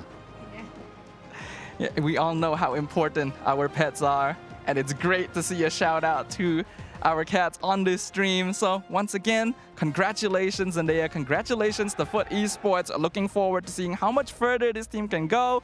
And we'll go ahead and throw it back over to the casters. Thank you so much, Dafa, and of course, Zendaya of Foot Esports. Shouting out to all of the Foot fans, and of course, to all of the cats watching again. Shout out from the love for the cats in Istanbul. That's a dream destination for me. And I feel like we all have cats at home as well, right? Shout out to Cups. Cups and Castle are shout Foot fans. Shout out to Hank and Dory. You got cats? I have 2. Named? Now's your chance. Cody, Coco, Is he lying? Milo. Huge shout out to all my cats back home. All right, never mind. Let's talk about that game again. With the debuting pick in Zendaya's hands of a Novaria, we learned that she's played, what was that, 3,000 games on a Novaria? 40,000. This is what I heard. 40. No way. No way 40,000, right? No, it's 3 or 4. Mid-lane game, so her hero pool is good enough. That's what she said. I'm impressed because the way she used it was less of just full-on artillery. She was not afraid to play within mid-range of DreamHack Girls. And that takes a lot of cojones, because look at this. DreamHack Girls can punish you so many ways. Number 1, last insanity to your face. Number 2, penalty zone. Number 3, Minoan Fury. Yet still, Zendaya with a flicker, mind you, not a purify, played it very close to the chest. Very clean. She picks up the Wilderness Blessing for a little bit more speed, a little bit of cooldown to just make sure she can keep on firing off those meteors. And 1-0-11. And if that game would have gone any longer, those assists would have started turning into kills, man. She would have been taking people down with those shots. I think Astro Echo and the shots really were on point. And what she said was she picked up the Novaria because the rest of her team for DreamHack Girls will find it difficult or impossible to reach onto her. She's played a perfect game so far. And even as a utility, I think using the Astro Echo and having all the rest of the teams just follow up was just cherry on top of the cake. And that right there is where I think Foot Esports found the genius in the way that they play. You call Novaria a utility. She is for about 60% of the game. But when you cross that threshold, when she builds her 3rd item, she starts to hurt, she starts to sting. Remember that time when she almost killed Angelus down range and even Pick Me High? Yeah. If you can do that against an X-Borg and a Kimmy, then what else does DreamHack Girls do? Yeah, it becomes a problem. And I think DreamHack Girls, they didn't have the range. And once I saw that Novaria pick, I'm like, oh, this is a tough choice. This is going to be hard to get to. It was niche, but it worked so well in the dynamic. I felt like the Novaria was pretty much a toss of a coin because the way that she played it really suit the play styles of Foot Esports, especially since the interaction between the Astro Echo as well as the SOD. You increase the hitbox range, and so Mieko could always jump in right there and then. We see that a couple of times within the games, and hopefully we see that in the replay. Not just, I think it also interacts very well with Unohana's Infernal Pursuit. The fact that she can, out of nowhere, again, blind Phobius, shots. Yeah, Phobius already has a lot of reach, right? But if you lengthen the size of this hitbox, she can suddenly click Infernal Pursuit when you thought you were safe. So suddenly you're always just stuck to where Foot Esports wants you, and DreamHack Girls couldn't do nothing. Blast Kitty even leaned hard into a fight one time or another where she flickered forward because that's all she could have done. That was down bottom. Yeah, I think it's just reaching out. But at the end of the day, talking about Blast Kitty, not Blast Kitty, Blast Kitty, let's talk about the EXP lanes. We got Day and Unohana right here. And like I said, Unohana is this player that you put her on the Uranus, put her on the Esmeralda, put her on any EXP lane, and she plays 1v5, and she gets there out safe. And you see the zone potential that Unohana brings to the table, just zoning everyone out. It's basically away and underneath the turrets. When they say to look out for number one, they say look out for Unohana. When she gets on top of you, it's over. And the 229 kill score did not tell the whole story because a lot of DreamHack just got away because Foot Esports decided to play the discipline route. Very true. And even in the very beginning, we were seeing in the first or second turtle fight, Unohana was 1v4ing, keeping them away so that they could secure those objectives. Unohana was regularly the front line and not going down while doing it. Looking at the damage spread here, look at Mieko, a total run through 69k spread across with wow, look at this, the split between Unohana and Zendaya. So this is what makes you think that, hey, maybe Foot Esports are really using that Astral Echoes to its maximum advantage because these fights are lasting longer and they're dealing a little more extra damage than DreamHack Girls could deal with. I think not only that, right? She was empowering Mireya from to get close. Unohana drops all of them low. Mireya comes in for janitor duties, just cleans everyone out, and then Zendaya just snipes down the loose members. Hey, you want to get away? No, you don't. Zendaya only took 7,627 damage. That's about 10 or 12 hits. That's about two early game, two full HP bars. Two full HP bars across the whole game. She got hit max from early game since you're maybe doing about 200 damage a basic hit or something. To late game, you're doing a bit more. You took about max 10 to 20 shots the whole game. So safe to say, and this is not a hyperbole, she was untouched all of game 2. Yeah. So she is the de facto MVP of that series winning game. Ladies and gentlemen, we now have our top 8, at least when it comes down to Stream B. Because if I'm not mistaken, Game 3, or we just wrapped up on Game 2 in the Mena versus Mena Stream A matchup of Twisted Minds versus Falcons Vega Mena. We'll get an update on that in just a bit. But for now, we now have our last 2 matches confirmed. Once again, that is Onyx Pertiwi from Indonesia facing off against Terror Queens from Myanmar, facing off against Vitality from Indonesia, the once held undefeatable powerhouse, facing off against, now confirmed, Foot Esports from Turkey, who, by the way, in their debut run in MWI, has made top 8. This is very similar to Bedell from M3 when Turkey joined the MLBB Esports ecosystem. We welcomed them with open arms, and they introduced a very, very interesting brand of MLBB. They're coming in, honestly, with a lot of surprises, bringing out their own flavors and just playing it to their own strengths. And I think for the Foot fans out there, I think you guys have to be proud of how far Foot Esports has come this way. I mean, in the first day, a little bit shaky, but still dominating the entire competition, dominating their group. And now they have to get their revenge on Vitality, or they have a chance at revenge on Team Vitality. Which is, I think, just a dream come true for them anyways. Ladies and gentlemen, we are going to go to a quick break. When we come back, once again, that is Onyx from Indonesia facing off against Terror Queens from Myanmar. You're watching the MLBB Women's Invitational 2025 here in the Esports World Cup, live from Riyadh, Saudi Arabia. We'll be back after a few short messages.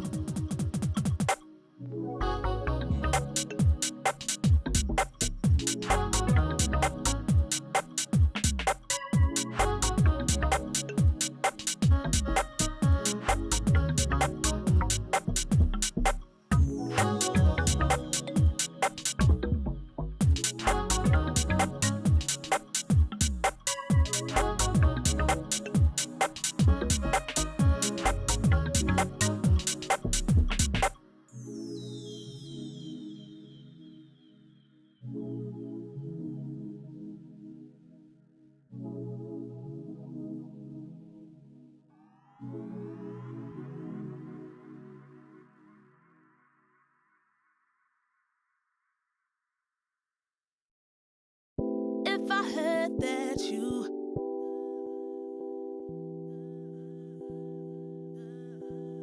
if I heard that you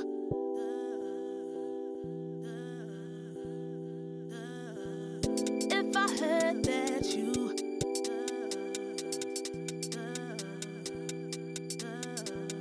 if I heard that you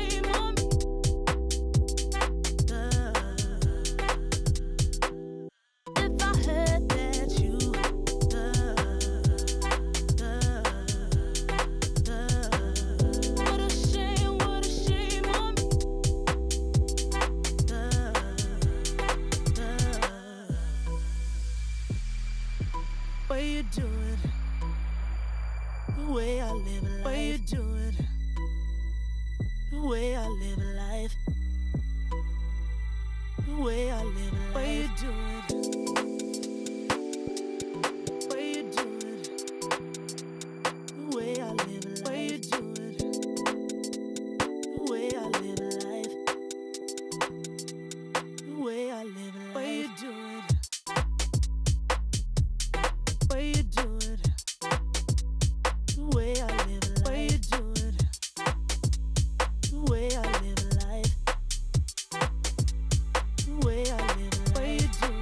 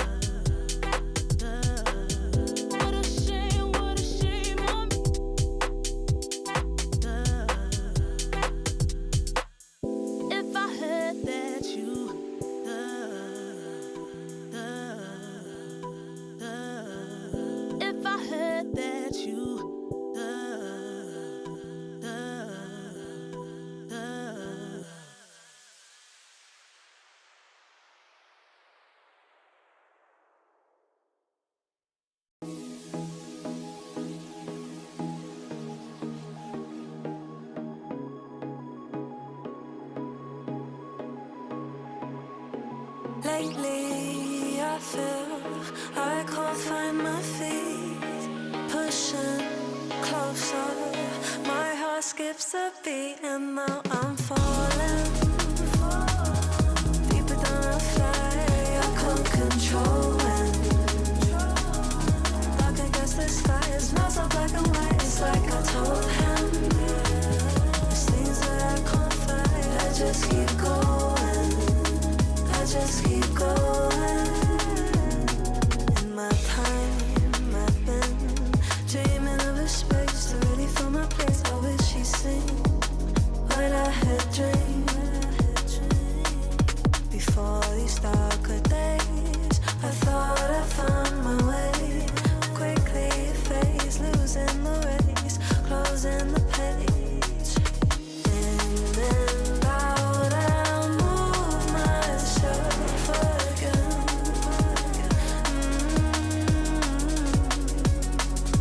Time moves fast, I feel my heart beating.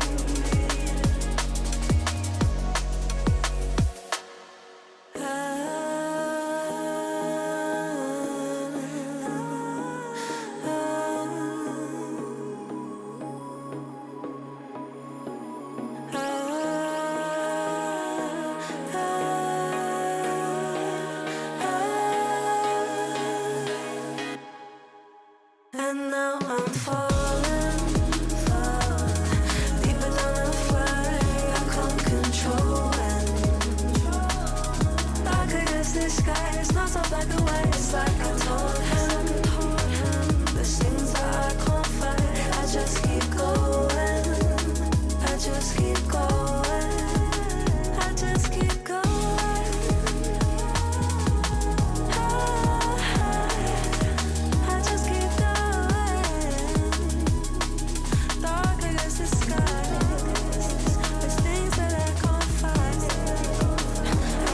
keep going. I just keep going.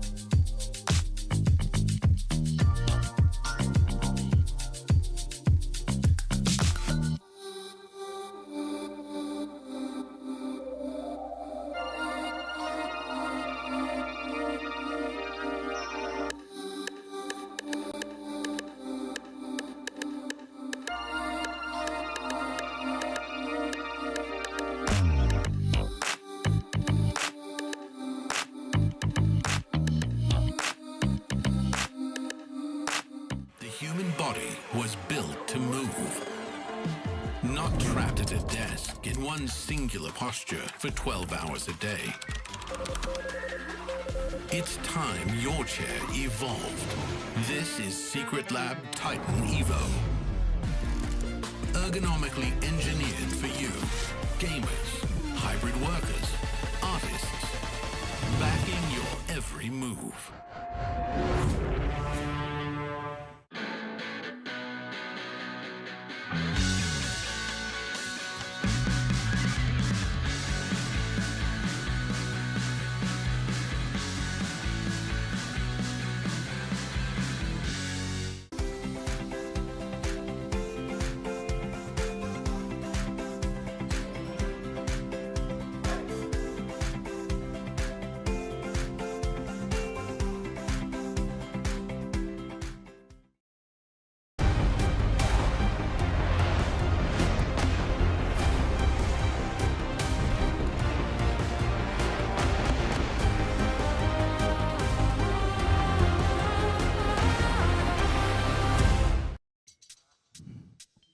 Welcome to the playoffs. You're watching the B stream of the MLBB Women's Invitational 2025 live from Riyadh, Saudi Arabia, here as a part of the Esports World Cup. At your service, my name is Leo. Joining me on desk today is none other than Churros and Sadafa. We'll be bringing you the very first quarterfinals match, pitting the self-proclaimed dark horses, Terra Queens from Myanmar, facing off against the hot newcomer out of Indonesia, Onyx Pertiwi. Gentlemen, are we ready for this? It's a best of three, and only one moves forth.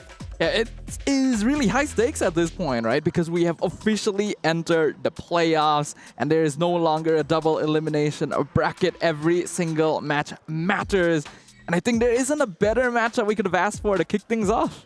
To be honest, though, I am really rooting for, I don't know who to root for. Terra Queens really survived that dominant performance and survived elimination, but now they're here at another elimination round, and this time is none other than the top of Group D is Onyx Pertiwi. But, you know, statistics-wise, I mean, we can go off on tangent with Terra Queens taking one game off of, you know, crowd favorites, Navi PH, and it kind of seems like if they can do well in this first match, then I think this might be a pretty interesting roundabout. You're talking about the defending champions. They are in action in Stream A, but for now, let's put pen to paper and talk about our doctor's notes. These are hot takes brought to you by Dr. Sulaiman Al Habib Medical Group. Can the dark horses of MWI take down one of Indonesia's superpowers? They played an amazing opener today, a best of three, swept clean, 2 games all in against Virtus.pro. That was a rematch, and I dare say this is Terra Queen's cleanest match yet. I agree with you, and honestly, it's incredible what this team has been able to bring to the table here at MWI. There's a lot of teams that are able to call themselves dark horses, but there's very few that are able to back that up in the first place. And I really feel like Terra Queens has lived up to the hype they set for themselves. They're on redemption row, right? Last year at MWI 2024, they were under a different name, Net Angels, 58th place. Right now, if they win this, they secure their slot, and they did much better than did last year. And I think this is what their motivation, the drive is moving forward into this game. And a little birdie told me that Luna Lin was supposed to be playing for Net Angels. It's just that their schedules did not align. So I need to hear a yes or no, gentlemen. Can Terra Queens take down Onyx Pertiwi? I'm going to put my heart on my sleeve and say yes. The Burmese have won my heart more than one ways. Here, the Terra Queens have shown that maybe they got something up their sleeves. What would you say? Single answer, yes, definitely. They have what it takes. Honestly, the potential is there. And Luna Lin's interview just now, and Sadafa, you were talking to her, she said a lot of the players had this is the first time in their international experience. So, man, we're gonna be in for a treat. All right, so it's a yes from the desk. Ladies and gentlemen, before we get the action started, I would like to ask for y'all to vote for us. Vote for MLBB. It's time to celebrate a decade of greatness at the Esports Awards. We are nominated for 3 awards. That is MLBB for Esports Game of the Decade, M5 5 World Championships held in Manila, Philippines as Esports Live Event of the Decade, and Moonton for Publisher of the Decade. Show your support now via esportsawards.com/vote. That's esportsawards.com/vote. MLBB on top, baby. Now, with that said, let's introduce one of the teams here in action, the team that has yet to play on Stream B. This is their debut on this lovely broadcast. Let's get to know Onyx Pertiwi from Indonesia. Gentlemen, this is a squad made up of teams that have competed in MDL Indonesia. They are Navillera, Zev, Livy, Hu, and Yippee. Yippee got a savage in the opener. Still the only player and the only team to have picked up a savage throughout MWI. Onyx has already set themselves as a challenger, a contender in this tournament. That's changed. Oh, really? Double or triple savages in Twisted Mind's last match. I think it was 2 savage in by a single Lunar. game. Wow. Yes, in a single game. Yes. How much did I miss while I was setting up the interviews? Quite a handful. Quite a handful. So this is Onyx Pertiwi. I think they would love to let their actions speak for themselves, but here are some queens that need no further introduction. Terra Queens from Myanmar, Hlaingrina, Rui, Lunalin, Ku, Sikoshi. Another tidbit about Lunalin, she was once teammates with Po.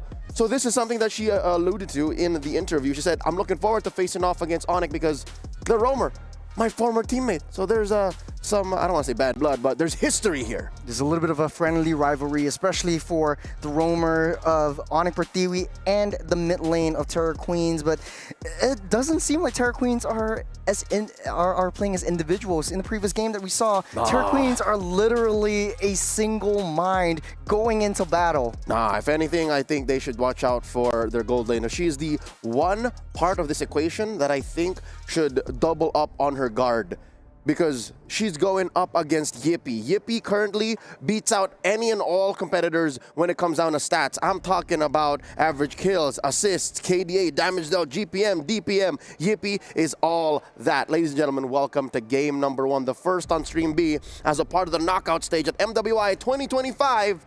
It's a Terra Queens on the play. Onyx from Indonesia answering back. It's Churros and Sdafa taking care of business. A chance for both of these teams to make the first mark upon the knockout stage of MWI 2025. The Dark Horses, self-proclaimed, now officially earning that title, making it into the top 8 versus Onyx, who have already been stated to be one of the teams to beat, despite being relative newcomers to the ecosystem.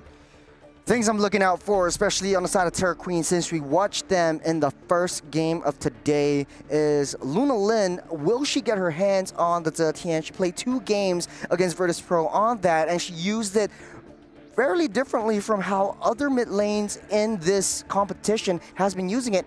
The Fury of the Phoenix, very aggressive, used to identify position, but not only that, stop recalls, engage, and there's a lot of different modes of playing, especially if you're the Terra Queens. On the other side of the table, though, Onyx Pertiwi definitely looking out for Ku, targeting onto her Badang and doesn't want to get that aggression onto themselves, and definitely done their homework, taking out the Zetian on the second phase ban. Yeah, we're already seeing some great respect coming in from Onyx right here. We can even see Lunalin laughing about the situation here, having a hero resec banned by a team as powerful as Onyx is definitely something that will raise your spirits, but it also means you're gonna have to figure out what changes here. It is quite sad that we're not gonna see the Zetian for Terra Queens, because I actually do really like the way that they coordinate around this hero. The timing of that ultimate is always clean. They're gonna ban out that Boxia for the final choice on the blue side. I'm quite surprised that Uranus hasn't been taken away. If Onyx Pertiwi leaves that open for Hlaingrina to pick it up, might trade over for Lapu Lapu instead. But we have seen a lot of priority onto a Gato Kacha, but they choose to ban out the Phobius instead this time around, leaving the Uranus open. And this kind of seems like, before getting to the match, bans aside, coming out from the first win of today, Terra Queens has the momentum moving forward in this matchup. Onyx hasn't played a single game today. This is their first game of today, but it is the knockout stage. They are coming in hot with something different. On Terra Queens, they're choosing to go for the Hilda instead. So the Uranus is still open. Will Onyx Pertiwi pick that up? It really is their choice. I'm already liking the way that both these teams are opening up the draft because Onyx did not ban the Uranus after seeing the Baxia pickup. They were either thinking that, oh, if Terra Queens locks it in, we can quite easily counter it. And even if they don't, it's not necessarily a hero that actually needs to be contested a lot of the time. By banning out the Phoveus instead, they open up a much wider map for heroes like the Joy instead, which has already been prioritized for Sev. Now that will be the Gacha, and like I said, it is very highly prio by a lot of teams, and I think it has a pretty high pick rate, if I could say so myself, and definitely prioritized because of that zone potential. But now CC will be picked up just so that they can negate some of that EXP side, get the early rotation. So that means we have information of Hilda going into the roam position. Now Uranus is still wide open. Do you think that it is viable for Onyx to pick that up, or pick up the Pharsa first? Because it is either, you know, Pharsa, the Kimmies, the mid lane needs to get that priority. I think we've reached the point in the draft where we can just ignore Uranus. We can just throw him in the trash for this first game because he's not going to be useful for either of these teams. Yeah, the Pharsa makes a lot more sense here. Picking Uranus into CC is already a losing matchup, and then you also have a Hilda to handle. So you need a strong EXP lane. That's also part of the genius of locking in CC at this point. There are very few EXP laners left in the pool that actually do a good job of 1v1ing her.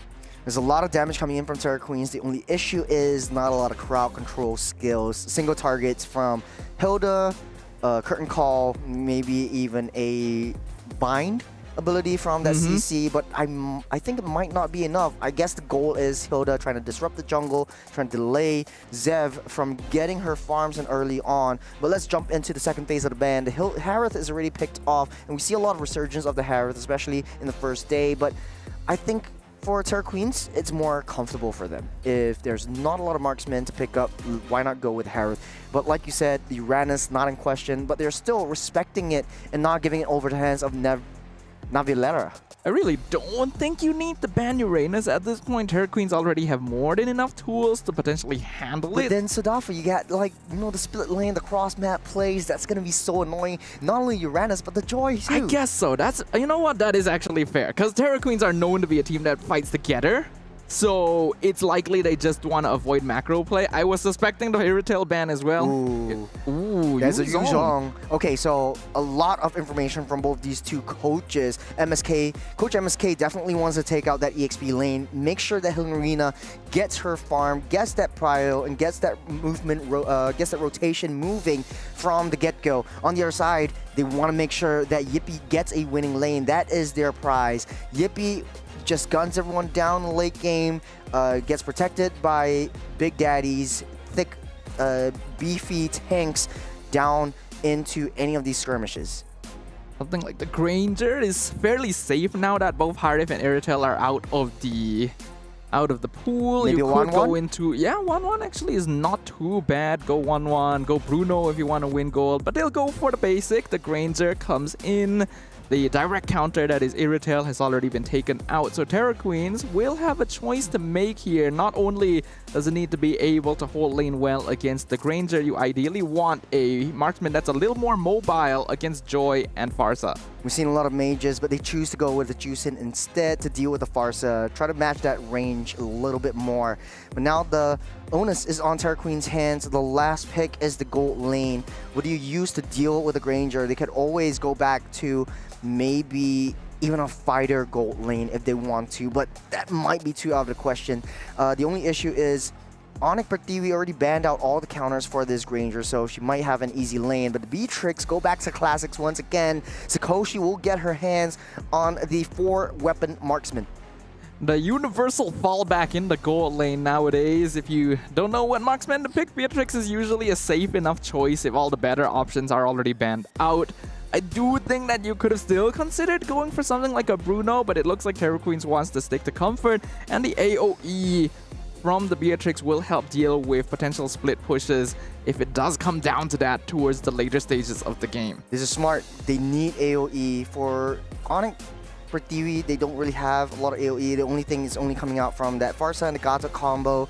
That's going to be pretty tough to crack down, especially if you are Hilmarina as well as Ku. So the aggression coming out from Terra Queens needs to be able to find Zev, but they go for the Khalid instead. Ooh. A potential counter towards that Hilda and try to match that aggression down the jungles. Yeah, it is matching aggression. So Onyx is picking up this hero at the very end to make sure that they also have options of invading the jungle early, of creating a little bit of extra pressure. Because Terra Queens is a team that works very well in a snowball situation. Once they have a slight lead, once they have lane control, they like to rotate together and become very aggro on the map. Having a Khalid around will help deal with that somewhat, but it comes down to execution, because this hero will fall off if he's not able to make stuff happen early on.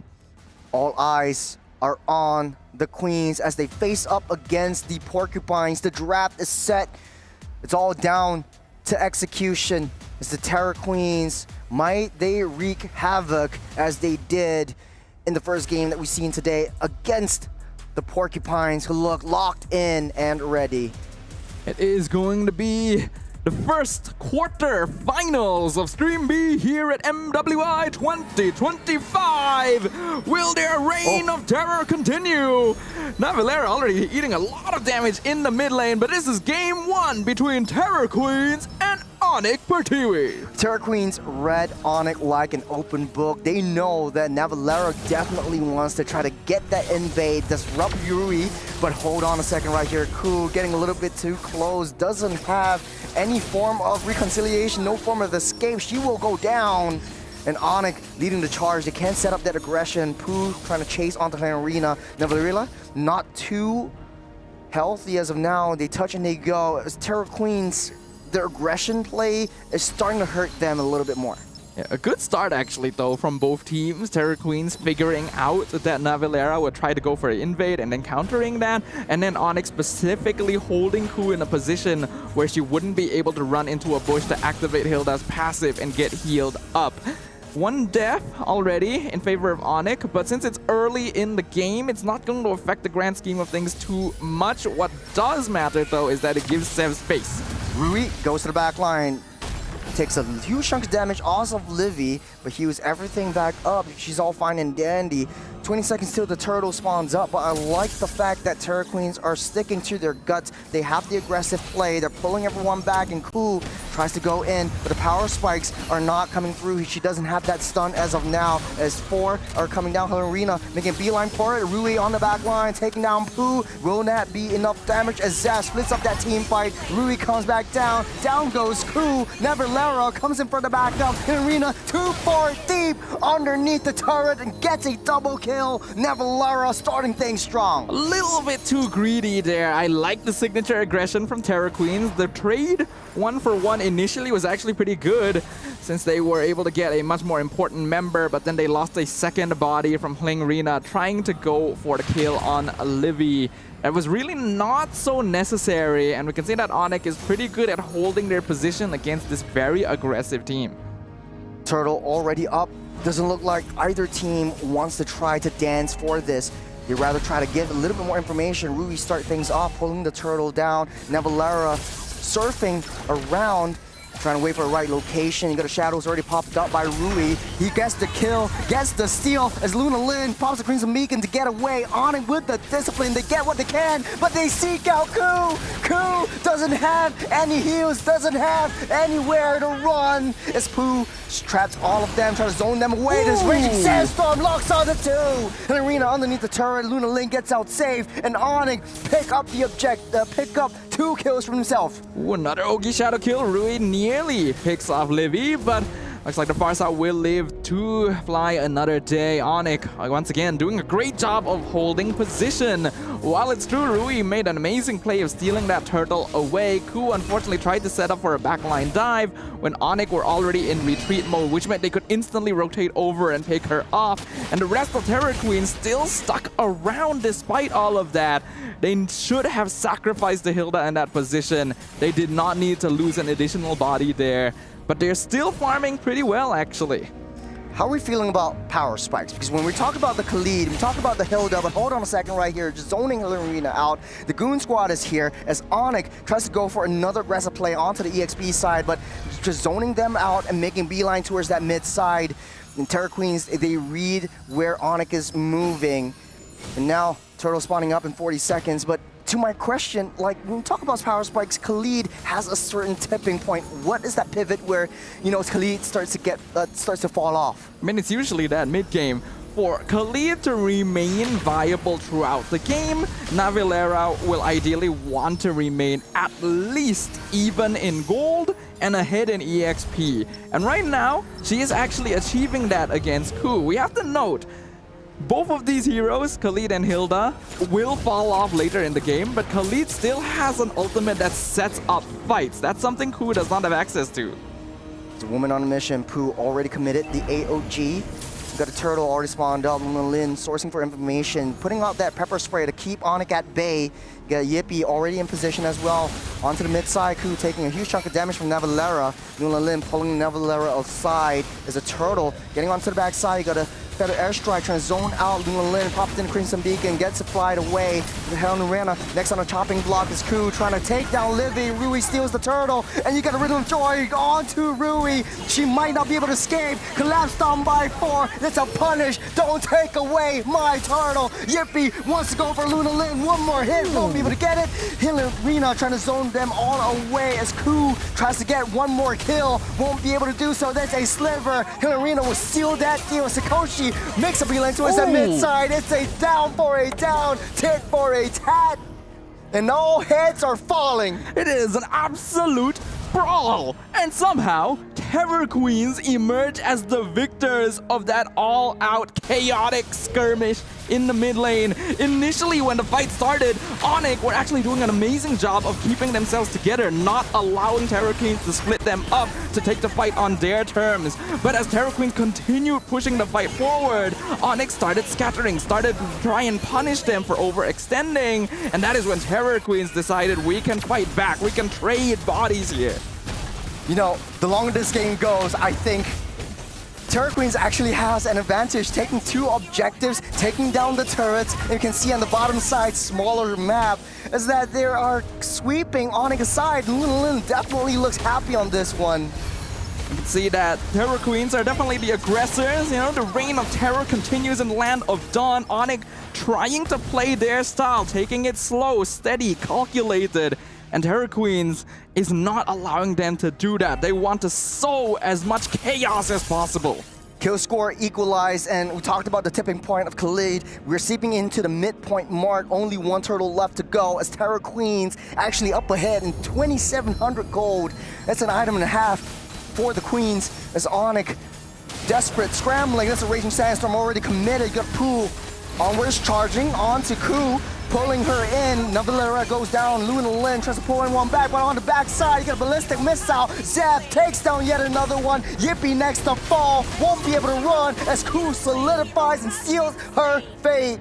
2 down for both teams. But I think it still does actually benefit Terror Queens. Yippee was picked off in that fight. Sakoshi was able to get a good amount of gold from the assist, already completed with that Blade of Despair as a second item. And while both marksmen have 2 items completed, we have to note Sakoshi's items are way more expensive compared to Yippie's. There is nearly a 1,500 gold difference between the marksmen alone. To be honest though, BOD, Malefic Gun, that's all you need, right? You're a Beatrix, you need that additional range, you need that flat damage from that BOD, and you already have that magic penetration from Malefic Gun. So I think Sakoshi's coming online. It's just a positioning that Terror Queens has to watch for. They're still up ahead, 3,600 gold, and Yippee far behind has already 2 deaths. And like you said, in Sky Piercer, it might not be worth it at this point. Might not be worth it indeed. I mean, it's still going to be a core item for the Granger. Here comes the Joy. I think this is unwise. Yeah, Sev decides she is not going to challenge that. I think that Onyx needs to be not the team that starts the fight. They gotta bait Terror Queens into them instead. You know, we have a high win rate with the Barca Gata combo that a lot of teams are actually starting to pick up. But then Terror Queens are actually tearing Onyx apart. They're taking control of the map. The only issue is, right now, Sakoshi's left all alone. She doesn't know where the rest of Onyx is. They're making a beeline for it. They see where she is. They're going to take down that T1, but it's a trade. T2 for T1 for both teams. I think it's pretty smart, though, to play it safe for now. Sakoshi knows that The rest of her team is going for that top tier 2, so she'll play it safe instead. There's no need to try and challenge Sev to try and protect the bot tier 1, since you're going to get a much more valuable tower in exchange. The goal difference between Yippee and Sakoshi slowly getting higher and higher, and playing Rina as well. Oh, they're getting pulled back. Pooh will survive, not survive the Wrath of Rui. And on it goes down yet again. Terra Queen still up ahead. And like you said, Sakoshi's damage is starting to hurt, starting to show. 1.7 goal lead. Livin with the Feather Airstrike. That's a huge red mark. Rui is on Livy. But you got Navalera trying to target onto that Zev. A little bit too close to the sun. This kamikaze gone wrong as Terra Queen starting their rampage yet again. It still ends up being pretty good for Terra Queens. They lose playing Rina, but they get Sev as well as Livy. These are way more valuable targets. Terra Queens are trading bodies incredibly well. Sakoshi gonna get that Lord, and Onyx suddenly playing on the back foot. Got their airstrike, try to take down Ku. Down she goes. Rui and Lin doesn't want to push the situation. They want to take down that T1 instead. And virtually, Terra Queen's T1 is left untouched. They got the Lord, they got the T1. The map is wide open, it's looking hella blue. Looking at the itemization right now, we could see a heavy focus towards physical defense on the side of Onyx, and T-Cuirasses and Blade Armors are being prioritized, since Onyx knows Sakoshi is already becoming a problem very, very early on. It does look like Luna Lin decided to go for the Sky Piercer build on that Zeusin as well, so Terra Queens wants to continue playing for brawls. Living with the Feather Airstrike, but you know, is there any silver lining for Onyx? All I can see is, yeah, play defensively, play the high ground. You have the Feather Airstrike clear things out. Zev tries to clear out that bottom side. Lord marching down the top side. Again, I think Onyx really just needs to play. It's a 1v1, but they're clearing out that minions. Zev just waiting for the right call. Won't be able to get it, but on the top side, they're starting a full-out brawl. Lord already charged in, takes down the T3 down to less than half. As Terra Queens, again, zoning everyone out of the way. Sakoshi just purely on that Bennett's Rage. Navalera starting to fall. She goes down. Her Reno will pick up that kill. Ku's down too deep, and she will fall by the hands of Yippee. Terra Queens needs to play a little bit more defensively and disciplined if they want to clear things out. But it still ends up being 1-for-1. Terra Queens nearly takes down the top inhibitor, does take down the mid tier 2. It's still actually good for them. This is a style of gameplay that is using their own heroes, their own players as resources in order to gain more gold and presence on the map. And it is actually working. Onyx trying to play a slower game, a more controlled approach, and they are getting absolutely messed up. Helena getting messed up by Yippee. Gets sent to the graveyard. There's a shadow kill onto Yippee. Able to get that flicker out safe. Bennett's Rage will deal a huge chunk of damage. Get a Raging Sandstorm onto Luna Lin. Able to get out safe as well with Crimson Beacon. As Terra Queens playing a little bit more defensively. Helena throwing her body, trying to get those kills. Do you think maybe Terra Queens are starting to get desperate? This might be their power spike. I mean, yes, but at the same time, I think there is a bit of controlled chaos in the way that Terra Queens plays. Onyx needs to take advantage of that. They actually managed to pick off Ku without trading anyone in that case, because Terra Queens are the type of team that want to force things to happen. So just play it slow. Onyx diving again. Luna Lin will get one more hit. Gets taken out by Livy on the backside. Then Valera taking a huge chunk of damage. Gets slain by Sakoshi. Good AOG goes wide. Down into the back line. Zev as well diving deep in. The fight is split up. Rui, a sliver of health. Henrina takes care of Zev. Rui will run back safe. And it's a 2-for-2 yet again. All right. Still an even trade, but at the very least in this case, Onyx was the one to take initiative. Still not the cleanest. The fight was a little bit split up, but Rui ended up in a really awkward position. Ku needs to be a little bit more careful with the way that she actually starts these initiations. Playing Rina as well. Terra Queens doesn't have a very obvious big AoE teamfight ultimate that's used as the go green light for Terra Queens, which means they have to be smarter. Shadow kill, Livy with a sliver and survives, barely making it out. Ku trying to source for more information where Yippee is, and now it's getting collapsed on by 3, getting that punish. You came a little bit too close as Luna Lin able to pull back Navalera, but that is just tickling Onyx just a little bit as Terra Queens make a beeline towards that Lord. They want to take that down before Zev gets into position. You could say that the Farsa was living on a prayer in that situation. Honestly surprised that was enough damage to nearly take her out, but here we go again. Oh, Navalera again with the Raging Sandstorm, but it's not enough. Sakoshi from the backline just gunning everyone down. Zev with the homing ballistic missile trying to take down Luna Lin, but just not enough damage. Lorena left alive. Terra Queens, 2 members fall. It's a 2 for 2 once again. It's Terra Queens, they still have Rui. Onyx still has Zev. Zev has the retribution. We can see Onyx starting to adapt a little bit to the chaos of the Terror Queens. While the trades ended up being in their favor most of the time earlier on, we can see they're starting to favor a bit more on Onyx. The net worth difference is reducing. Sakoshi being picked off there was also very, very unideal because Terror Queens have been relying on this Beatrix to be the main source of damage output. They gotta start taking a step back. The goal now needs to be protecting their backline. The bottom side wave already pushing in. Livy with the Federal Airstrike to zone everyone out. Rui tries to get in with that Lord, try to get another steal, but he's down low. Still gets it though with the retribution. He goes down, but it's a work he sacrifice. Rui actually gets out save in the nick of time as Ku just taking the hits, taking the blows.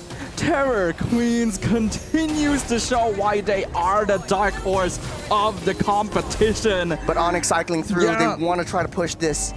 Onyx, they tried to stop Rui from getting on top of the Lord, and somehow the Hayabusa steals it away anyway. But Onyx are still able to get a good number of structures thanks to that push. Another feathered airstrike. We can see that Livy starting to hurt quite a bit. Oh, they see where Rui is though. Your Shadow Kill, Winter Crown to negate that damage. No crucial resource. Zap wants to try to chase him down. We'll do it. Talk about the nerf on the Stardom side. That is the additional damage that you need.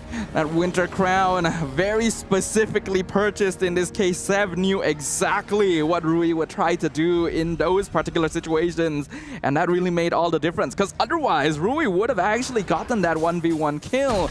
Onyx, after trying to claim control of the game for the past 5 minutes, finally in control.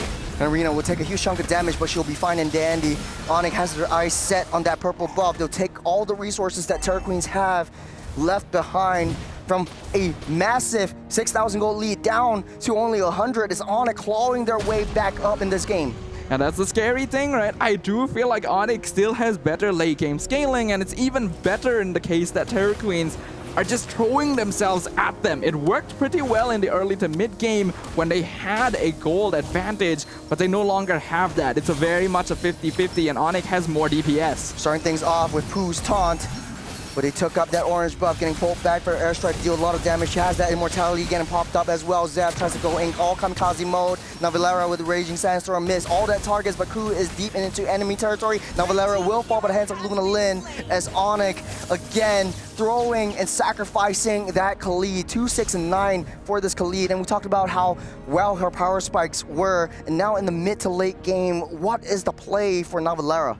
What's the play? Just don't do what you just saw earlier. Terror Queens actually played that fight exactly the way they needed to. They took a step back. They slowed it down. They saw that Onyx wanted to engage on them, so they back it off. They zone themselves out of the feathered airstrike, slowly isolate them. Ku is able to come in at a later timing, which means that not all 5 members of Onyx are able to focus their damage onto her, and that means she's able to actually buy enough space. Battlefield's real quiet now. Terror Queens don't want to show themselves too much, as do Onyx. They do not want to necessarily reveal themselves right now. Control over the top half of the map is the goal. 5 seconds till the Lord spawns up. Terror Queens already in position. Position to hold over the Lord right now. Onyx gonna be coming over from the bottom side. Intel. Navalera, the first one to show themselves in front of Ku. Oh. Zap goes down, Helena gets caught out. Sakoshi taking a huge chunk of damage. Helena with the Winter Crown will save her just in the nick of time for the fair strike. She's got to flicker out of the way. AOG too late as Terror Queens. They take down Navalera once again, and Terror Queens have that advantage over the Lord. That was a beautiful control. Excellently played, actually, by the Terror Queens. Again, spacing themselves out. Yes, a little bit more aggressive than necessary, but now Onyx is at a man disadvantage, and Terror Queens can make use of that. Ooh, Rui trying to go for Zev. That's a It's bit personal dangerous. vendetta, Sadafa. But what's not a personal vendetta is Livin already using a crucial resource. No more Feather Airstrike. Terror Queens will get started on this Lord. They might be able to blitz this down, but Rui doesn't have the retribution. Zab does, though. Yeah, Zev going to have the slight advantage here. So even though Terror Queens have the numerical lead, they do not have the most important tool for actually taking the Lord down. Luckily for them, the macro on the map is actually favoring them. They've been able to get the lanes pushing up on their health. So that means Onyx is going to eventually have to split off some members to deal with that. We've come to a point where the game is still fairly even. Terror Queen's just a little bit up on top in terms of economy. You're starting to pull onto that Lord as Onyx get into position. They need more information. It's Sakoshi taking a huge bunch of damage. Zeb is right on that. Popped in immortality. Down goes Henrina. Sakoshi gets out safe, but not for long. And she goes down as well. Rui on the back line trying to get onto Livy. All down low, but they still lost 3 members. Terror Queens, they're losing it. Ku trying to run away. I think she can. She'll be fine and dandy. She's eating all of that damage as Onyx trying to quickly blitz down this Lord. Terror Queens have been the ones setting the tempo in the team fights thus far, but Onyx finally found the target that they were looking for. A surgical incision into the heart of the Terror Queens to find Sakoshi. And once that Beatrix was gone, there was no longer anything to worry about.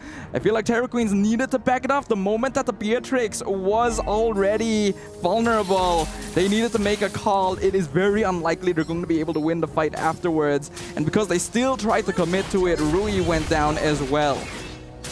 T2 mid already fell. Bottom side T2 will get dealt with by Zev as the Lord marching down the top side. Terror Queens doesn't really have that high ground advantage. The only one is Sakoshi, but Onyx has a very high committal, very high suicidal draft. If they go in, if they throw their bodies once again, this might be a turnaround for Terror Queens. Feathered Airstrike does so much damage. Top inhibitor will fall. Onyx trying to muscle their way in. Bennett's Rage already committed. Rui on the back line. That's not a lot of damage, and Onyx will just eat everything up. Down goes Ku, down goes Henrina, and they are targeting onto the throne. Down goes 4 as Onyx secures that throne over Terror Queens. Game number 1 goes over to the Indonesians. Eyes on the prize right there, baby. That's what Onyx was targeting the entire time. They knew that taking it slow, they knew that trying to play it safe in this situation may be risky considering the way Terror Queens have been playing throughout the entire game. So they're not going to give them that chance. This is the best opportunity they could have found with all 5 members still standing, multiple resources available. The crystal is the only target they need to target. And that's exactly what they did. If you had one opportunity, one shot, would you capture it? Would you let it slip? I think Onyx really clawed their way back up. I mean, playing on the back foot is not easy. Terror Queens had control of the entire game, but micro, technically, Onyx had such a great performance. We're gonna look at the replays again real quick, but man, that turnaround from Onyx was just chef's kiss. Yeah, I do feel like this is one of the examples of a team showing how to adapt in the middle of the game itself. It's something that has been lacking in a lot of the other teams that had to struggle their way up from the lower bracket. The ability to figure out what needs to change in the way we approach this lineup in the middle of the Land of Dawn, because Terror Queens were actually controlling most of the game and Onyx were just trying to adapt, but they were making sure they weren't losing too many every single time a loss happened, and slowly but surely built up the momentum they needed to eventually push their way into the base. I gotta ask, Leo, now that you're back on the desk, what did you think about Game 1? It was an impressive showing from Terror Queens, especially the first 3 quarters of this game. They were in control, yes, but I think it was a very fragile type of control. They were constantly attacking and barraging Onyx Pertiwi where it mattered, but when the punches came, it felt like they had a glass jaw. What is a solid right hand or an uppercut when you can't protect yourself? And that's the problem here. Again, I alluded to this before the game even began. How is Sakoshi gonna step up to Yippee? Yippee, yes, struggled a little bit. There was a kill or 2 onto Yippee, but it was so much easier for Onyx to find Sakoshi. And Sakoshi, she just what was she on? She was on a Beatrix, right? Beatrix, yeah. The Beatrix has a dash, a roll, if you will. And then the Beatrix can actually rock Renner. She could have just stayed maybe in a bush away, a few units away from where the fight was actually happening, but especially when it mattered, when she did not have her flicker, she was still in the midst of fights. And I'm like, I saw the AOG, I'm like, oh, this is it, it's over, it's over. That's the second to the last fight. Yep. And they lost her.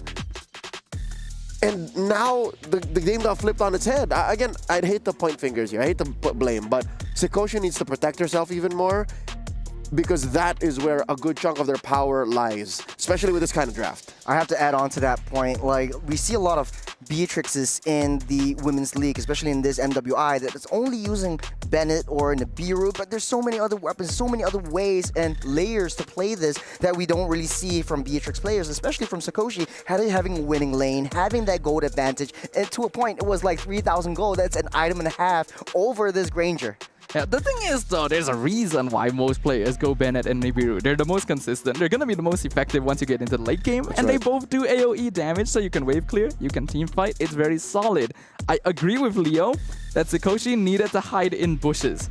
That's the only thing that Terra Queen actually needed to change, because their way of playing, their controlled chaos, is actually very practiced. You can see they're very good at advancing the fight slowly while picking off members one by just diving in and causing Onyx to scatter. But Onyx did not bite onto that bait. The longer the game went, the more they realized if we just find the Beatrix, we win the fight automatically. And that happened very often. Ku dying should be a part of protecting Sikoshi. Her deaths and her life should be worth more than Sikoshi's when it comes down to it. Like, if I die, that means you live and you kill too. That is the exchange. But so far, it's been 1-for-1. And Onyx wins that trade out if this continues. And I'm looking at their KDAs, I'm looking at their stats. Zev is amazing, 10-3 and 10. She punished Rui's selfish plays where she tried to get the solo kill. Again, key there would be that winner crown. But I'm also looking at Yippee. Yippee with the recovery of a lifetime. Again, this all-star gold laner is really showing up. Even after this game, even after this hard-fought game. Playing from the back foot for a majority of the, how long was it? 18 minutes, 17-minute game? 7 to 18 minutes, yeah. She still deserves to be on top of the food chain. She is currently #1 across all MWI competitors. She beat out Sikoshi, KDA, GPM, DPM, but kill participation though, again, you're slicing threads here. It's a small difference. Maybe Sikoshi can afford to put that down to 40%. Because that's only when it matters, when she finally gets the kill, or maybe even just pushing turrets. Yeah, honestly, I think that one stat actually tells the entire story, because both teams have an assassin whose main goal is to find the opposing gold laner. Zev did a great job of locating Sikoshi a lot of the time, but you notice Rui never really could jump on Yippee because the Granger was never really vulnerable in the fights. It's always standing with the team or hiding in a bush first and then joining later. And most times she just gives up and she goes for, lo and behold, Zev, which is a losing battle. There were so many times Rui tried to take down Zev and Zev just standing there, Winter Crown, all right, I'm gonna kill you. That happened at least once. That anime moment wherein, oh, you walk up to me moment, that happened once and she regretted that, and things were never the same.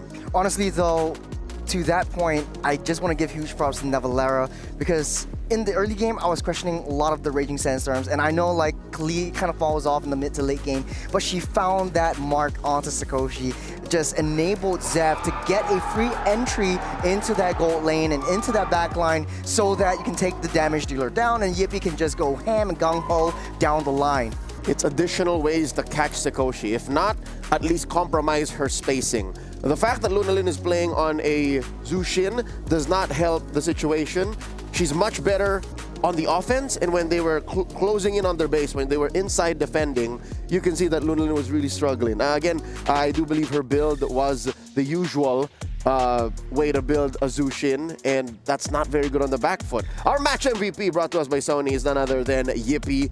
Look at that, fully built up all the way. She even sold her boots. Like, she just wanted to get this done.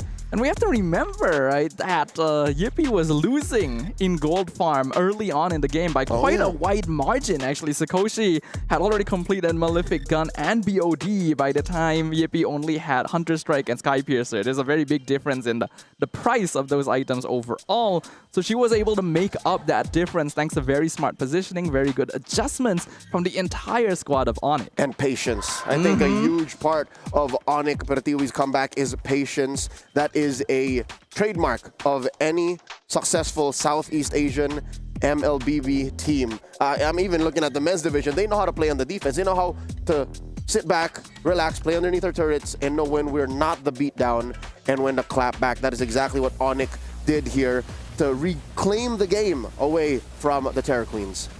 Yeah, I gotta say, a lot of gold laners actually don't shine in the lane. Yes, Yippee had a tough time against Sakoshi on a one-to-one kind of situation, but when it comes down to the mid to late game team fights, when Yippee was actually in the picture, she was actually outputting that damage that the Onyx actually needs.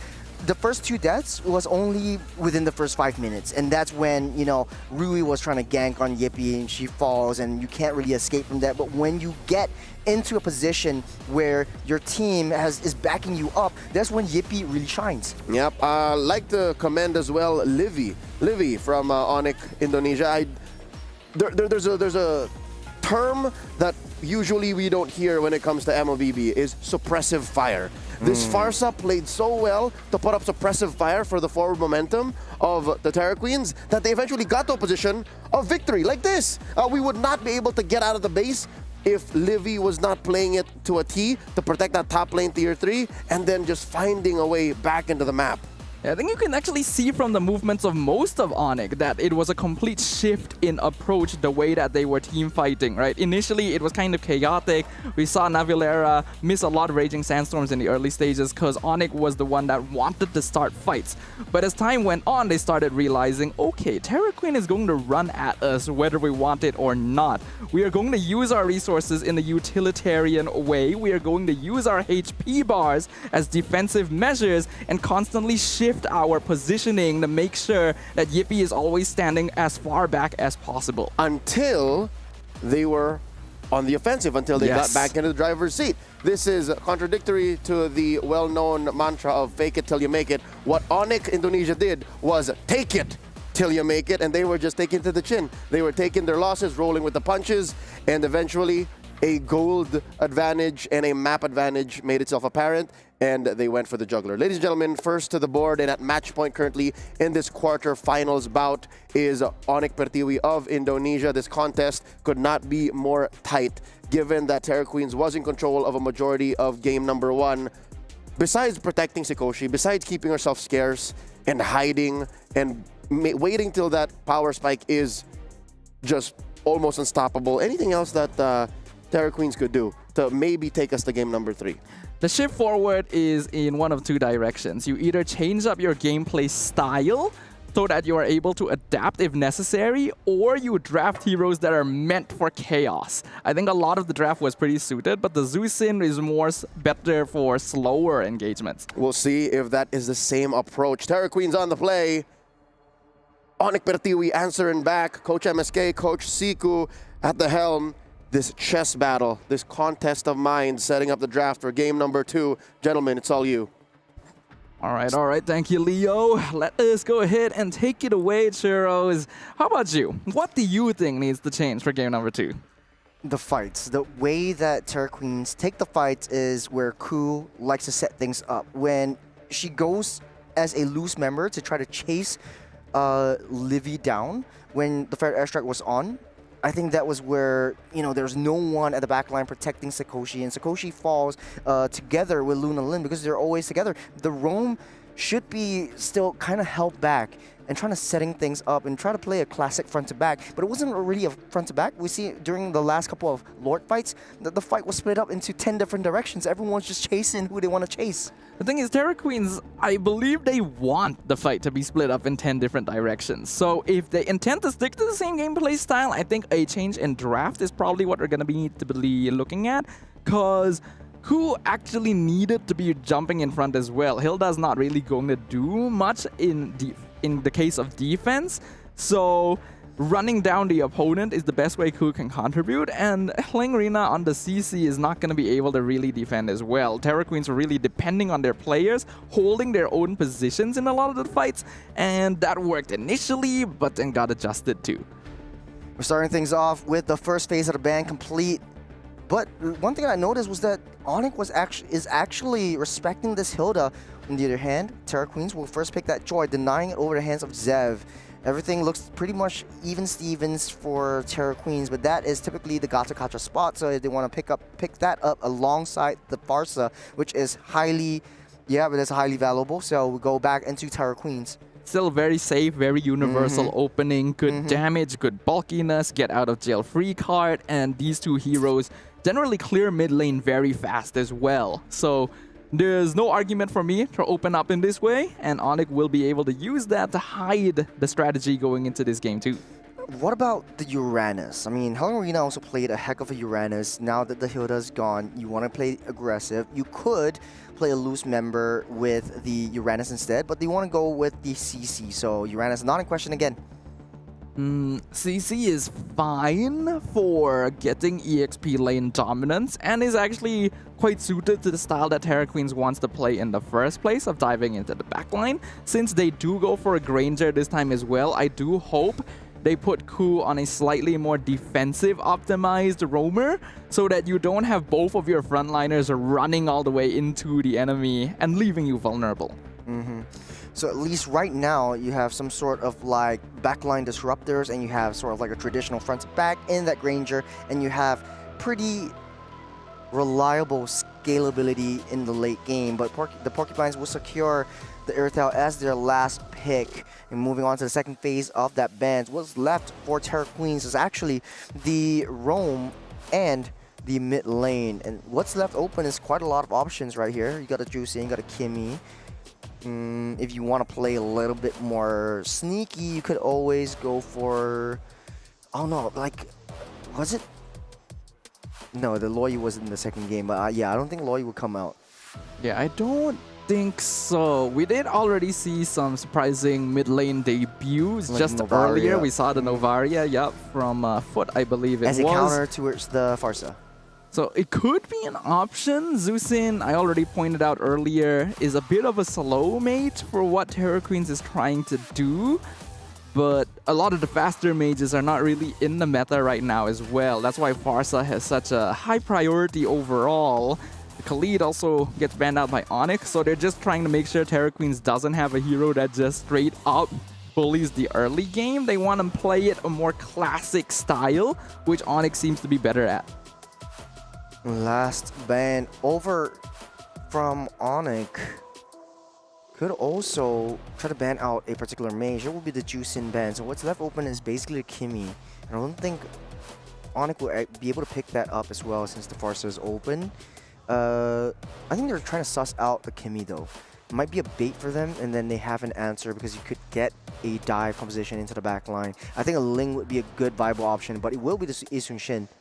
But they ban Yi Sun Shin, focus on two assassins on the side of Terra Queens. They want Joy to be the one controlling the tempo of the backline dives.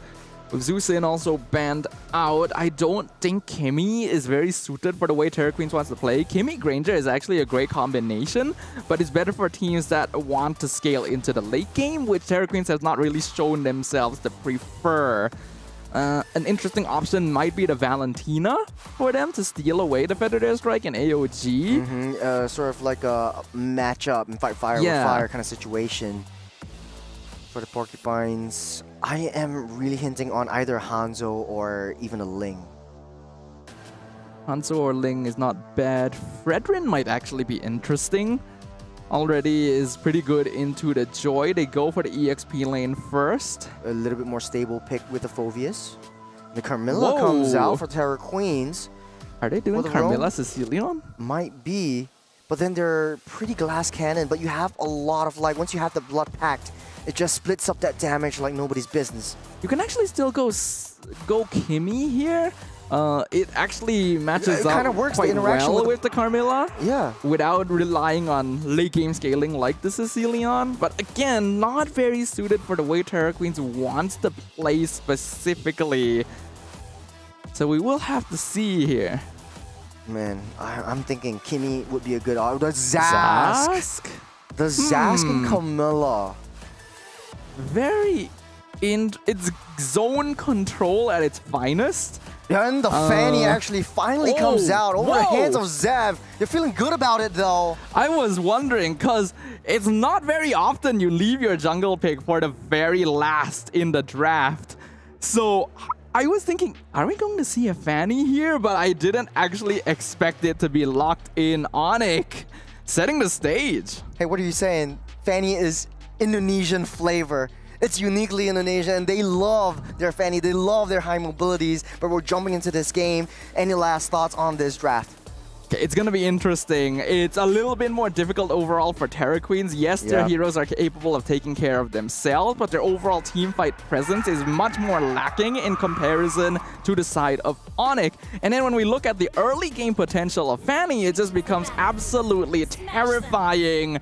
Game 2 shall open wide the gates towards the land of dawn, as Onyx currently threatening to end the journey of our MWI Dark Horse. Can Terra Queens reverse their fate?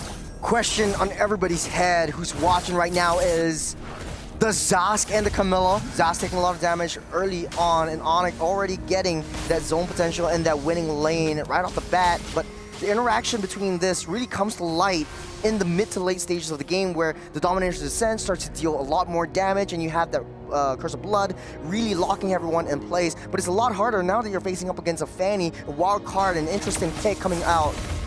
And Zev already trying to cause some damage in the mid lane. Spin to win, and the cables will not land. Luna Lin gets out safe, doesn't have the flicker, but Livy will take her out. At his first blood over to Onyx. I think we knew coming into this game, early game was going to be Onyx playground. They're going to focus on getting a snowball. The only losing lane is EXP, and that's why Livy is ganking it so much. And Rina taking a lot of damage, getting knocked back, pushed up, knocked forward, pulled apart. Livy again, all the way from the mid lane. On the top side though, Pooh taking a lot of damage. You know where Rui is, getting taunted up. Zev on the wall spam, taking Rui down. Can't ask for a better start for Onyx. That is the blender defined right there. The Unbreakable into the cable spam. Onyx is playing this early game perfectly. They know that Terra Queens wants to be the one setting the momentum, so they've drafted in a way that doesn't give it to them.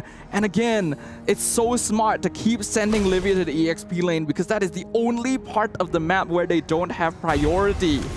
It's a 1v2 down the mid side. Ku and Luna Lin against Pooh, but will be able to walk out safe. Doesn't have the AOG as of now, but the Curse of Blood will take a little bit more time, as Livy already on level 4, and the Turtle will be the next major objective.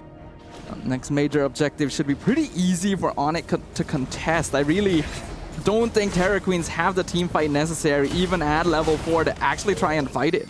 Start to zone everyone out. A lot of damage. Helena will start to get work onto Nevalerina. A little bit of suppressive fire to keep everyone at bay. Helena goes into the back line. Here comes Zev with that damage. And 2 members taking down Ku on the back line again with a little bit of cable play down on mid lane. It is beautiful. It's perfect. It's exactly what Onyx needs to be doing. Navilera 1v2 and winning. Rue's next on the chopping block. Huge red cross right on her back. Won't be enough as Livy proves me wrong and takes her down with a killing spree.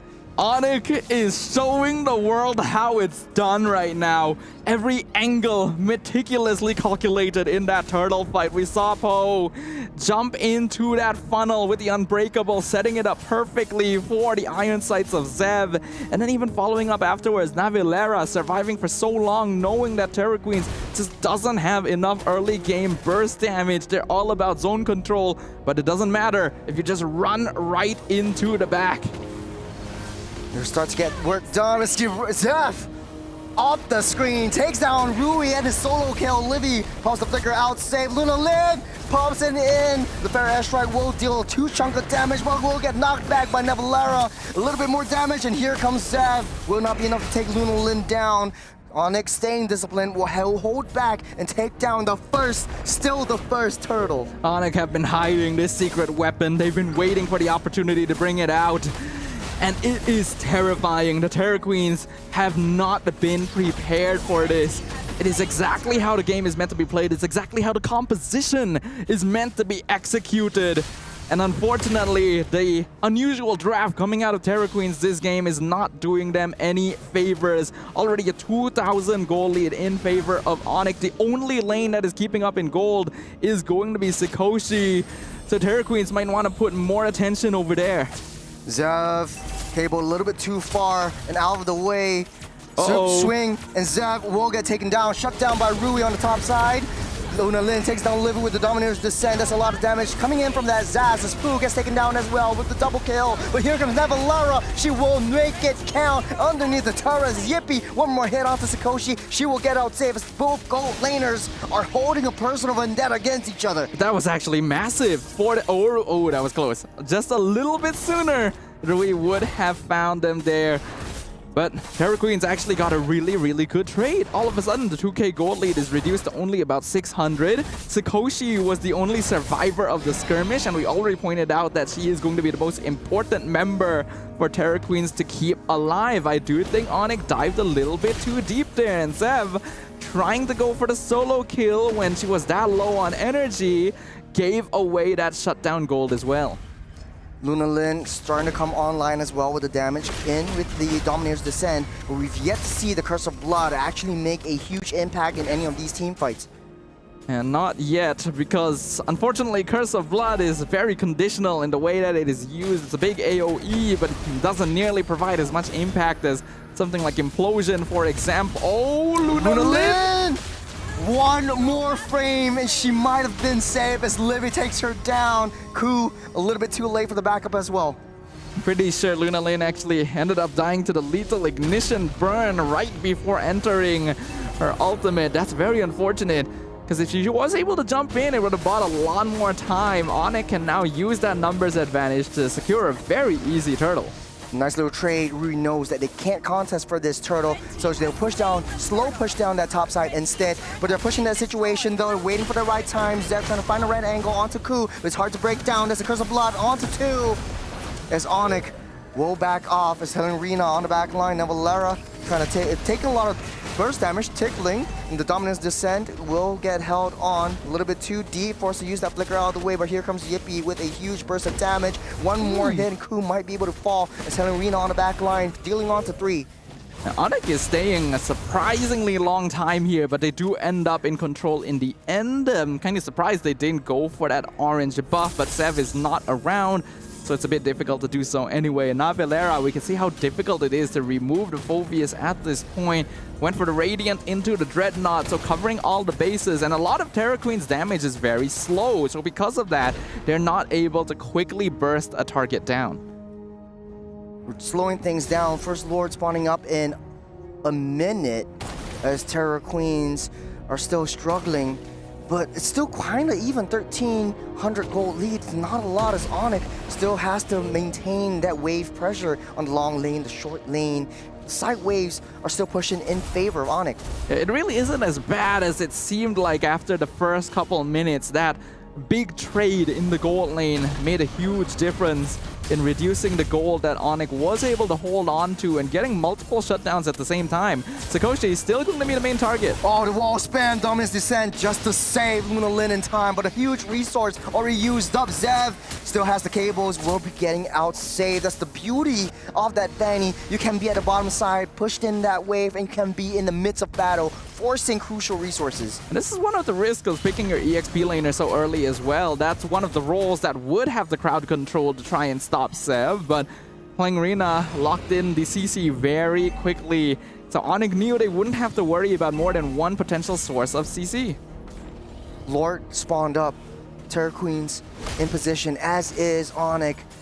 As with the Fanny, you can afford to slow push down. If you have vision of Fanny, it doesn't really matter. For Terror Queens, they need to be able to identify where Yippee is. It's still 0-0-3 at this point. And Sikoshi is finding it hard to deal that brunt of damage, especially with a composition like Onyx that's so mobile.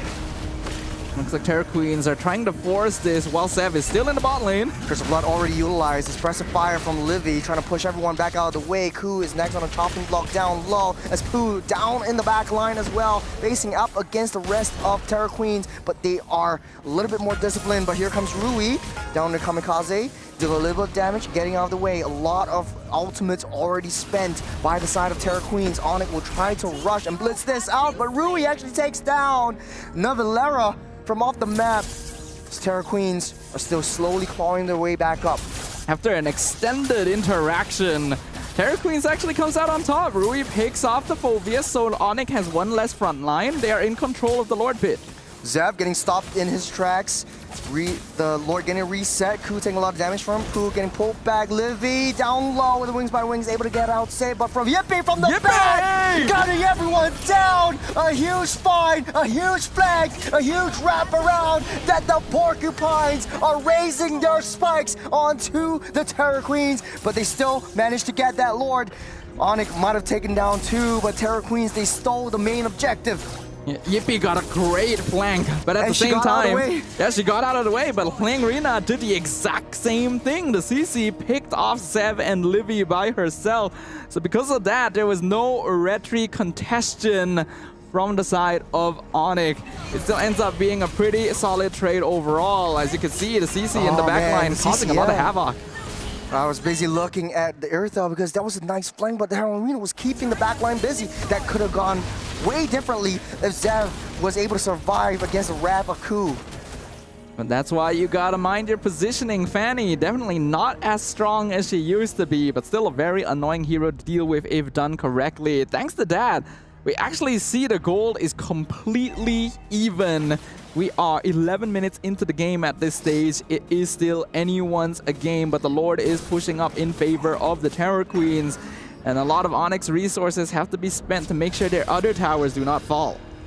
The airstrike keeping everyone else at Bay. Lunalin already popped the Dominance Descent, but they can get the reposition, doing a little bit of a tickle onto Navilera. Sakoshi coming online as well with the damage coming through. They want to take down that T1 desperately as Terror Queens having the Lord push up that situation on the top side. Zev gets out safe.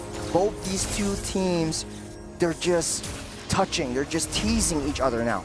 I do think that Onyx needs to tone it down once again. They need to adapt, play more towards the team, because Terror Queens, again, really don't have that good of a team fight combination, and yet it's still working. Fair airstrike to kick things off on the back line. Rui is gunning everyone down with the Rhythm of Joy, but on the backside as well, you got Zev just making things work. 4 members still alive on the side of Terror Queens. Onyx, 2 members fell, and as much as Onyx had the upper hand the entirety of this game, Terror Queens, they're coming back.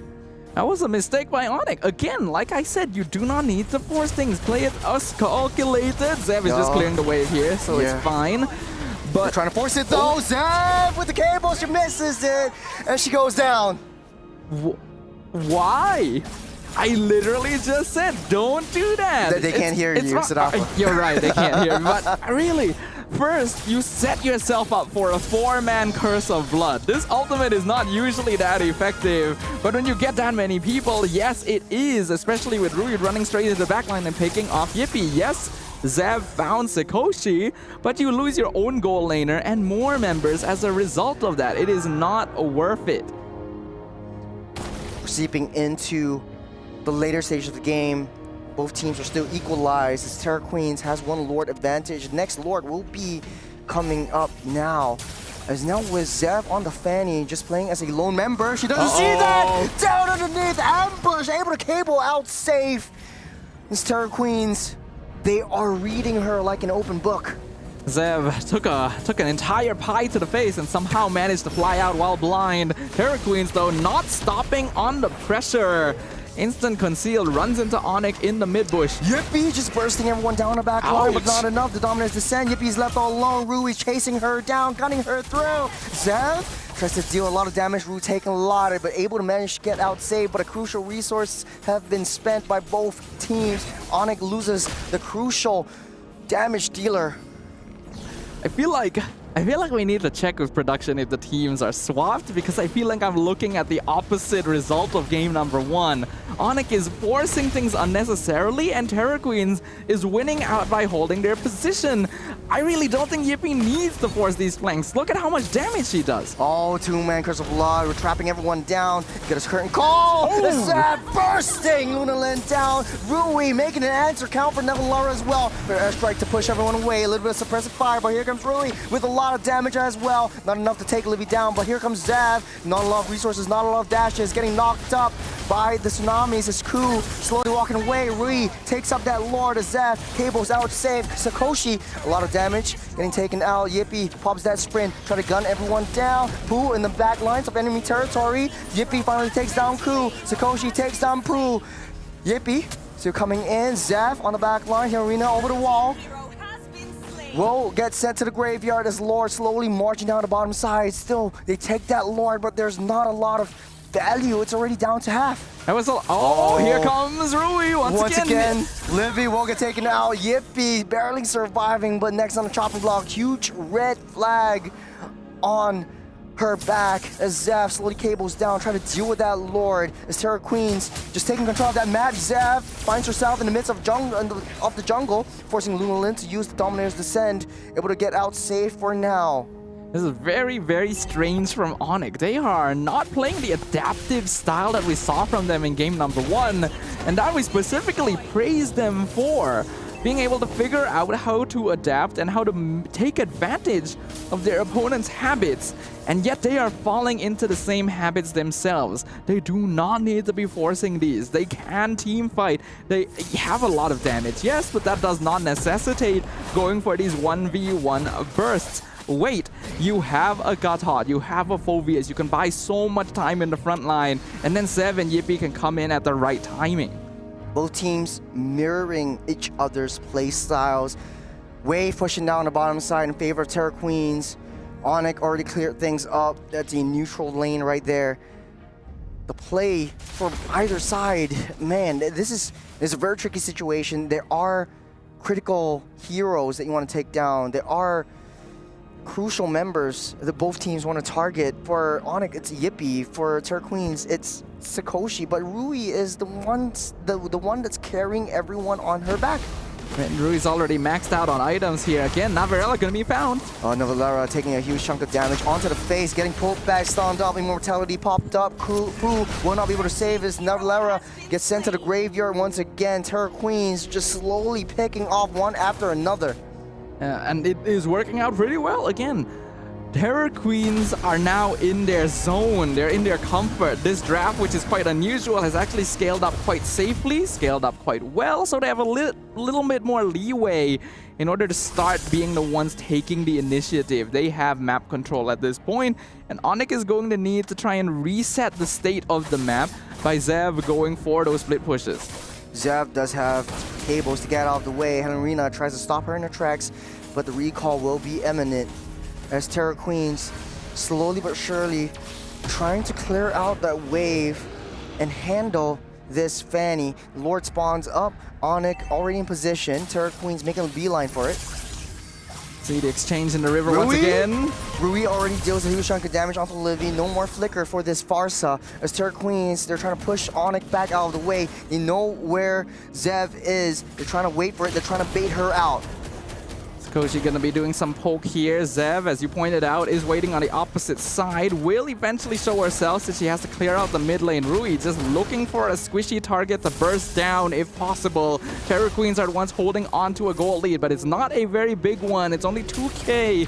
As we approach the 18-minute mark, this is still anyone's game. Yeah, Zev is still out of the picture, but this is a Fanny.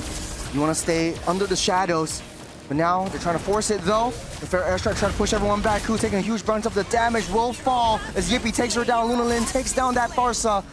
And you got a 1-for-1 trade, but here comes Zav, still fresh, still full of life, and taking down Rui. Rui dashes, bobs, weaves out of the way, has that immortality, has that second life. As Terror Queen still can contest for this Lord. That's the problem with that Fanny. You can't dance around this major objective. It's very chaotic the way that Onyx is playing this. Fanny doesn't hold space very well, but the rest of her team does. Zev taking a lot of damage from Sakoshi. Will not be enough to finish that job. The winner nature pops in the nick of time. Yippee from the back line. Rui will take down Nevalera from off the mess, splitting that fight once again. That Wind of Nature timing was so good from Sakoshi. The moment Zev left, the moment she saw a sign of Yippee, the button was pressed, and now Luna Lin going in. With Domineer's Descent, a little damage. Yippee is slowed down. Can't afford to chase her though. So no more Earthel, no more main damage dealer though. Domineer's Descent still up. Luna Lin pops back out. Terror Queens blitzing down this Lord. Zev doesn't want to contest for this one. Might be able to steal it this time around. Rui takes it from underneath Onyx noses. Ku taking brunt of damage from Yippee. Zev in the midst of battle, stuck up by the curtain call. Nowhere to run. She falls to the ground. We can officially start saying that this is a true reversal from the Terror Queens. Onyx are scrambling like headless chickens, and the Terror Queens are finding the precise moments to punish them for overextending their pressure. They're trying to gain control, but it's going to be very difficult to do so if you are not coordinated in your approach. Starting things slow. A little bit of a zoning potential from the further airstrike. Domineer's Descent already utilized by Lunar Lin. Terror Queens slow pushing this, waiting for the Lord to get in position. They need 3 waves to start crashing down onto the T3s. I feel like there's a possibility Onyx might be putting a bit too much attention onto that Curse of Blood. Maybe they're trying not to stand together so that the damage doesn't spread, but... Oh, that's cool, taking a lot of damage, but here comes Rui! Taking down Yippee! Got an Immortality all popped up over the wall. Zev can't chase that one. Down goes Nevalera, a little bit too close to the sun. Sakoshi takes up that one. Zev with a cable ends up safe, but goes out of the way for some reason, as Onyx still desperately trying to defend. You got a T3 down the top side and bottom, already cracked wide open. A good choice by the Terror Queens to decide to slow this down a bit. Sakoshi will stay long enough just to get that mid inhibitor and walk away to a naked base. Onyx no longer holding on to any structures on the map. They are starting to reach their final items, but Terror Queens are the ones in full control. Again, the team of the game right now needs to be to slow it down. Onyx is well aware that Terror is very good at forcing chaotic skirmishes. They are going to be very vulnerable if Terror Queens tries to force individual 1v1s, and yet they keep falling into that trap. Just trying to slow things down, but it does look like the Terror Queens are trying to steal away this purple buff, but here comes Rui. Does have the retribution though. Takes it away from Zev and locked it down. AOG a little bit too close though. The Winter Crown keeping her safe for now. There's a one-man Curse of Blood. We take Pooh down. Nevalera will be next to fall. Nowhere to run, nowhere to hide. As Terror Queens take down 2 from Onyx. This is a numbers game, and they might be able to push this wave. Zev tries her desperate best to clean up these minions and go back to base. It's another crucial defense from Onyx. This might be it, though. On the back line, you've been taking a little bit too much damage. Get a fair airstrike already popped up. Curse of Blood down to 2. Ku takes down 1. Rui another. No more Farsa. It's just Fanny against the world as the Terror Queens continue their terror. The Dark Forces continue their reign, Churros. They have done it again. They have proven to us why they are deserving of the title, why they are a team worth respecting. They have once again taken a game off of a team with much more international standing. This could have gone way differently should Onyx play a little bit more defensively and wait for their power spikes, but man, very risky plays, especially from Yippee. You've seen with the Earthel a couple times from the flanks, but man, we're going to a game 3. I am honestly stumped. I am really shocked. We literally expressed that this draft was weird. It probably wouldn't really work out since Onyx lineup looks a lot easier to work on. Their early game was perfectly done as well in order to control most of the map and start feeding kills into Zev. But then once you got into the mid game, where they actually did have good itemization and good damage, they kept forcing things when they really didn't need to. Yeah, this is a tough pill to swallow for Onyx, and I think that for Terror Queens, they played it very beautifully. They knew their power spikes. There's a reason why they picked up that Zaz. There's a reason why they picked up the Carmilla. But this is a truly interesting draft that I want to talk more about, but let's hear from Leo. What are your thoughts watching this from the sidelines? I'll be honest with you, my heart is split and my attention has been diverted. Yes, this is an amazing win for Terror Queens, making that Zask and Carmilla work. A throw no caution to the wind, pocket pick that just was enough to stump the Fanny. Possibly the first Fanny in all of MWI, maybe the second if my statistics serve me correctly. But as a quick update, Navi PH has fallen. What? Gaimin Gladiators have swept the defending champions from the knockouts. That is huge. That is what's happening on Stream A. But Stream B, this could be once again another upset. A huge, huge development in the MLBB women's scene. Now back into the action, let's talk about Terror Queens versus Onyx. My eyes were still on the game, all right? I was still paying attention, and here's the thing.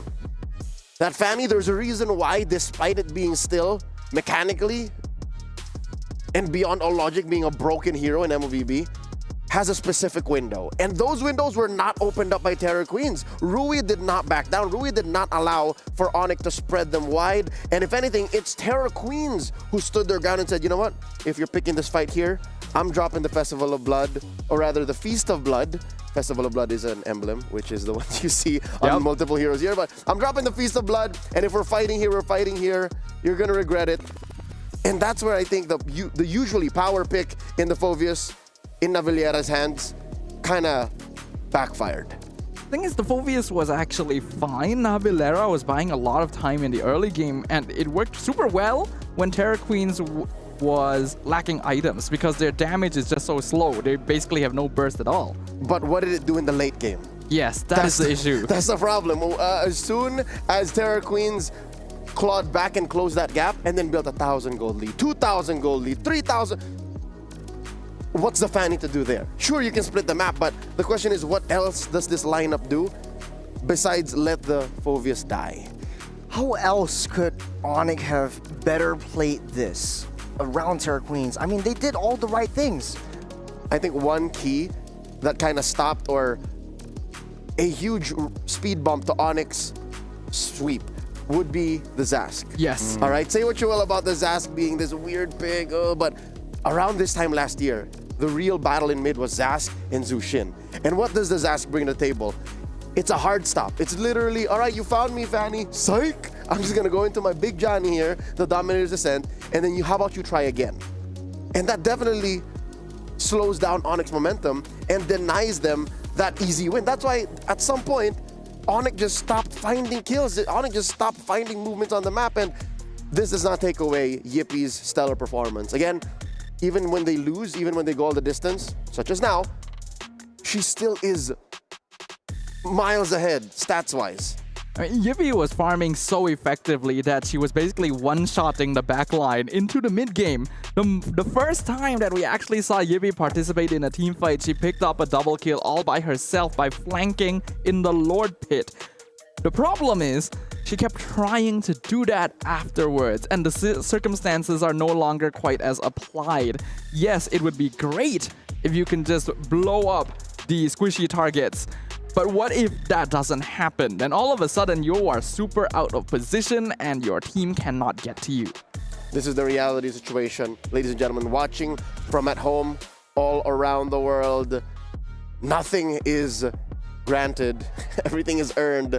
So goes the Esports World Cup mantra, but as well, anything is possible. Onyx, Indonesia, could fall here right now in the hands of Terror Queens because they are at match point. One more game away. Looking at the damage dealt. Sikoshi again, respectable 93k. Second only to Rui, but she did take 60 on the clapback, which is again for a winning team that went all the way like this. Still quite a bit. I keep watching Sikoshi. I keep looking at her and saying, what else do you need to do to protect yourself? How else can your team cover that up? There were a lot of enabling factors for Rui to deal that much damage, and it's got to deal with the Carmilla. We haven't talked about the Carmilla quite a bit, but you know, this is the beautiful faces around the highest stats on the board. Rui with the highest DPM, Pooh with the highest DTPM, and Rui again. Rui, we've seen Rui a lot of times. Rui is a force of nature. She decides to do things, and there's very little that can stop her. I love that you mentioned the Carmilla. The Carmilla is kind of a force multiplier for Rui, because as soon as y'all enter the Feast of Blood, Rui's modus just becomes activated. Like she's basically a warm bowl of spaghetti, and Kui's the sauce. Are you just talking about Jollibee? Basically. Hey. I mean, the Carmilla is what basically turns Rui into the ruin of the opposite side here. Sakoshi still ends up being our match MVP from Sony right here on that Granger, because yeah, the Granger is supposed to be a squishy hero, isn't usually supposed to eat a lot of damage, and yet she survived 60,000 damage. A lot of times Sev was specifically waiting to find her, and yet she was the one reversing that fight. And mind you, she is not rocking a Wind of Nature, so she did not fear the Fanny diving her. She just really played with the space, and she, I guess, did it the old-fashioned way. She brute forced her way into a strong position and said to Sev, hey, if you can't kill me, we're winning these fights and we're taking objectives, we're turning this game around, and now we find ourselves at match point. The ladies are actually finding themselves now on their way to their battle stations, getting comfy for game number 3. We'll see the game highlights once more and see exactly where Onyx may have dropped the ball, where Onyx may have slipped up. Do you guys have an exact time stamp as to where this may have happened? The mid lane fight around the, I can't really remember which minute, but we will probably see it somewhere in the highlights. The mid lane fight where Ku got a 4-man Curse of Blood is where the game instantly turned around. Because up until that point, Onyx was controlling the entire map. They were winning the game. They were doing everything exactly correct. And now that I'm thinking about it, I wonder if that caused them to overthink the subsequent fights, whereas like we can no longer group up. We have to try and split up the fight and just try to ignore the Carmilla because of what happened. Oh, the Curse of Blood, rather. There it is. Even right outside the Lord pit, they caught him, and Sev got compromised. Sev got taken out, and that sends the rest of Onyx back. So I think that was past the turning point. That was worse. I feel like it was the area where Arena was actually on that back line, taking down Livy and then Pooh, if I'm not wrong. But this was, I mean, we're not giving enough props to Arena, especially on the CC. Really sort of like this shadow member. You don't really see her, but then when you do, she is super, super impactful, and that turned the tides of battle. Oh, she is on you when she does decide to get on you. And I think that was something that really hindered Onyx from getting into better positions, because they're a very position-centric lineup, and the Fanny is the one that kind of punishes your opponent when you get out of said formation, when you, how do you say, respond the wrong way to how they attack you. So now going into game number 3, we know that the Fanny is a threat, but it's not a threat without responses. Terra Queens, the self-proclaimed dark horses of the tournament, are 1 game away from eliminating one of the powerhouses of the tournament. It's already happened. Now VPH has already fallen. What more? 1 elimination to turn the tides. Will we be witnessing the dethroning of the previous era here is a massive question to ask, and yet we have already received one of the answers, something that none of us would have ever predicted. Even hearing it from you now, I still can't believe that it happened. It's real. So that means that Onyx needs to watch their backs. They are the favorites going into this fight, but Terror Queens have already taken 1 game off of Na'Vi in the past as well, so not a team to be underestimated. Mind you, the Burmese have a legacy of excellence, being the only other country besides Indonesia to share the grand finals spot alongside the Philippines in the M Series. So now they stand at the precipice of greatness, ready to prove themselves limitless here in the first round, the quarterfinals of the knockout stage of MWI 2025. Onyx Pertiwi on the play. Terra Queens answering back with the double. It's Churros and Sdafa taking care of business. One thing is for sure, sir.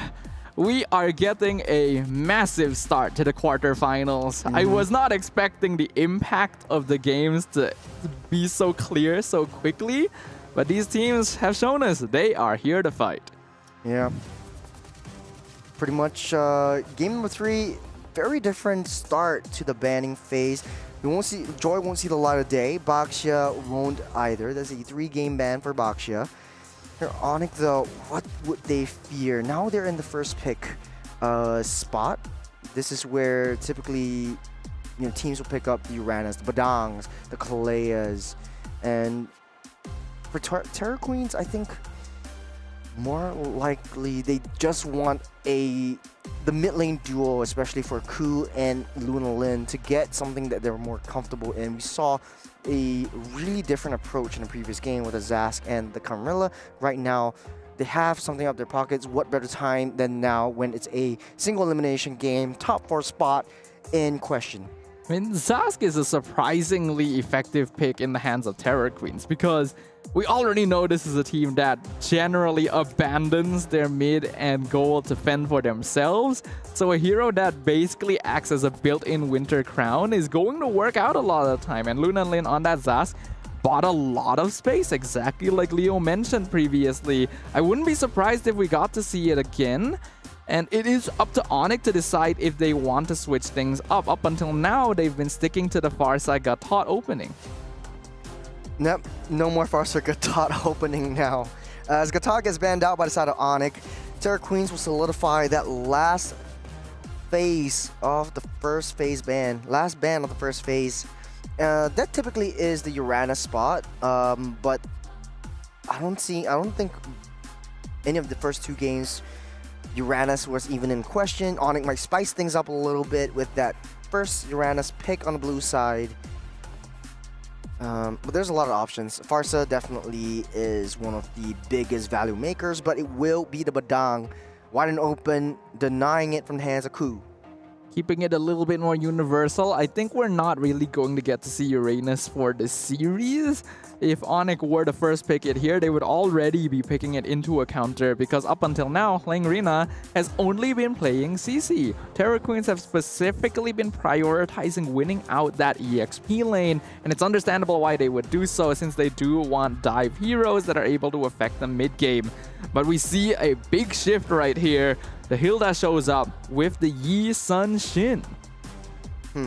Interesting priority. I think vision play is just really what they want. It worked out well in the first game today against Virtus Pro, and now they're trying to go again. And Onyx will snap pick the Suyo up on the second phase pick. And I think this kind of works out well, especially Onyx, who likes to play a very aggressive early game.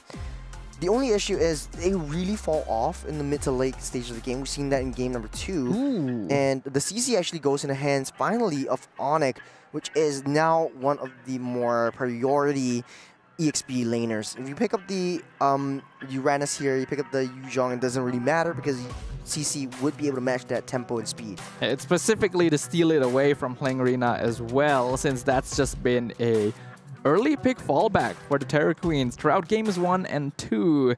Zhu Xin going to be the final pick on the red side for Terror Queens in the first phase. This is a hero that we thought didn't work too well for them in game number 1. Looks like they want to give it another try, and it'll instantly ban out the Farsa as well.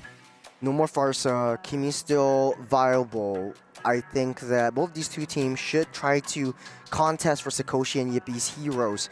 Moskov looked pretty good as well. We also could see something like the Granger, but there's too much that, the Granger's already banned out from Onyx, so you don't want to deal with that anymore. I think the Irithel could still be a possible option for either of these 2 gold laners too. Iritel's pretty safe. We've seen the Harif before in the past. It was actually banned out in game number 1, so now that it's still open, could be a possibility. Do Terror Queens want to continue banning out mid laners? Under the current meta, the mid lane hero pool is actually among the smallest. And since they've already locked in their own pick, it's a possibility. There are a lot of options. And I think for Terror Queens, the only thing they lack in the first 2 games is late game insurance and late game cross-map plays where you want someone to deal with the side lanes. Typically with the Hilda, they kind of achieve that but then you lose that form of like backline disruptor, and Terra Queens is a kind of team that likes to split up all of these team fights. Without the CC in their hands, this might be looking really tough for Terra Queens to try to disrupt. There are definitely still EXP lane possibilities. Terra Queens will ban the Irritel instead, which does make sense now that the Granger is already gone. Irritel is one of the better goal laners still open in the draft. I do agree with you that Moskov is probably the next best thing, depending on whether these teams would rather pull out a Carry or Beatrix instead. Yeah, is it worth banning the Harith? Moskov? No. Okay, they banned the Harith. Ban out the Harith. We haven't seen Bruno yet. I think Moskov would be the next best choice. At least you have some form of escapability. It takes some time to come online. 1-1 wouldn't mean the question. It's too hard to pop your weakness points because you don't have that heavy front line that you would wish to have. Now, what's left? 1-1 is picked up. Personally, I don't like this pick, but I see where they're coming from. Play the safe game, play the long game, try to hit that 10-12 minute mark, and then try to get Sakoshi online. But there really aren't a lot of good targets for 1-1. That's right. Yeah, I mean, Bodang is kind of good because it's committal, and then you pop your weakness points easy. But then CC can just jump away. Suyo just dashes out. There's not a lot unless there is a final pocket pick in the hands of Terra Queens. Yeah, that final pick needs to be a setup hero for 1-1, because otherwise Terra Queens have no way of locking someone down long enough to get the crossbow. Were they the ones that picked up the Baloric? No, they actually go for the Claude and the Zask. It's a debut pick for Claude in the MWI, I think. Huh. You might be right, actually. And that's a big surprise because Claude used to be the universal fallback. The one. Claude was that goal laner that would never go. Wow, Khalid Hilda. So two aggressive fighters on the side of Terra Queens, inflicting fear into the hearts of the Porcupines. Khalid, Hilda, Yisun Shin make a lot of sense for the way that Terra Queens wants to play the game, and 1-1 actually does take care of herself pretty well, but Zusin is still kind of a weird pick in this particular position, since it doesn't offer quite enough direct crowd control or damage over time. Onyx, they have taken a little bit of a page out of the Terra Queen's book. Livy going to be able to take a little bit better care of herself now on that Zask, but it's still a weird comp. I wouldn't say it's weird. I would say it is fresh. It's new. It's something that both these two teams haven't encountered before in maybe their practice, their scrims, but they've definitely done research before. But this is it. No changes now. The final game, Onyx Prithvi up against the Terra Queens. Whoever wins goes up with the 4th place. Will Terra Queens be able to rewrite the script and take out Onyx, or will Onyx remain on the throne? We have already witnessed history being rewritten once today. Will Terra Queens be the second author of this brand new epic? Onyx going to be the ones to try and put a stop to that. Looking at the emblems on both sides, nothing too out of the ordinary overall. I think, yes, we are seeing a double concussive blast as well coming in from Terra Queens. It is a flicker on the Khalid, so not going for more defensive options since playing Rina is the one playing it in the EXP lane. You got a lot of zonal potential using the Nightmaric spawn just to get additional reach over onto Luna Lin, taking a lot of damage so far. I like how aggressive Terra Queens is, and Ku has really adjusted the way that her aggression works. It's not aggressive without reason. She's aggressive and giving intelligence. See, she's on reconnaissance duty. And she sees 4 members. Now she knows she needs to back out. Terra Queen's very disciplined this game. We can see the instant shift from Rui going up into the goal lane instead, but Yippee gonna choose to play it safe. Claude does have a bit of a hard time 1v1ing 1-1 early in the lane. So the goal of the Onyx gold laner is just to make sure that she is able to farm up to get that Trinity and then come online into the mid to late phase. To be honest, Sadafa, I think we're in for a very long game. 1-1, Claude, very late game heroes, or I would say mid to late. We're seeping into like maybe that 12-minute mark where almost out of full item builds are up. I ordinarily agree, but it's Terra Queens. Just look at the way they play. Yeah, speaking of which, Ku already trapped under the between a rock and a hard place. Revitalize will keep her safe. No sprint for her, so she won't be able to get too aggressive. But Henrina is on flanking duty, trying to find a wraparound.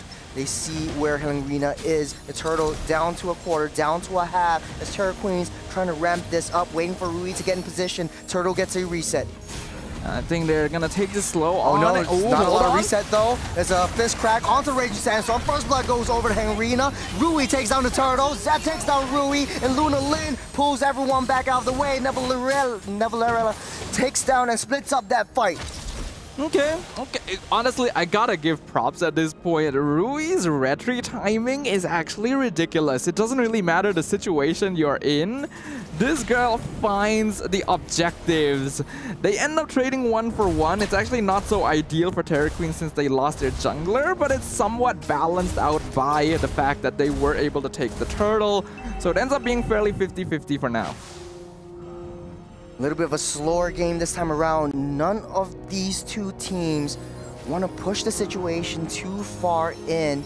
And Terra Queens, they are playing as a unit now. The mid lane duo, clearing out that waves, making the rotations to shift the attention away from the EXP side. They want to take down Yippee as much as possible to identify that is the critical and crucial player. You got a Mountain Shocker ready.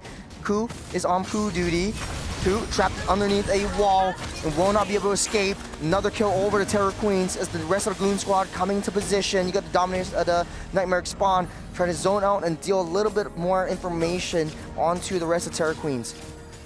So far, so good for the Terra Queens. Definitely making use of this Hilda's presence. Navilera forced to use Vengeance too. They're trying to rush this down, but a nice little sever from Zev and taking 2 down. Terra Queens on the back foot, a little bit too greedy there on that T1. Yeah, they stayed for a bit too long. Again, not really putting enough attention on scouting out the rotation from the mid side. The 2-man Blade Surge from Zev set that up perfectly and melted them down so fast.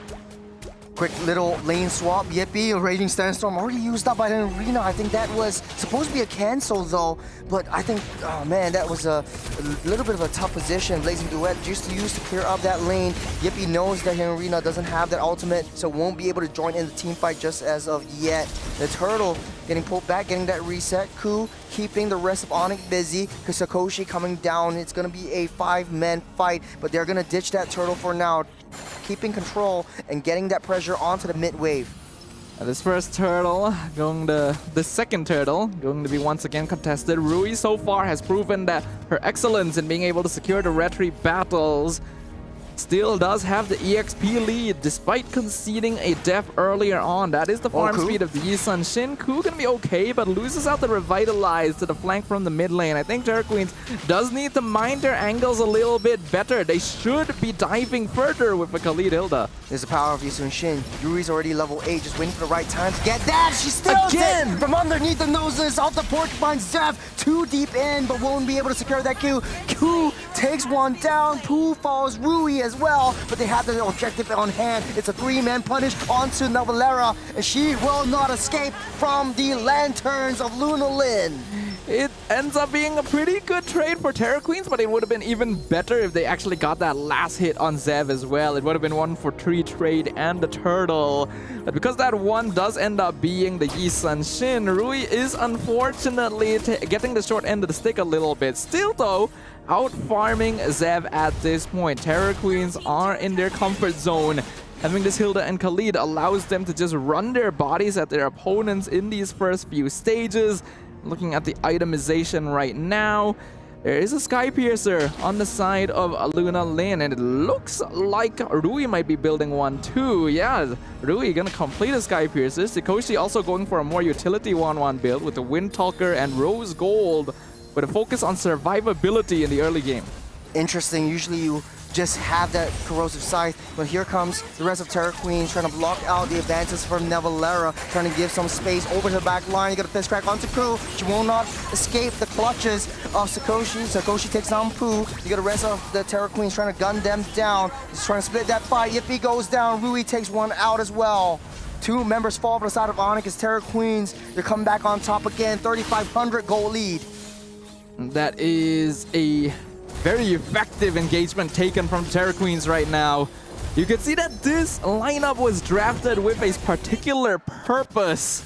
And if we look at the highlights once again, they are causing havoc. Who got picked up very early on, but you can see that Onyx may have committed too many resources. And a really nice jump in the backline with the Flicker Raging Sandstorm from Kling Rina instantly stopped their engagement and forced them back, leaving Yippee in the lurch.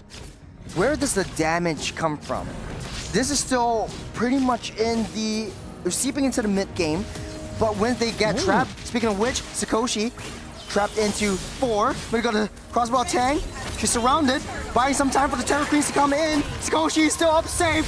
They're pushing it in underneath the turret. They're keeping it disciplined. And Rina back on duty, but the mid lane is in shambles. Rue's taking care of that one.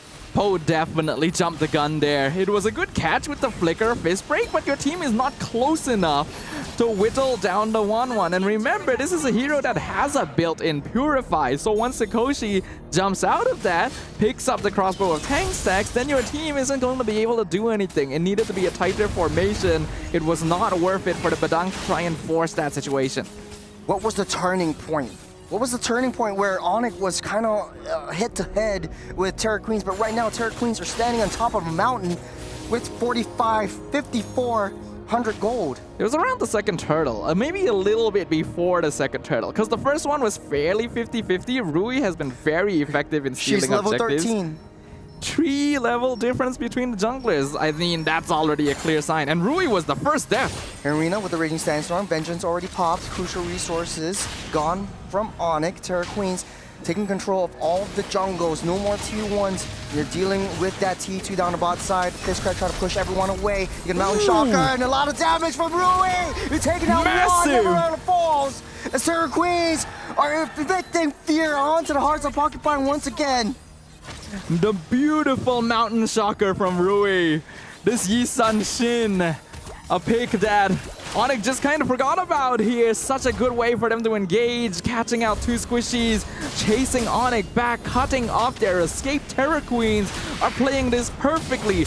This is the definition of controlled chaos, and the gold lead is just slowly building up more and more. Onyx, their chance of jumping back into this game is slimming. There's one more hit. All the way in. The arrow strikes her heart and takes her down. Zav is nowhere to be found. The Lord comes up. Terror Queens making a beeline for it. They will blitz this down. A Sky Piercer first item. We thought it was going to be greedy coming in from Rui, but it is working out. There's a 2k difference between her and Zev. And that is from the first blood being given over. This Lord is now free. Terror Queens in full control of the map. And normally when you go Hilda Khalid, you are risking a potential outscaling in the mid-game, but their success so far has bought them so much more time. It's going to take ages for Onyx to actually reach the point where they can actually outscale these very oppressive divers. In the early game, Yippee was playing aggressively against the 1-1. Always in her face, always using those shots and taking those damage down, but now Sakoshi's eating all of that up because she has the healing potential from the Has Claws, from the lifesteal effect. Look in the bot side, Zev taking a ton of damage, and Terror Queens are keeping them busy. You got a pepper spray from Luna Lin, trying to zone everyone out of the way. Sakoshi's damage is starting to show. Rui's damage is also starting to hurt. You get a lower margin down on the mid side. Ku taking a lot of damage. There's a fist crack onto one. Ku will fall. Yippee will take that down. Rui takes down another one. It's a double kill for Rui. The Yisun Shin is on a triple. They're looking for the drone. Rui gets out safe. It's not for yet. Onyx still has that defense, but it's a 2-on-4. They have another way pushing in. Are they about to do it right now? The crystal is open. They have the numbers advantage. Again, Terror Queens rewrites the script.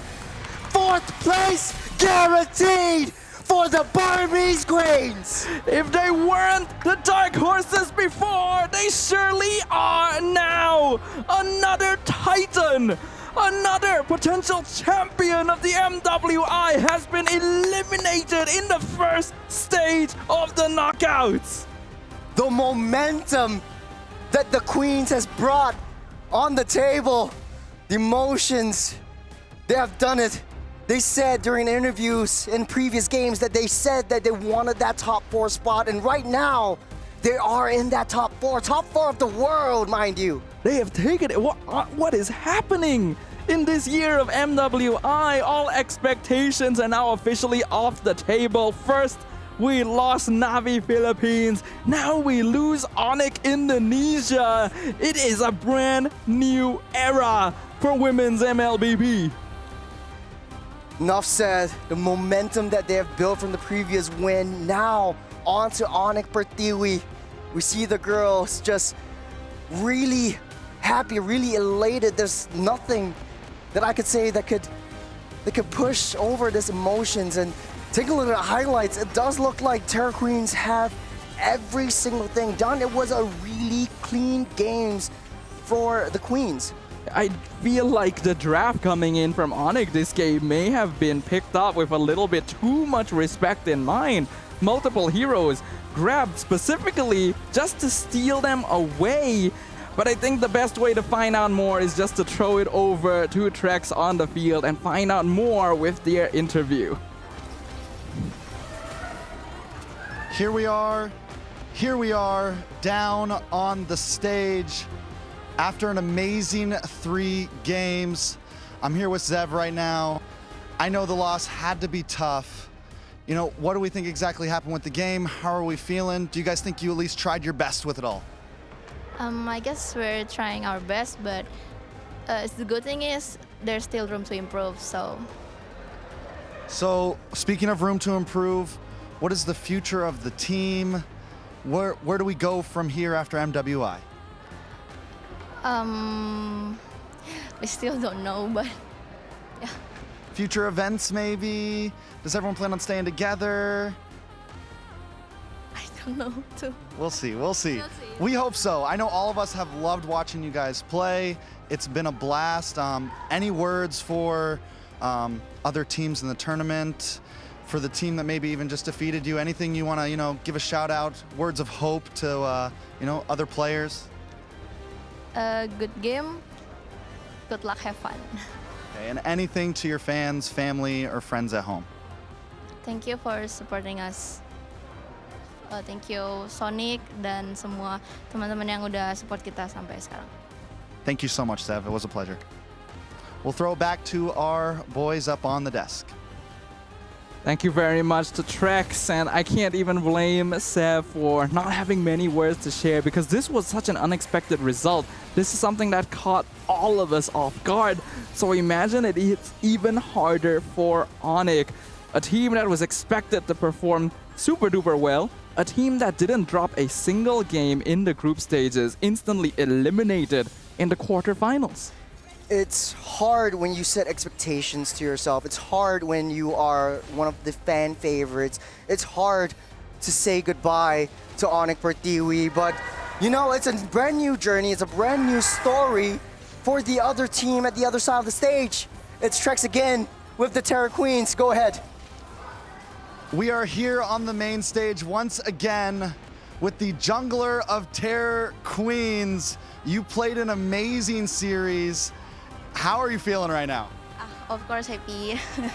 For the first happy, but this not what we want. Not expect we 1-0, 2-1 because we expect 2-0. Okay. We just not disciplined in first game. So you felt confident coming into this game. Does that mean you feel confident in your future games? After this, it has been confirmed that GG just beat Navi PH 2-0. That's who you'll be facing in the next round. Any words for them? Do you feel confident in your match? Anything coming up in that? For Navi PH? No, you'll be going up against Gaming Gladiators. Navi PH just lost 0-2 to them. Really? Okay. Of course. Before I wanna meet Navi PH because we lost and I wanna beat them again. And now, okay lah, good luck. I will win again with Gladiator. All right, so you feel good. You're aiming for the #1 spot is what you're saying. What? Aiming for the championship, #1 spot. Nothing lah, just nice try. We'll see. All right, anything for the teams that you've had to send home? Any words for the girls that you've had to beat? I feel like everyone's become very close over this event. Any words for the teams that have gone home so far? Thank you for support us and keep support us and beat until champion. Thank you so much. It was a pleasure for the interview. We will see you guys tomorrow. Send it back up to the boys.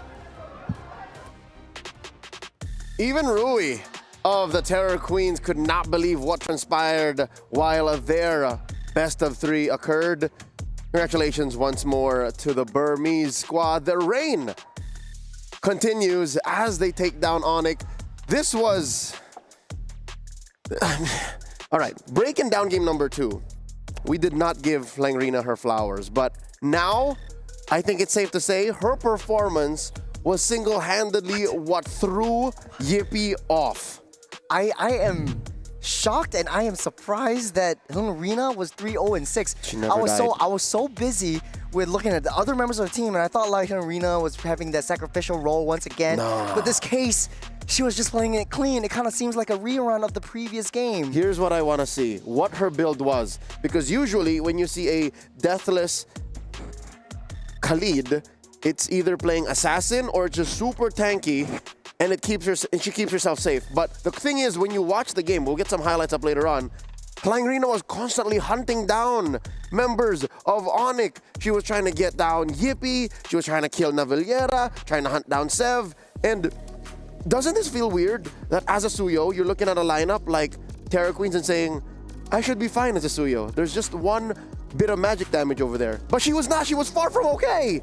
The thing is, Suyo is a strong early game assassin, but you are dealing with 2 very strong early game cheese fighter dive backliners. And it is specifically a strategy that works well for how Terror Queen is known to play. We do get to see the items now from Langrina. It is actually more bulky. It's Thunderbelt into Antique. It's tank, and then I guess she was on her way to a Winter Crown. But look at this, the icing on the cake. Churros, I want your thoughts on this. Look at how far Rui took this, all right? A Sky Piercer. She knew she was winning. She knew that they were ahead, and she said, I've had it. I'm going to build the win more item. I cannot remember how long this game went, but I remember that she got level 15 at right around the 10-minute mark, and that is one of the fastest junglers that she's wielding right now. And I don't blame her. She's so far ahead in terms of that jungle farm, and the rest of Terror Queens, they know this. Look at the scoreline. Look at the economy. Like, there was the kill score in the early game was kind of like 6-6 or like maybe 4-4. But then the gold advantage that Terror Queen had, it kept growing and growing. And it was evident in their gold laner throughout this series.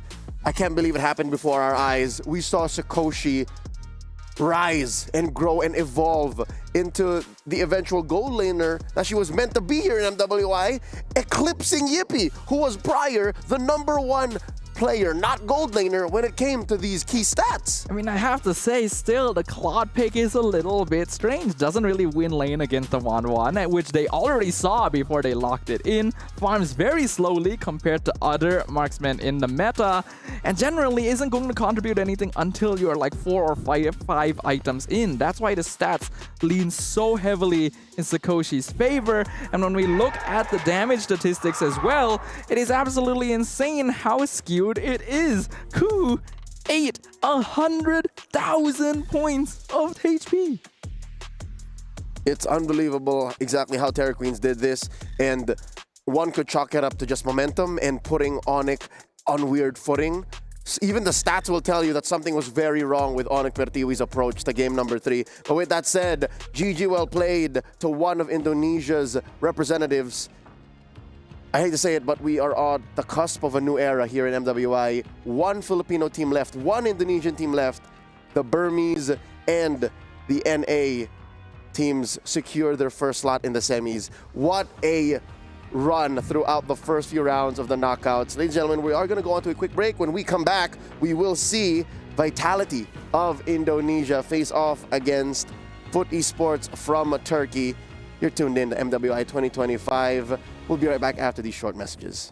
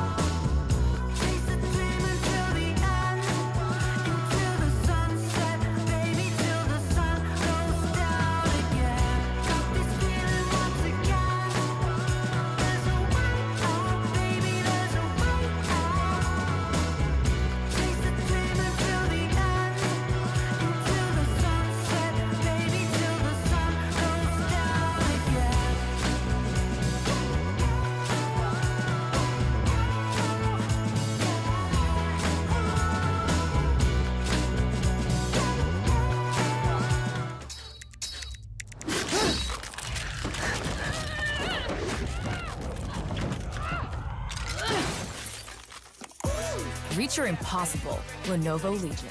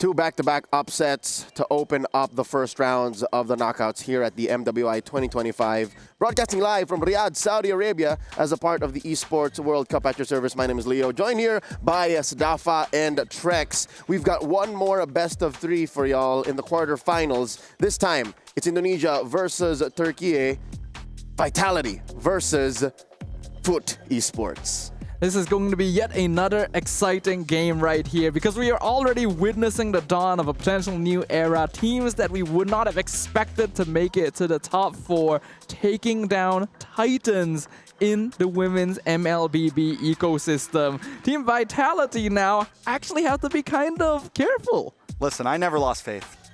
It was always expected. It was all part of the plan. But honestly, at this point, even with this match coming up, anything can happen, you know? Like, the odds have been crushed. The ideas of what would normally happen are gone. And now we are in the new era. It is no longer the dawn. It is happening right before our eyes. We're living it. Ladies and gentlemen, in case you do not know, Navi PH has fallen in the opening round of the quarterfinals as seen on Stream A. And just recently, we concluded a best of three that went all the way, wherein the Terror Queens have felled Onik Pertiwi from Indonesia. So that puts our top four in a very interesting spot. Now, in an effort to name a new champion in the MWI, we would like to ask y'all to get ready, Riyadh, because from July 10 to August 2, it's one game, two champions. MSC and MWI unite for the biggest MLBB showdown ever at EWC 2025, and we are in the midst of it. I would not give up the world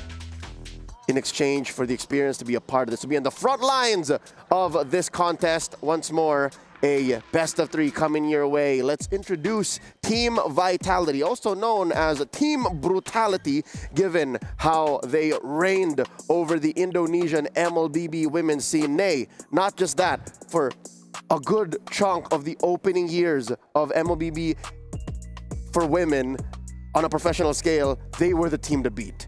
This is the team that has basically claimed the title of the strongest women's MLBB team in the world 2 years in a row during the earliest stages of the ecosystem. And even last year, despite dropping the title, they still ended up in second place for MWI 2024. This is a team that is eager to reclaim their throne.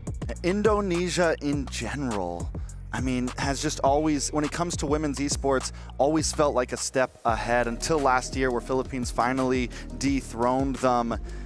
These aren't just girls, these are monsters right here in front of us. They were once the reason why in the WSL, the Women's Star League Indonesia, they had to push the grand finals to become a best of 9 in an effort to take them down, but they still won those. All right, so this is Team Vitality, and they are coming in with a huge chip on their shoulders. They got swept in the grand finals of last year's MWI in these very same grounds, and obviously the ones who felled them then are no longer here with us, so they are off to a fresh start. A great way to reclaiming their throne, but standing in the way right now are the debutantes from Turkey, Foot Esports. Breakout stars making their debut here on the world stage when it comes to women's MLBB. Let's introduce them to you once more.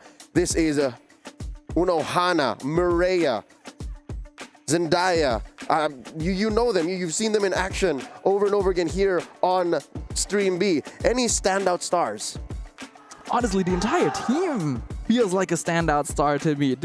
We have to remember, this is a squad that is participating in MWI for the very first time. Turkey has never had a representative in the competition, and despite a lack of experience overall, every single player has stepped up to the plate. They have fought against teams that have wanted to brawl, that have wanted to bring them down into chaotic skirmishes, and have found themselves in a position of control every single time. I mean, if I want to pick one, I've been an Uno Hana fan for a minute now. Mireia, though, and Zendaya played amazing games last time. It seems like each day they switch up the spotlight. I'm super excited to see Uno Hana and what they're going to give to her this time. Is it going to be something bulky, tanky like the Uranus where she can just be that annoyance, or will she get something a little more aggressive this time? My eyes are on Nora. She's one of the reasons why they've gotten cleaner in their runs throughout MWI. In her previous series today against DreamHack Girls, when they had to fell the last Western team, if you'd like to call it, here in MWI, she played a Gatot Kacha and a Baksha. So these two are very front-facing roamers. I wonder how she will do against the mother of all tanks. That is Vivian. Vivian is a living legend amongst MLBB Esports, not just in the women's scene, and she has done it all. Gone around the world, played her heart out, and made a living.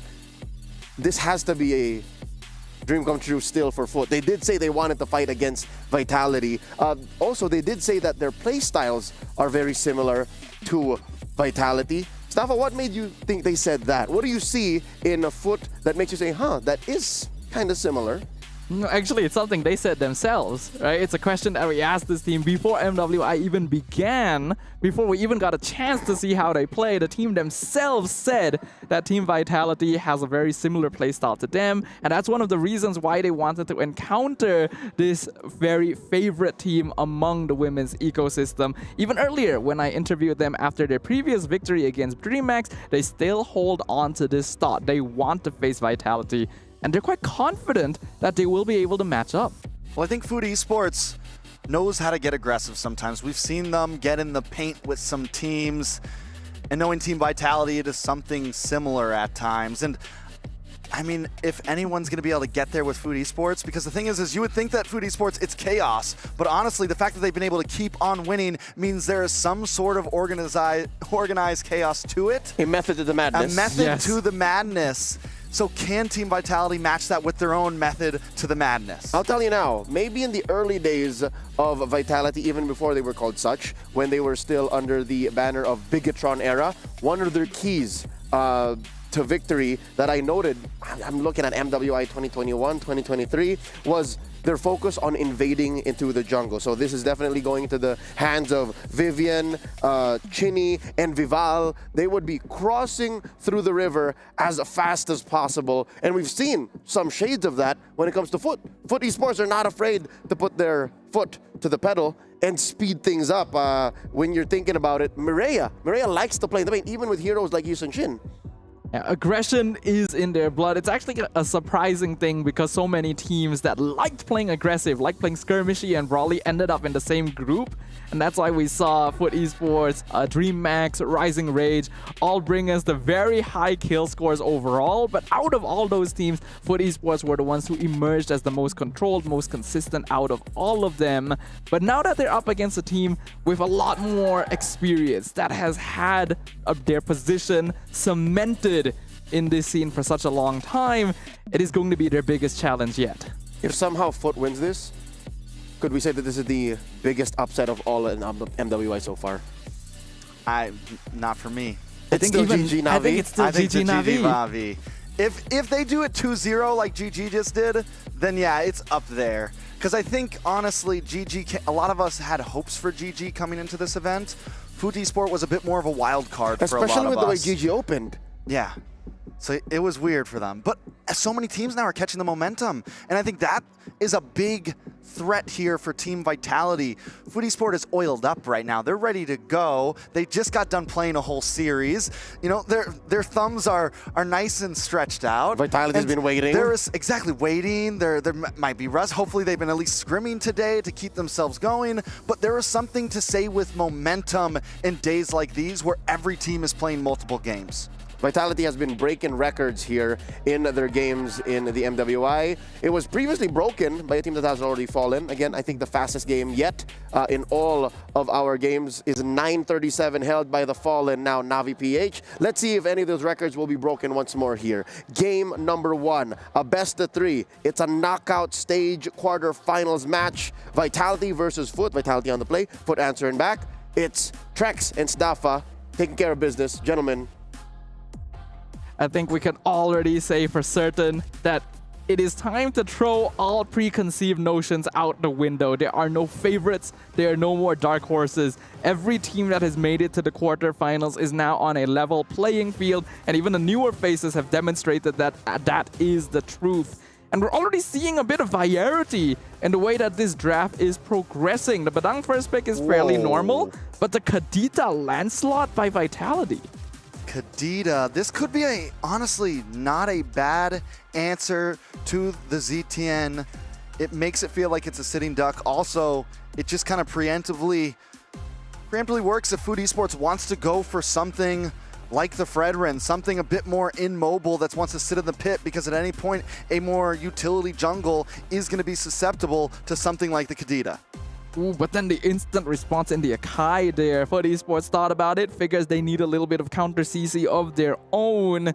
And if the Lancelot messes up their iframes, that heavy spin could really mess with them. It also works very well with Arlet, because every instance of the heavy spin counts towards CC that Arlet can take use of. So there's already a little bit of innate synergy that we're looking at on the side of Foot, and they are definitely right now the composition that's leaning a little further into fighting. So this is the first time we see a Kadita, though, from Team Vitality in MWI so far, and it's honestly, they picked it so quick. I'm wondering if it's something they've had in the pocket, honestly, like a preemptive plan, like, okay, once we get to knockouts, then we pull this out. Because it wasn't normally something like that, such a surprise pick comes in a little bit later in the draft. I think it's specifically because it counters Zetian really, really well. What you mentioned earlier is precisely right.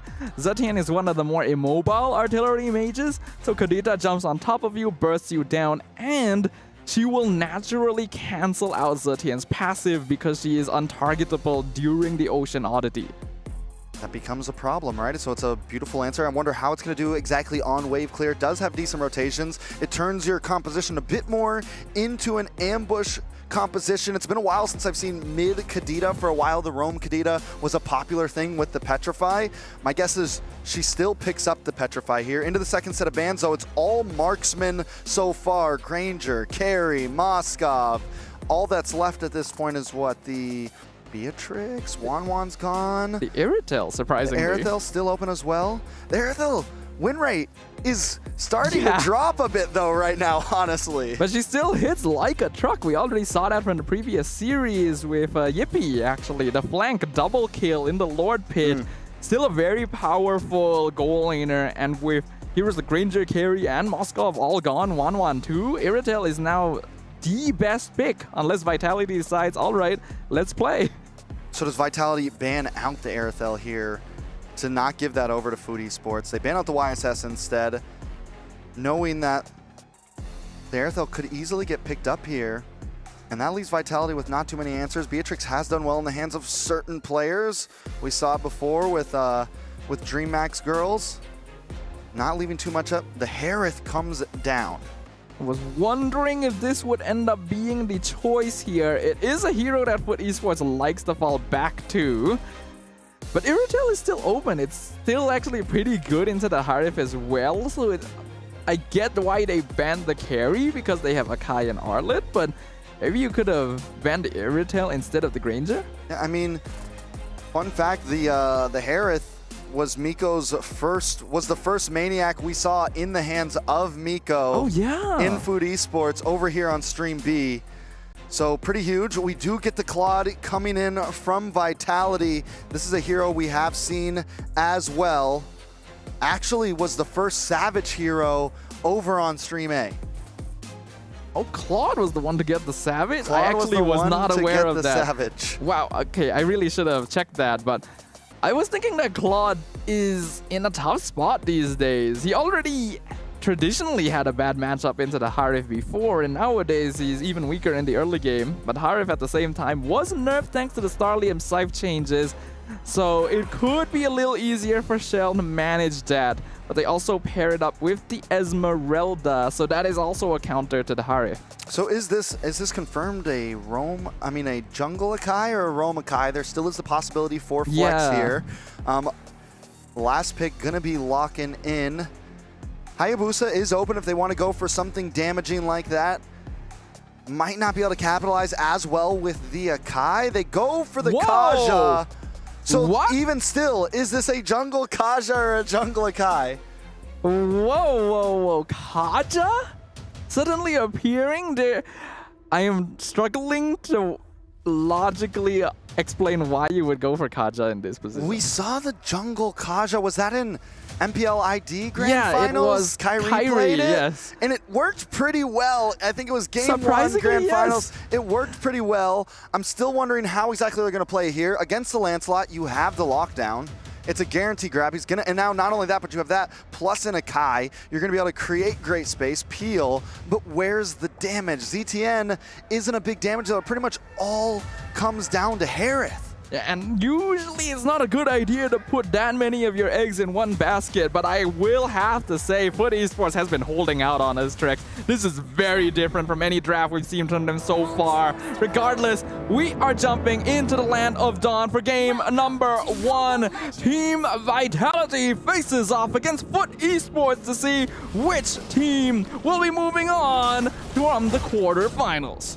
It has been a day of upsets at this point. Underdogs coming out on top. Team Vitality with a pretty straightforward draft. But look at the damage from Nora actually already. Winning out in the lane a bit there. Nobody's going to go back home though. So it is going to be a Kaja roam. That means Mireya is going to be playing the Akai in the jungle. Looking at the overall emblems, nothing too out of the ordinary. It is focusing Mark on the Kaja, so it looks like this is played more of a traditional roam Kaja, like in the past, as compared to Kyrie's jungle Kaja style. I mean, it's big pick potential, right? Gives you something similar that you would get from the Franco, something that when you're in these big fights, especially Turtles and Lords, you can almost guarantee getting one member if you can pull off the play well enough. He does have the flicker, just like you said, very traditional. Very traditional. I'm honestly excited. It's been such a long time since I've seen a classic Kaja roam, but there's also a reason for that. You would typically go for something like a Cho instead if you wanted to prioritize heavy single target pickoff. And I understand that suppression is generally going to be stronger and a little bit easier to work with when you have heroes like Claude and Lancelot around. But if you don't find the right target, it becomes kind of hard to work with. Well, I think the good thing about the Kaja, though, ooh, a little bit of damage. Petrify does land on Mireya. Heavy spin does come out. Three-man spin. A lot of damage coming in. The perfect pin. Vivial forced to run away. Might not be able to escape the flicker in from Nora. It's a double kill over to Food Esports. What a way to debut your jungle Akai on the MWI stage.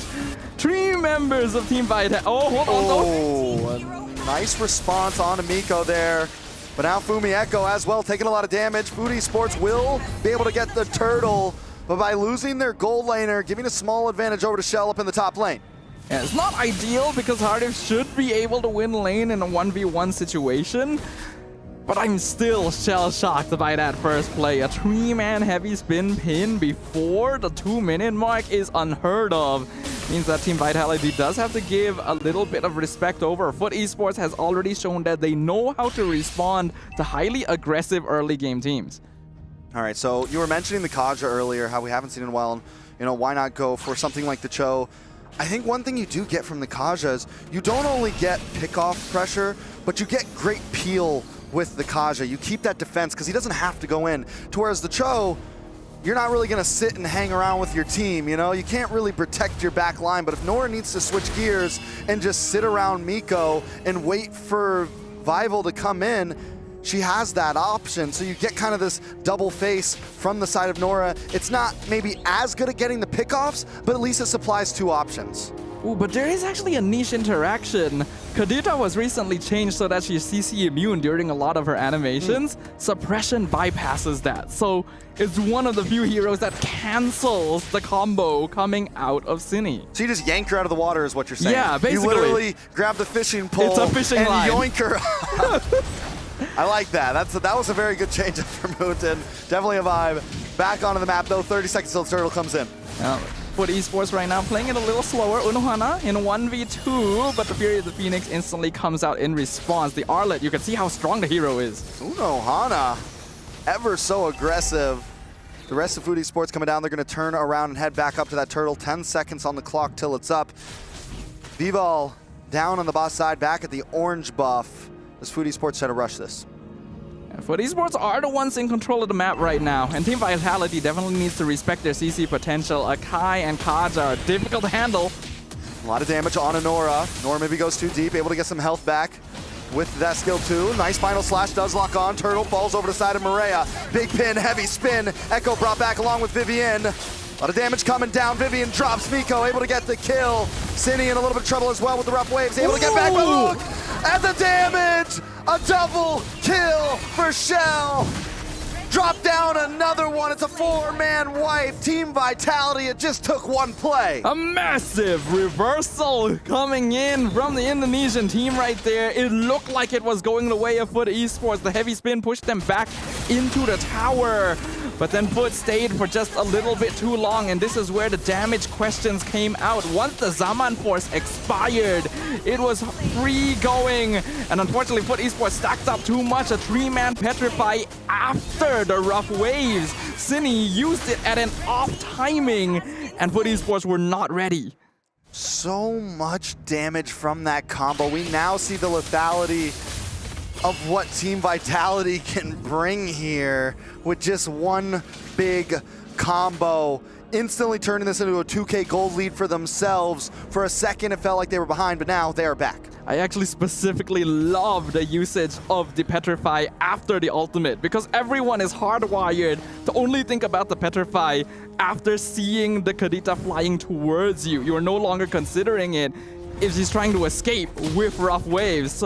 So Cine made use of that. Once they all stacked up, they all got caught in the blazing duet. Shell, who is supposed to be losing gold lane to Mieko, is now 3-0 on the clock.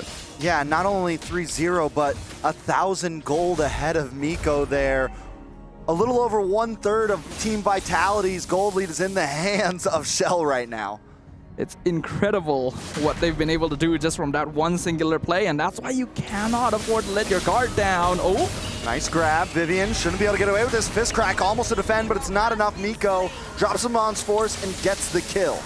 and that is two big ultimates used on the roamer right there. So Team Vitality may actually still have a better positioning on the next turtle. A little bit damage. Nora taking a Thorn Rose to the face there. Maria forced to back off. Retri does come down. Bible tries to lock on. Miko on the backside with his Mons Force, able to keep Cine at bay. Unohana misses the final slash. Turtle still low. Bible to lock on, but the Blazing Duet into the backside, finding multiple members. Unohana drops as the rest of the team is forced to disperse. Vival trying to clean things up. Cine finds Miko. Thorns Rose unable to connect. Vival's gonna move on to the orange, to the purple buff now as Nora tries to push him back, but Vival still, nope, does not get it. Maria gets it at the last moment. And that's a consolation for Foot Esports. If they lost that as well, they would have been a massive deficit because Vival is already 2 levels up on Mireia. Team Vitality had great composure, amazing spacing in that last fight. And we talked about this. 2 big ultimates used on Vivian alone means that Vitality are in a more comfortable position. The rough waves drop Mireia low to the point. Oh, they're still fighting. Shell should be okay. Continue the thought. Yeah, they dropped Mireia low. The Akai could no longer go for the retribution. And then they were all scattered apart. Foot Esports were basically on the retreat. And with no Zaman Force, they have no damage once again. So Team Vitality can just wait for that opportunity to re-enter with the Blazing Duet. Team Vitality, even the way they're approaching the map right now, very aggressive, always on the opposite side of the map. Miko, Zaman's Force does come down. dancing around, sends the attack. Down comes the falling star moon from Fumi Echo. But Food Esports handling it well, handling this aggression by kind of rolling with the punches, trying to kind of keep up with their pace and the rotations. Food Esports now definitely playing on the back foot. This is a team that has been able to recover from... Oh, Zinni! Petrify, take out, rough waves. Nora down, Maria though with the heavy spin, trying to bring Vivo back. The Thorn Rose does get the iframe, but it's still not enough. Miko able to get the kill, jungler for Nora. A good trade for Food Esports. I think at this point they probably want to back it up. Team Vitality gonna look to re-engage. Maria goes down, they get a jungler for themselves. Team Vitality seem to continue to come up on the exchange. Yeah, once they were able to trade for Vival, Food Esports should have just backed it off. They overcommitted, and what would have been a good trade ends up in a losing side for them once again. Team Vitality is well aware that their opponents are very cooldown based. If you enter after the ultimates are gone, when Zaman Force is no longer available, there is basically no threat to them on the field. All right, taking a look at the items. Anything pop out to you? Everything looks pretty standard. We do have a Dominance Ice Burst item for Nora, so focusing a little bit on that anti-heal against Fumi Echo. I'm not sure if it's going to be enough. This is one of the issues of the Kaja as well. The hero is a lot squishier than your typical frontliner. Yeah, and it takes some time, right? It's definitely a much slower. I mean, with that plus the Akai jungle, you have no real... It's going to take some time. Like I said, this was our big worry with this composition. There's no big damage dealer except for Miko. Zendaya on the Zitian, you get a little bit of something there with the first two skills in terms of damage, but even that takes some time, and falling behind 4.5k gold lead, I'm surprised they're not losing more right now. Yeah, I'm surprised as well. Team Vitality have been so efficient with the way that they've been playing the map and just counter-engaging. Something that Foot Esports is supposed to be better at with all of the big teamfight ultimates that they hold. It's supposed to be wait for Team Vitality to start the fight, then you catch them off guard, push or pull them out of position. But Foot Esports has unfortunately been stepping on the gas pedal, and Team Vitality are the ones that have been forcing them to do it a lot of the time. All right, so Foot Esports being on such a back foot, Lord will connect onto the space, but it's already pretty low. They may not lose an inhibitor to this push. Looks like they indeed won't, and luckily the mid tower is still standing strong, so Team Vitality won't be able to get too much more map control with that one. But oh, Vivian. Ooh, Nora gonna get the pull back, a lot of damage on Vivian, but look at the blazing duet once again. 3, 4, make it 5. It's a full team wipe. Team Vitality, the brutality, they seem unstoppable. Just as quickly as they entered, they left the earth scorched in their wake. The flanking play by Zinni and Shell claims its next victim and allows Team Vitality to take game number 1. Team Vitality continues to make this look easy. It's not a problem. An 11.5-minute game there in dominating fashion. Where does Food Esports even go from here? I think you can no longer afford to commit your draft so heavily into full pick-off crowd control. By going Akai, going Arlet, going Kaja, they are giving up a lot of damage potential and basing a lot of their team fight potential off of cooldowns that the opponent can very easily keep track of. Yeah, it's a tough road. I'm not saying the Kaja was a bad pick, but the Akai and the Kaja, now we're pushing our limits. We both wanted to see more damage from them. I get the idea, but there's other things that weren't going to push it through. It would have been way too slow of a game, and Team Vitality was never going to let it go that far. At Team Vitality, I'm really amazed at the Bloodthirst, actually. The moments of opportunity that we're taking advantage of. My MVP, definitely going to be Zinni for this game, set things up so perfectly for the debut of Kadita. And mind you, this is how the game started. I mean, honestly, yeah, they had that great 3-man pin. For a second, we were both hype about this, like, whoa, this new comp's going to work. And then once we saw that big play, the big knockup plus the blazing duet in the mid-top bush. I think it was right here. It already happened, I'm pretty sure, a bit before this. But I mean, yeah, it was rough. And we continue to see that petrify. Now we're wondering, is this Kadita going to be a solid pick for the future? I do think it is a pocket pick. I recall Cine having played Kadita a good amount in the past before, so they probably fell back to that, and they already knew it would be a great counter to Desertian as well. I don't think even they expected it to work just as well against the rest of the team. How about you, Leo? Were you surprised? If anything, I think it's the Claude that they got away with. The Claude is the one bit of greediness in that draft, and the Kadita was just what they needed to be able to shock Foot Esports into submission. We'll be looking more at the post-game statistics to be able to understand exactly what made Team Vitality's approach to this victory so brutal. 15-5. I guess Foot Esports really only had control of the first 3 minutes? The first 2 turtles, give or take. And I'm looking at Unohana and I'm thinking, hey, maybe they can make this work. She can win this dead lane. She can hold it down. But looking over Team Vitality, they also have an Esmeralda. So even that Arlott isn't safe. Even the Harriet, I think the Harriet also is a weak point for Esports' draft. Yeah, if you're going to build something like this that is just all control up front, I think you need something a little more meta, a little more damaging, a little bit more menacing than a Harith in your gold lane. Unfortunately, after banning out all of the different gold laners we saw, we were expecting something like an Iritel, and we know that Harith is a comfort pick for Miko, but you are once again locking in a hero that's very based on cooldowns, right? It means that you can only fight at very specific points and as a full team. Something interesting in Fumi Echo's emblem build, she's rocking Rupture. So she's investing a little bit in penetration. I don't know what the rhyme or reason is behind that, but looking at her build on that Esmeralda, it's the old-fashioned Esmeralda. The book, the Dominance Ice, the Oracle. So I guess it really is just the put a nail in the coffin once she does find the Harith, once she finds the Arlott. Hell, when she finds the Akai makes shields. That is true. Honestly, looking at the composition from Team Vitality, it's like we've traveled back in time a little bit, right? We have the classic Claude, the Kadita, the Esmeralda with the old build. The Badang is just the 2025 flavor. Yeah. And Vivian plays it so well. This is the mother of tanks in action. She's graced us with her presence here in Stream B. I think Vivian did actually have a little bit of difficulty initially since she was getting picked off, but then lock it into the mid game. I feel like we have some players on here that are also existing in the past, so they've even affected the graphics itself. That's how good Team Vitality is. We'll skip that over and sweep it under the rug. Here's a look at the damage allocation alongside damage taken. And you see that Mireia took so much. Mireia took so much. She tanked a lot, but she shouldn't be. The reason why you pick the Akai is so that you can neutralize your opponent's front line. You can neutralize key targets.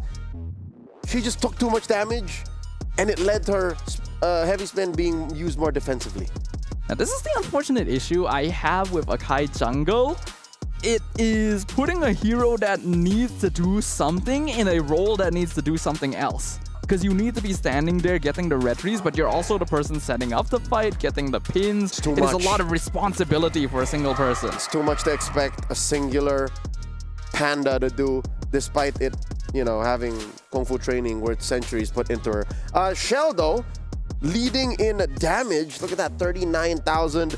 As soon as we saw that early wipeout, I could have sworn it was over. Because a Claude does not have any business doing that early. No business at all. I mean, you could chalk it up to the fact they were just all able to combo so well. I think it just goes to show how in sync Team Vitality is after the years of playing together. They've been doing this for almost half a decade. It's just another day for them. It's another Friday. Turkey, it's nice that you debuted, but this is their year. Team Vitality. Look at the gold distribution between these XP laners. Fumi Echo versus Unohana. Twice as much in minions. Twice as much in kills and assists. Fumi Echo is running over all of Foot Esports. Again, this Esmeralda. When you see an Esmeralda rock sprint, she means business. She's going straight for you, and there's almost nothing you can do about it. We've definitely been seeing a resurgence of Esmeralda in the meta nowadays, especially with all the sustain heroes in the EXP lane. She actually does a very good job of dealing with heroes that are otherwise hard to kill, right? I played some Esmeralda last night. Felt great.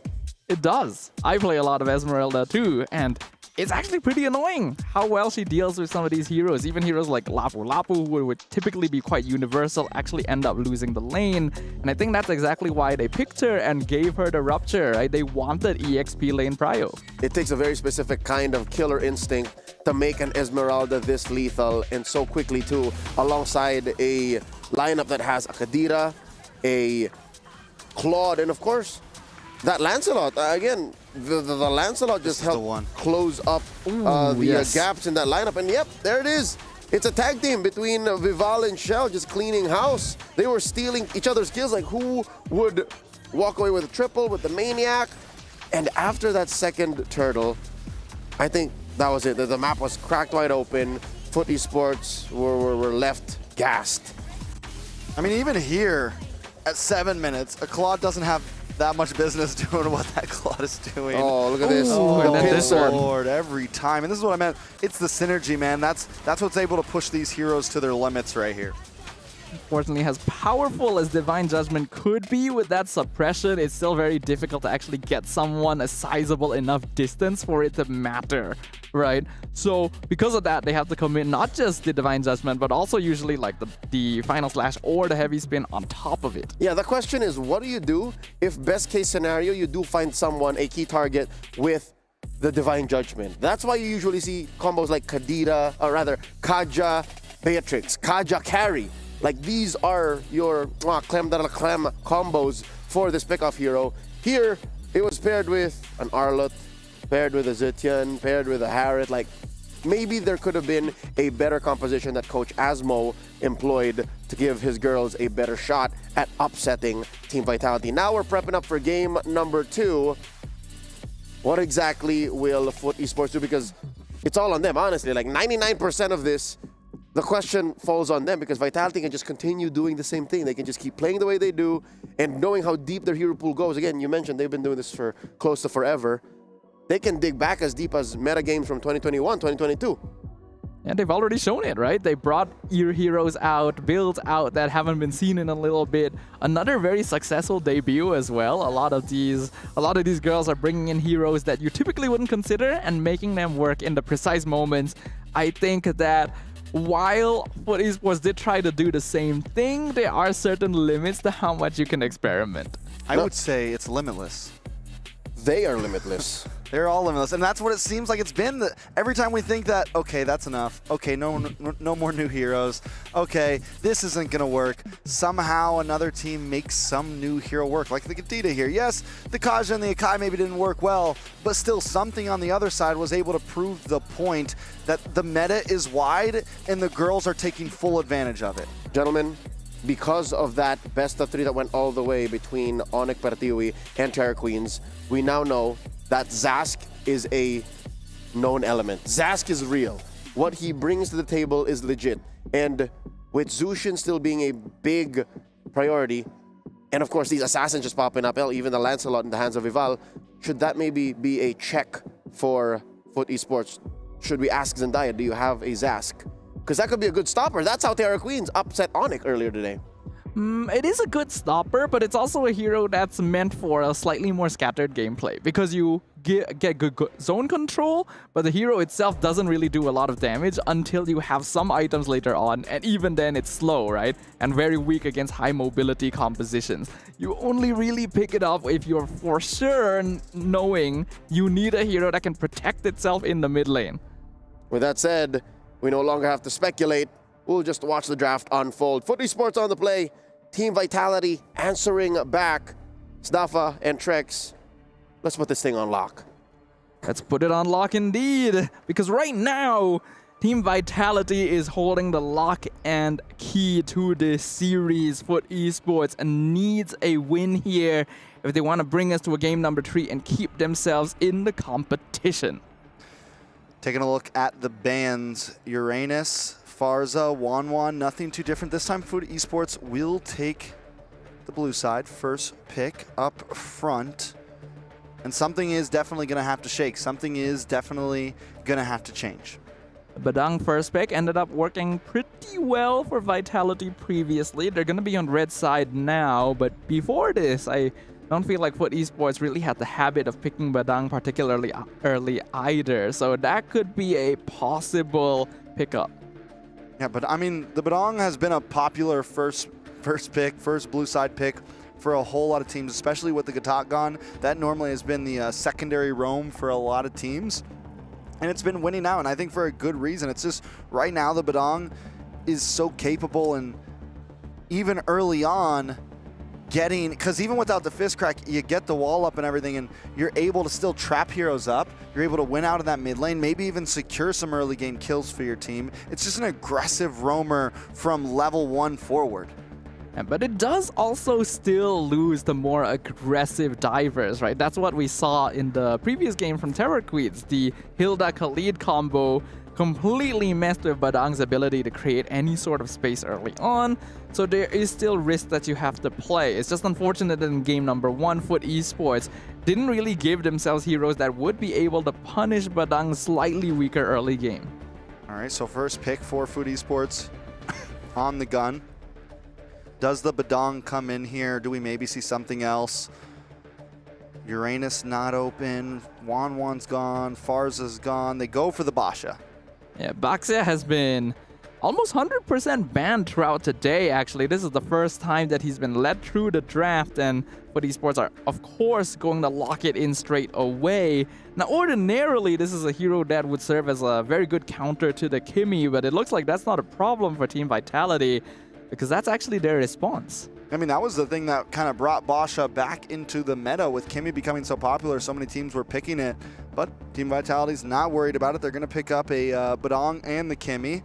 And I guess with the I feel like when Basha first came back, he was much more in the roam position. Right now, with him being much more in the jungle position, it's a slightly different story, but we've also been seeing tons of teams flex him over to the roam last minute. Yeah, that's why a first pick Baxia is just so effective in the first place, right? That flexibility is why teams prioritize him. Now, the Kimmy is actually a fairly safe pick still, because with Farsa already banned out, there's actually very few mages that can match that level 1 wave clear. So in this way, Team Vitality makes up a little bit for Badang's weaker level 1. They say we don't care about the mage. We're going straight for Lancelot and the Aerithil. Taking a much more aggressive approach to this draft. They do slot the Badang into the roam position, so it is something that can help deal with the Kimmy now. It can stay around that Kimmy now all throughout the early game. Yeah, definitely. Lancelot Iritel going to pop up for Foot. Iritel was surprisingly ignored throughout the entirety of last game, so it's nice to see her getting prioritized this time, but every other gold laner is also going to be open. The only ban on it currently is that Wanwan. So it's up to Team Vitality to decide, do we want to lock in our gold laner now or risk having multiple marksmen banned out in the second phase? And it looks like the former is going to be their choice. The Moskov going to make his appearance. Moskov coming out. Bans, both teams looking for an EXP laner at this point, and both teams looking for mage for the side of Foot, and Vitality still need their jungler. The Hayabusa seems to have been falling. At least today, we haven't seen it as much. GG played it a little bit earlier, but a lot of teams have been favoring the Lancelot. A lot of teams have been favoring other choices for damage dealers. We've seen the Suyo pop up. So my question is, do we think Vitality is going to go into something more on the damage side here? They would already have a pretty solid amount of damage with Kimmy and Moskov. Double marksman. Yeah, the flexibility is actually there. Team Vitality can either go for an assassin again, like the Ling or Hayabusa, to match up against Lancelot, or they can actually pivot entirely and pick up a Fredrin, and that would give him a lot of front line to work with. I like the Fredrin here, and it looks like Foot Esports knows the idea of a utility jungle could be out there because they decided to ban out the Akai. Big chance we could see that Fredrin ban from them actually, especially since they already took the Basha. Akai's gone. If you ban out the Fredrin, you don't leave many other opportunities for utility jungle except for like the Xborg that we've seen a few times, but it's been very 50-50, maybe even 40-60 or so. With Lancelot and Iritel already on the opposite side, Xborg jungle is highly unlikely, so I don't think you need to ban it, but the Zask ban is very interesting. We literally talked about this right before. Leo's sending messages over there, man. He's very happy. He's got flies on the walls in those player rooms right now. He knows what's coming. Good call for Leo. I would have never thought of that. On the side of Food Esports, what's the last ban? Like I said, I think you just take out the Fredrin here, man. You just play it safe and don't give them that opportunity. Arlott, though. To be honest, though, banning out the Zask here isn't something I would consider very necessary, so it means that there's something they're locking in after this might be countered by the Zask, and it makes me think that Team Vitality might want to go for a second game of Kadita. Second game of Kadita? It's not as good. I mean, no, but it can still work. It can at least, it's definitely much harder to catch the Lancelot, but it can catch the Airthel still. Could catch things like that. I think the Joy's also still open. If they want to go full damage here on the side of Vitality, if they want to go for something of that nature, we'll see. Or you mean, wait, do you mean Kadita on the side of Foot? No, Kadita on Vitality. No, where are they going to put the Gimme? Oh, right. Yeah, you're gonna, they It's do the pick end up the of a Fredrin. day. At this point, though, Foot could pick up the Kadita. Would be a decent answer against the Fredrin. Even be able to kind of outrange the Kimmy. Could be something that they steal out of the notebook of Vitality right here and now. It's possible. And with 2 marksmen, there would be pretty good targets for it as well. But we just saw the Kadita debut in the previous game. We don't know if Zendaya's gonna have the hero in her pool in the first place. But multiple artillery mages have already been taken out of the field. Zetian is still open, but going to be particularly vulnerable to double marksmen, especially Moskov. Yeah, they go for the glue in the EXP lane, and they go for the Lilia.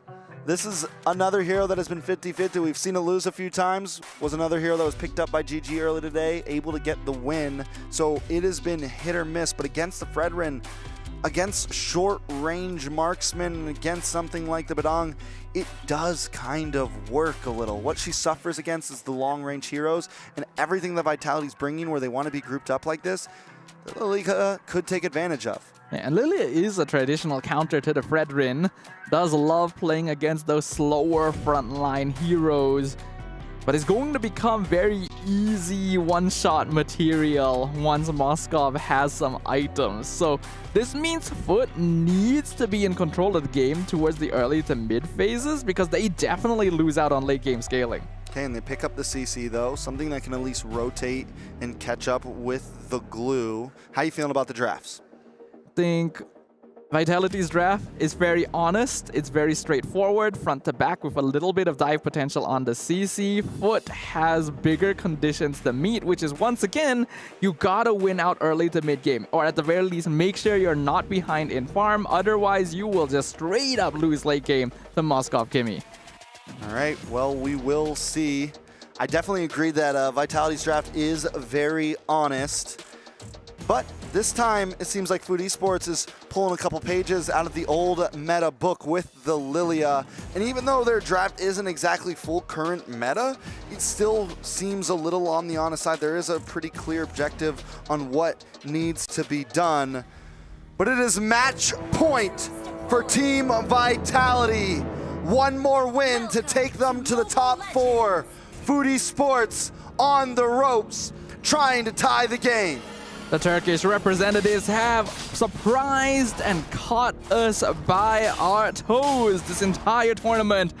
But it feels like they may have met their match in one of the most experienced teams in the women's MLBB ecosystem. Now might be the final opportunity they have to show us what they have learned in their first foray to the international stage. Looking at the overall emblem setups, we're already seeing very offensive choices coming in from Team Vitality.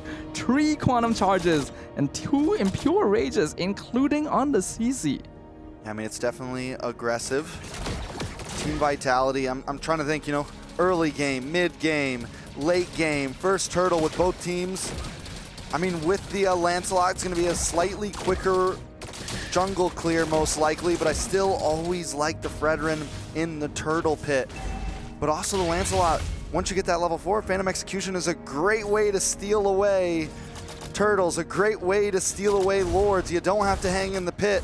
to be able to get a neutral objective. But it's also going to be difficult to try and contest those against a well-placed Appraiser's Wrath. It is going to come down to a bit of a 50-50 how well both these teams are actually able to set up the Lord Pits. And for now, I do think that FUT Esports has the slight advantage since they are playing multiple late game scalers. Evil comes up, gives a little face check to Unohana up there. Unohana feeling a bit of pressure. Turtle will pop up on the top side, and you can tell that both teams are ready for it. Nora gonna be the first one to start bringing it over to their side. Vival gonna show herself as well. Neither jungler is level 5 yet, still waiting for their buffs to spawn. Nora taking a little bit of damage there. Gonna get knocked up. Appraiser's Wrath comes down. First blood over to the side of Team Vitality. At this point, FUT Esports might not even want to go for this, but watch Maria looking for an angle, maybe looking for a way in, but Vivian's got her number and is going to send Maria away. Losing your roamer, especially a Baxia this early in the game, is basically a guaranteed lost turtle. Now we can see Nora just trying to provide assistance elsewhere on the map. The fact that she died there as well means that she does not have access to level 4. So Team Vitality already holding on to a bit of that early lead that FUT Esports needed to avoid at all costs. Look at Vivian, man, just being the nuisance right now. Face checking Maria non-stop. It's going to be a problem if Team Vitality keeps up this type of pressure. Even Cine rotating up, getting involved in these fight. Maria now trying to dash through, gets hit by the first Kraken, taken out. Cine able to get the kill. It's a rough start for FUT Esports. That felt a little bit unnecessary. Mireia knew there were multiple people there, saw Vivian right in front of her, and still decided to try and challenge it. If she did iframe the fist break correctly, then sure, it would have been fine. But what would you get in return, right? It is a high-risk, no real reward situation. Uh-oh, next target locked on. Nora getting taunted, getting taken out. Vival with another hit with that Appraiser's Wrath. That's 2 kills in the book onto Nora. Team Vitality really does like bringing up past victories because that was a very much deja vu kind of situation. The Appraiser's Wrath smooshing Nora into the ground, and that means 2 deaths on the Baxia in the first 4 minutes. This is one of the tankiest early game heroes in the game. And it shows how well Team Vitality have been rotating, despite the fact that they really shouldn't have this much map control yet. Yeah, it feels like Team Vitality, the blood's in the water, man. They smell it. They know that, I think they're playing like they just know they're better. You know, this is when you start to see teams come in and they're just playing aggressive. They feel like no mistakes can be made, or at least FUT Esports is going to continue to make mistakes, and Team Vitality is playing it well. And Team Vitality is already invading jungle, stealing buffs away. FUT Esports are not able to respond in kind. I think after witnessing their past rivals being dispatched so unceremoniously, Team Vitality is not pulling any punches. They're not taking any chances against FUT Esports. So FUT Esports needs to rewire very quickly. Pop the reset, over in the bot side. Thorn Rose does come out. Maria almost caught off. No, the flicker through! Definitely worth it. Definitely value. Vivian's gonna be very happy with that one. FUT Esports going to try and trade for a bottom tier 1 instead, but Mieko takes it pretty slowly, and the curtain call locks them both down. Man, Shell, maybe in a bad spot. Nora, Miko trying to pick up where FUT Esports has lost. Down to the boss side, even more action as well, though. Vival 1v2, gonna get caught up. Grab, slam. Vival might finally goes down. Maria able to get the kill. Team Vitality gonna be forced to maybe slow down a bit here. Finally overstepping. Ooh. Shell 1 shot away from death. Lucky that there were no more minions. But Team Vitality is not letting up the pressure. Another fist crack onto Maria. When will Vivian stop the heavy crossbow? Oh. Down comes the SOD long range. 100-yard field goal for Shell. Unohana might just be the next to drop. Team Vitality knocking them down 1 by 1. All the way from the other side of the land of Dawn, Shell finds the snipe right through the heart of FUT Esports. And we just see multiple skirmishes happening all across the map. Even though we've all got punished for diving behind the top tier 2, it did not matter to the rest of our team. They are still finding opportunities to create as much space as possible. You can see in the itemization, first items already completed across the board for Team Vitality. Fumi Echo and Shell and Cine both at their second, actually. Almost everyone on the side of Team Vitality has a minimum of a 500 gold lead over their opposing laner. Team Vitality just feels good right now. And we're only just getting a third turtle, and the lead is getting already out of control. Out of control is honestly an understatement. We already set this up in the draft. If Foot Esports falls behind in the early to mid game, they are not keeping up with the scaling of Team Vitality. And the gap is already so massive that they're not able to get anywhere close to the turtle pit. Not to mention, the best thing they can trade for it is that bottom tier 1. Yeah, that's first tower of the game for Foot Esports. And at this point, the trade, yeah, it's helpful. It's something. They have at least put a standstill to the gold lead. It stopped. It's been at around this 4.3 to 4.5 mark for the past 2 minutes or so, which is good. They're, they got the tourniquet on right now. They're trying to stop the bleeding as much as possible. But how do you stop the bleeding when even more wounds keep showing up? Foot Esports just has to try and slow it down. We see a flank attempt. Nora from around the back, the slam as well, onto Echo. Fistcrack does luck on his A, but the black shoes pop. Down comes the SOD. Does not commit through, though. Maria there as well, trying to get to the back line. No members of Team Vitality will go down, but a nice stun is not connected by Unohana, but at least the disengage happens. But all this while, it is a 5v4 situation. Shell is actually pushing the bot lane, nearly taking out the tier 2 tower. That is the situation that Foot Esports finds themselves in. They are able to so comfortably just walk into Foot Esports as half of the map because they have so much to work around. You can see the difference in gold. You can see the difference in EXP. Man, at this... Oh, Vivian! no! Once again, the fist crack connects. Unohana shredded down. No orange buff for Foot Esports. I mean, they're not even fighting for turtles or lords right now. They're just trying to get their own jungle. Even their own jungle is difficult. It's like having to walk a mile to the nearest store. And Team Vitality purposefully extending the road. Black shoes from Zendaya. Bival tries to come around the back. Maria there as well with the punctures through. Knows that they can't take the fight. I will say Foot Esports is at least doing that well. They're using all these fights just to disengage, try to control waves, try to protect towers. They were able to get the first kill on Fumi Echo the entire game there. Team Vitality actually got a little bit too ahead of themselves and left the CC behind. But looking at the item, Shell already completed with the Trinity. Nico actually not too far behind. This Irritel could still be a saving grace for Foot, but that means that they need to protect their marksman. And Team Vitality is gonna generally be looking for her in every fight. Yeah, the way that this first Lord goes is gonna be huge. Even a Team Vitality must... Oh, Miko in a bad spot, pops a heavy crossbow. Ouch. Still goes down. Shell might get targeted down by Nora. Can Nora and Unohana maybe get something here? Shell looking for the outplay.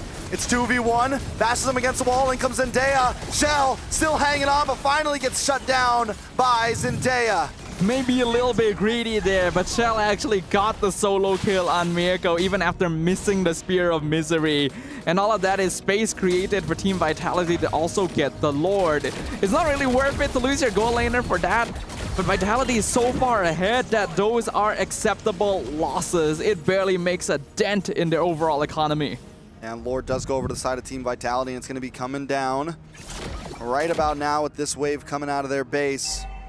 I think if Foot Esports cannot lose an inhibitor here, like a major base tower, then it increases their chances a little bit. That's a tall order though, Trex. I'm not sure if they're going to be able to do that. They're not particularly well suited for base defense in the first place. With you'd be surprised, the Lilia, you set down, I mean, if she plays it right, the goal with the Lilia is you set down multiple glooms. She's kind of doing that now, maybe a little bit too early. You're supposed to do it before the Lord comes. You set them all down. You got about 5 sitting there, and the moment Lord walks over, you pop them. And it does an amazing amount of damage. It's not too bad for a siege defense if they can pull something off here. But Zendaya is already so behind on gold. I'm not too sure if it's enough, and Vivian's already here to stop her. And she misses all the glooms right there. Lord does come in onto the base. The rest of Team Vitality follows right behind. Lord now onto the base. Match point for Team Vitality. Does get shredded down. Miranda to the backside, able to puncture through. Keep Vitality at bay. They're cutting lane though, waiting for the next wave to come down the mid. Vitality keeping it standard. There definitely could have been an argument to just shove their way in and try to muscle to the finish, but they know what is at stake. A victory here would be a clean path into the semifinals. They don't want to lose that. Maria with the puncture once again, but a fist crack connects. Immortality does pop onto Vivian. Damage onto Nora. Nora drops Miko. Will be the next to fall. Stunned, taunted. Appraises Rat down. Immobilize on Uno Hana. It's nothing but Zendaya left. No black shoes. No more lives. Team Vitality will take the game and go to the top 4. The series is claimed by the favorites. The underdogs, unfortunately, take a loss in the final match of the day. But Foot Esports have put up a viable effort. Team Vitality just came into the match not pulling any punches. Yeah, I mean, Team Vitality looked clean in that series. We were worried that maybe Foot Esports would be a little more prepared after winning their series earlier, and that Team Vitality might have to play catch up. But no, Team Vitality seems like a team that is always ready to play the game. Fortunately, it's hard to find a substitute for the kind of experience that Team Vitality have. Even if they aren't the defending champions of the last year's MWI, they are still one of the strongest teams in the entire ecosystem. And although Foot Esports specifically dedicated resources to try and prepare against them, it seems like it was still not enough. I gotta give it up to Vivian, man. She played such an amazing game there. At least 9 out of 10 of those fist cracks connected. Whether it was one or multiple members, it was a thing that set up so many great fights for them. Man, so many things could have been different, but Team Vitality are just so clean overall. Well, we have an interview set up once again. So, oh, hold on, not yet. Okay, we are jumping into the graphics first. Leo, let's bring you back in. Let's talk about the underdog run that Foot Esports have gone through. Despite any and all that stand against them, they made it top 8. A successful debut regardless. Team Vitality still moving forward. Now, we have word that Foot Esports is ready for their interview. They are joined by Churros right at courtside. Let's go on over and hear from them. Coming at you on the stage, it's Churros, and with me here today is Uno Hana. Unfortunately, though, Foot Esports were unable to make it any more further, but still, congratulations on finishing at a top 8 seed. Now, what we want to know is, how was your journey so far? Tell us about your story coming in and your journey in MWI. MWI'daki yolculuğumuz hakkında ne düşünüyorsun? Nasıl geçti senin için bütün bu turnuva süreci? Biraz bahseder misin? Açıkçası turnuva süreci benim için çok eğlenceliydi. Burada olduğum için çok mutluyum. Türkiye gibi bir bölgeden bunları yaptığımız için çok mutluyum ve sonuç olarak şampiyona eğlendik. Bunun için de hani üzgün değilim desem yalan olur ama seneye çok daha iyi bir şekilde geri döneceğiz. Bu sefer tekrardan bu arada Vitality ile karşılaşmak istiyorum. Bu sefer onları yeneceğimizden eminim. Sadece seneye bizi beklesinler demek istiyorum onlara. Teşekkür ederim. I'm so happy that we came from Turkey and we compete here with the most possible champion, the Vitality. We're gonna improve our gameplay, and next year we're gonna be here once again, and we still want to compete with Vitality. I'm super proud of Foot Esports because coming from Turkey, you brought in your own flavors. We saw during the first game and even until the second game, you guys brought your own style. I want to look forward. What's next? What can we as the viewers expect from Foot Esports? Şu andan sonra için Foot Esports'tan ne göreceğiz? Ne var sırada?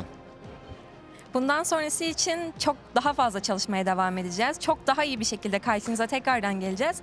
Ve hani bu bizim için aslında bir başlangıçtı. Çok daha ilerilerde size şampiyonluğu tattırmak istiyoruz. It was the very beginning of our journey, so we'll keep moving, we keep improving ourselves, and we're gonna be the champion. Hopefully we'll see you guys again next year and definitely coming back stronger. Any last words to the Foot fans out there? Peki son olarak Foot fanlara için ne söylemek istersin? Sadece bize güvenmelerini ve Foot'la kalmalarını söylemek istiyorum. Çok daha iyi bir şekilde geri geleceğiz. Bu kadar. Stay with the fun, stay with the foot, I'm sorry, and we'll be come back stronger and stronger once again. Thanks for all. Thank you for all your time here and thank you for giving us amazing games. Now, over on to the desk. Casters, back over to you.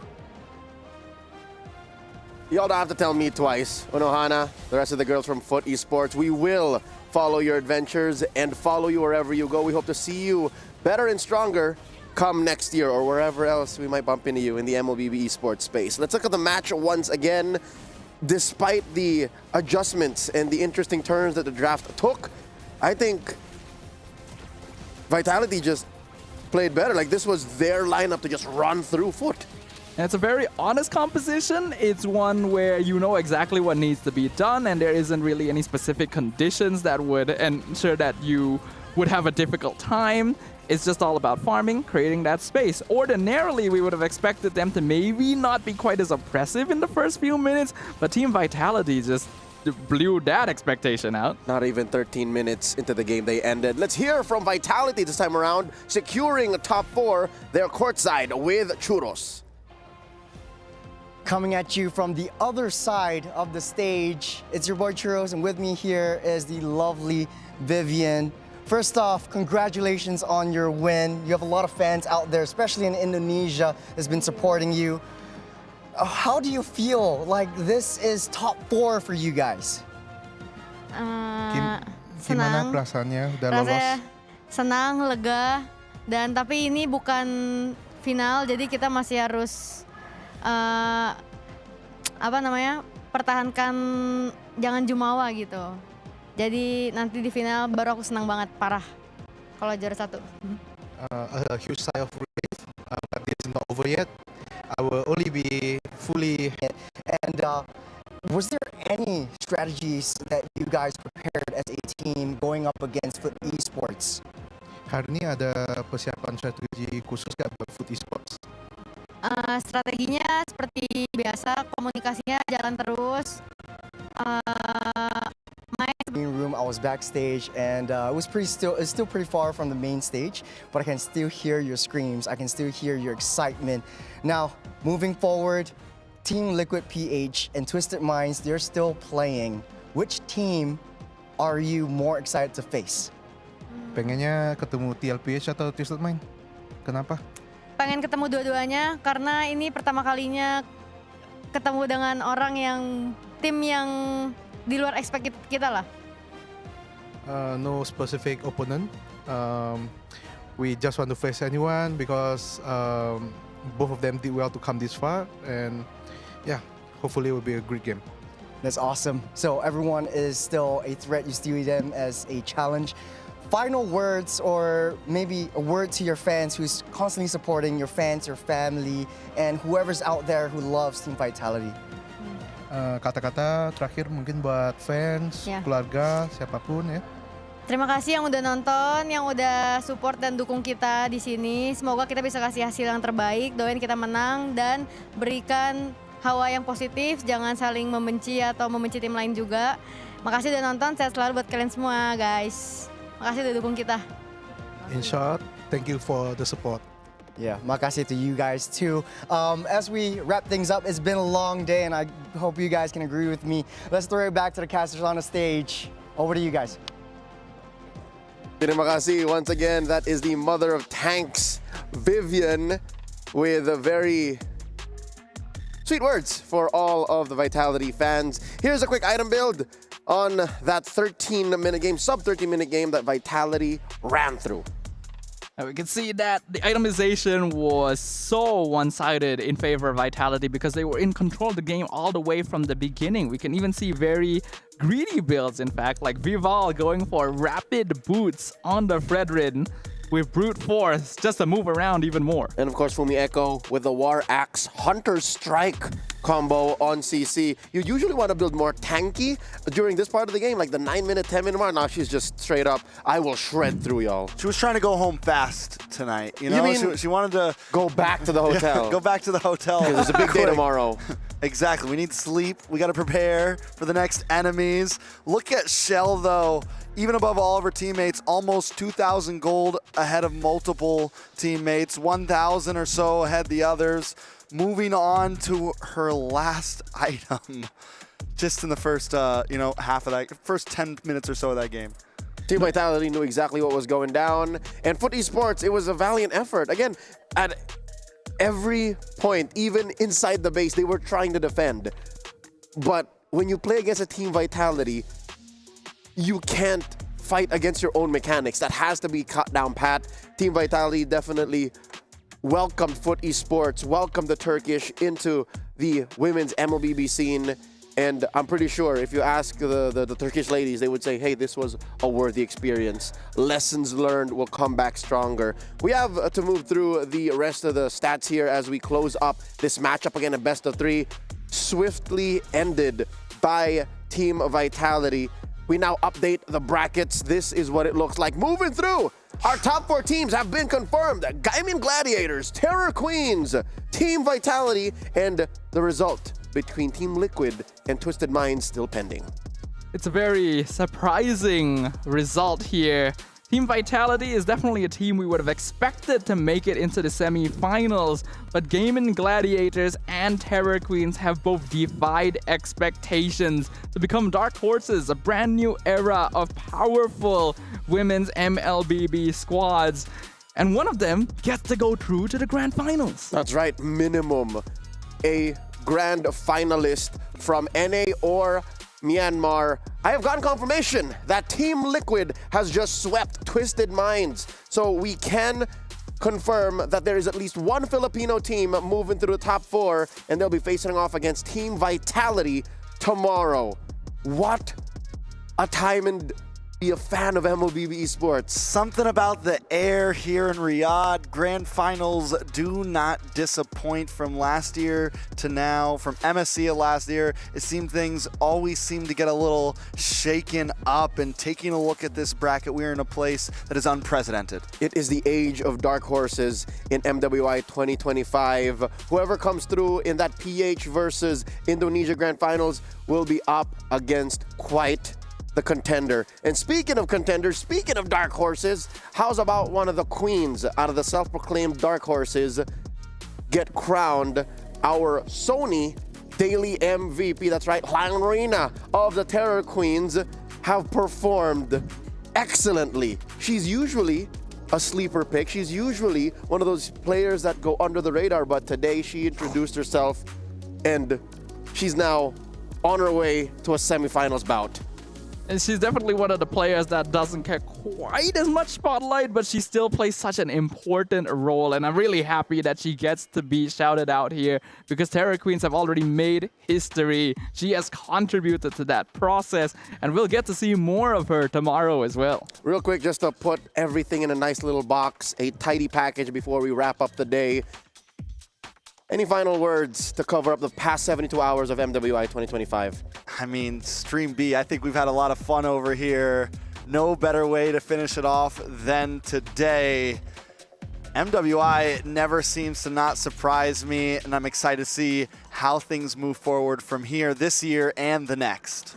We're gonna be spectators from this point on, but that doesn't mean the action stops. It's gonna be even more fun, even more entertaining, because there's already teams here that we would never have expected to make it this far. But I am really happy that that's exactly what happened, because you need to expect the unexpected. Those are always the most entertaining results, and I'm really glad to have had the chance to come here and watch it all go down. The greatest stories truly are told on the stage of MWI. But at this point, we would like to ask y'all to gather your squad and earn diamonds. Watch the MWI Grand Finals live and get 500 diamonds. That's right. Bring 3 friends and you'll each get 1,000 diamonds. Best of all, the MWI Grand Finals is absolutely free. So come on in, join us, and be a part of history. It's all happening on Saturday, July 19th at 2 p.m. That's 1400 hours Riyadh time, at the SNB Esports Arena in Riyadh Boulevard, Saudi Arabia. So if you're in the vicinity, if you're in the neighborhood,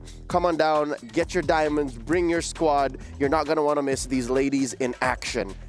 Everybody watching at home, thank you so much for being a part of Stream B and catching all of these athletes in action, telling their story in pursuit of being limitless. On behalf of Churros, on behalf of Trex and Stafa, my name is Leo, at your service. It has been an honor to be your desk host for this stream. We'll be seeing you guys when we see you. Good night.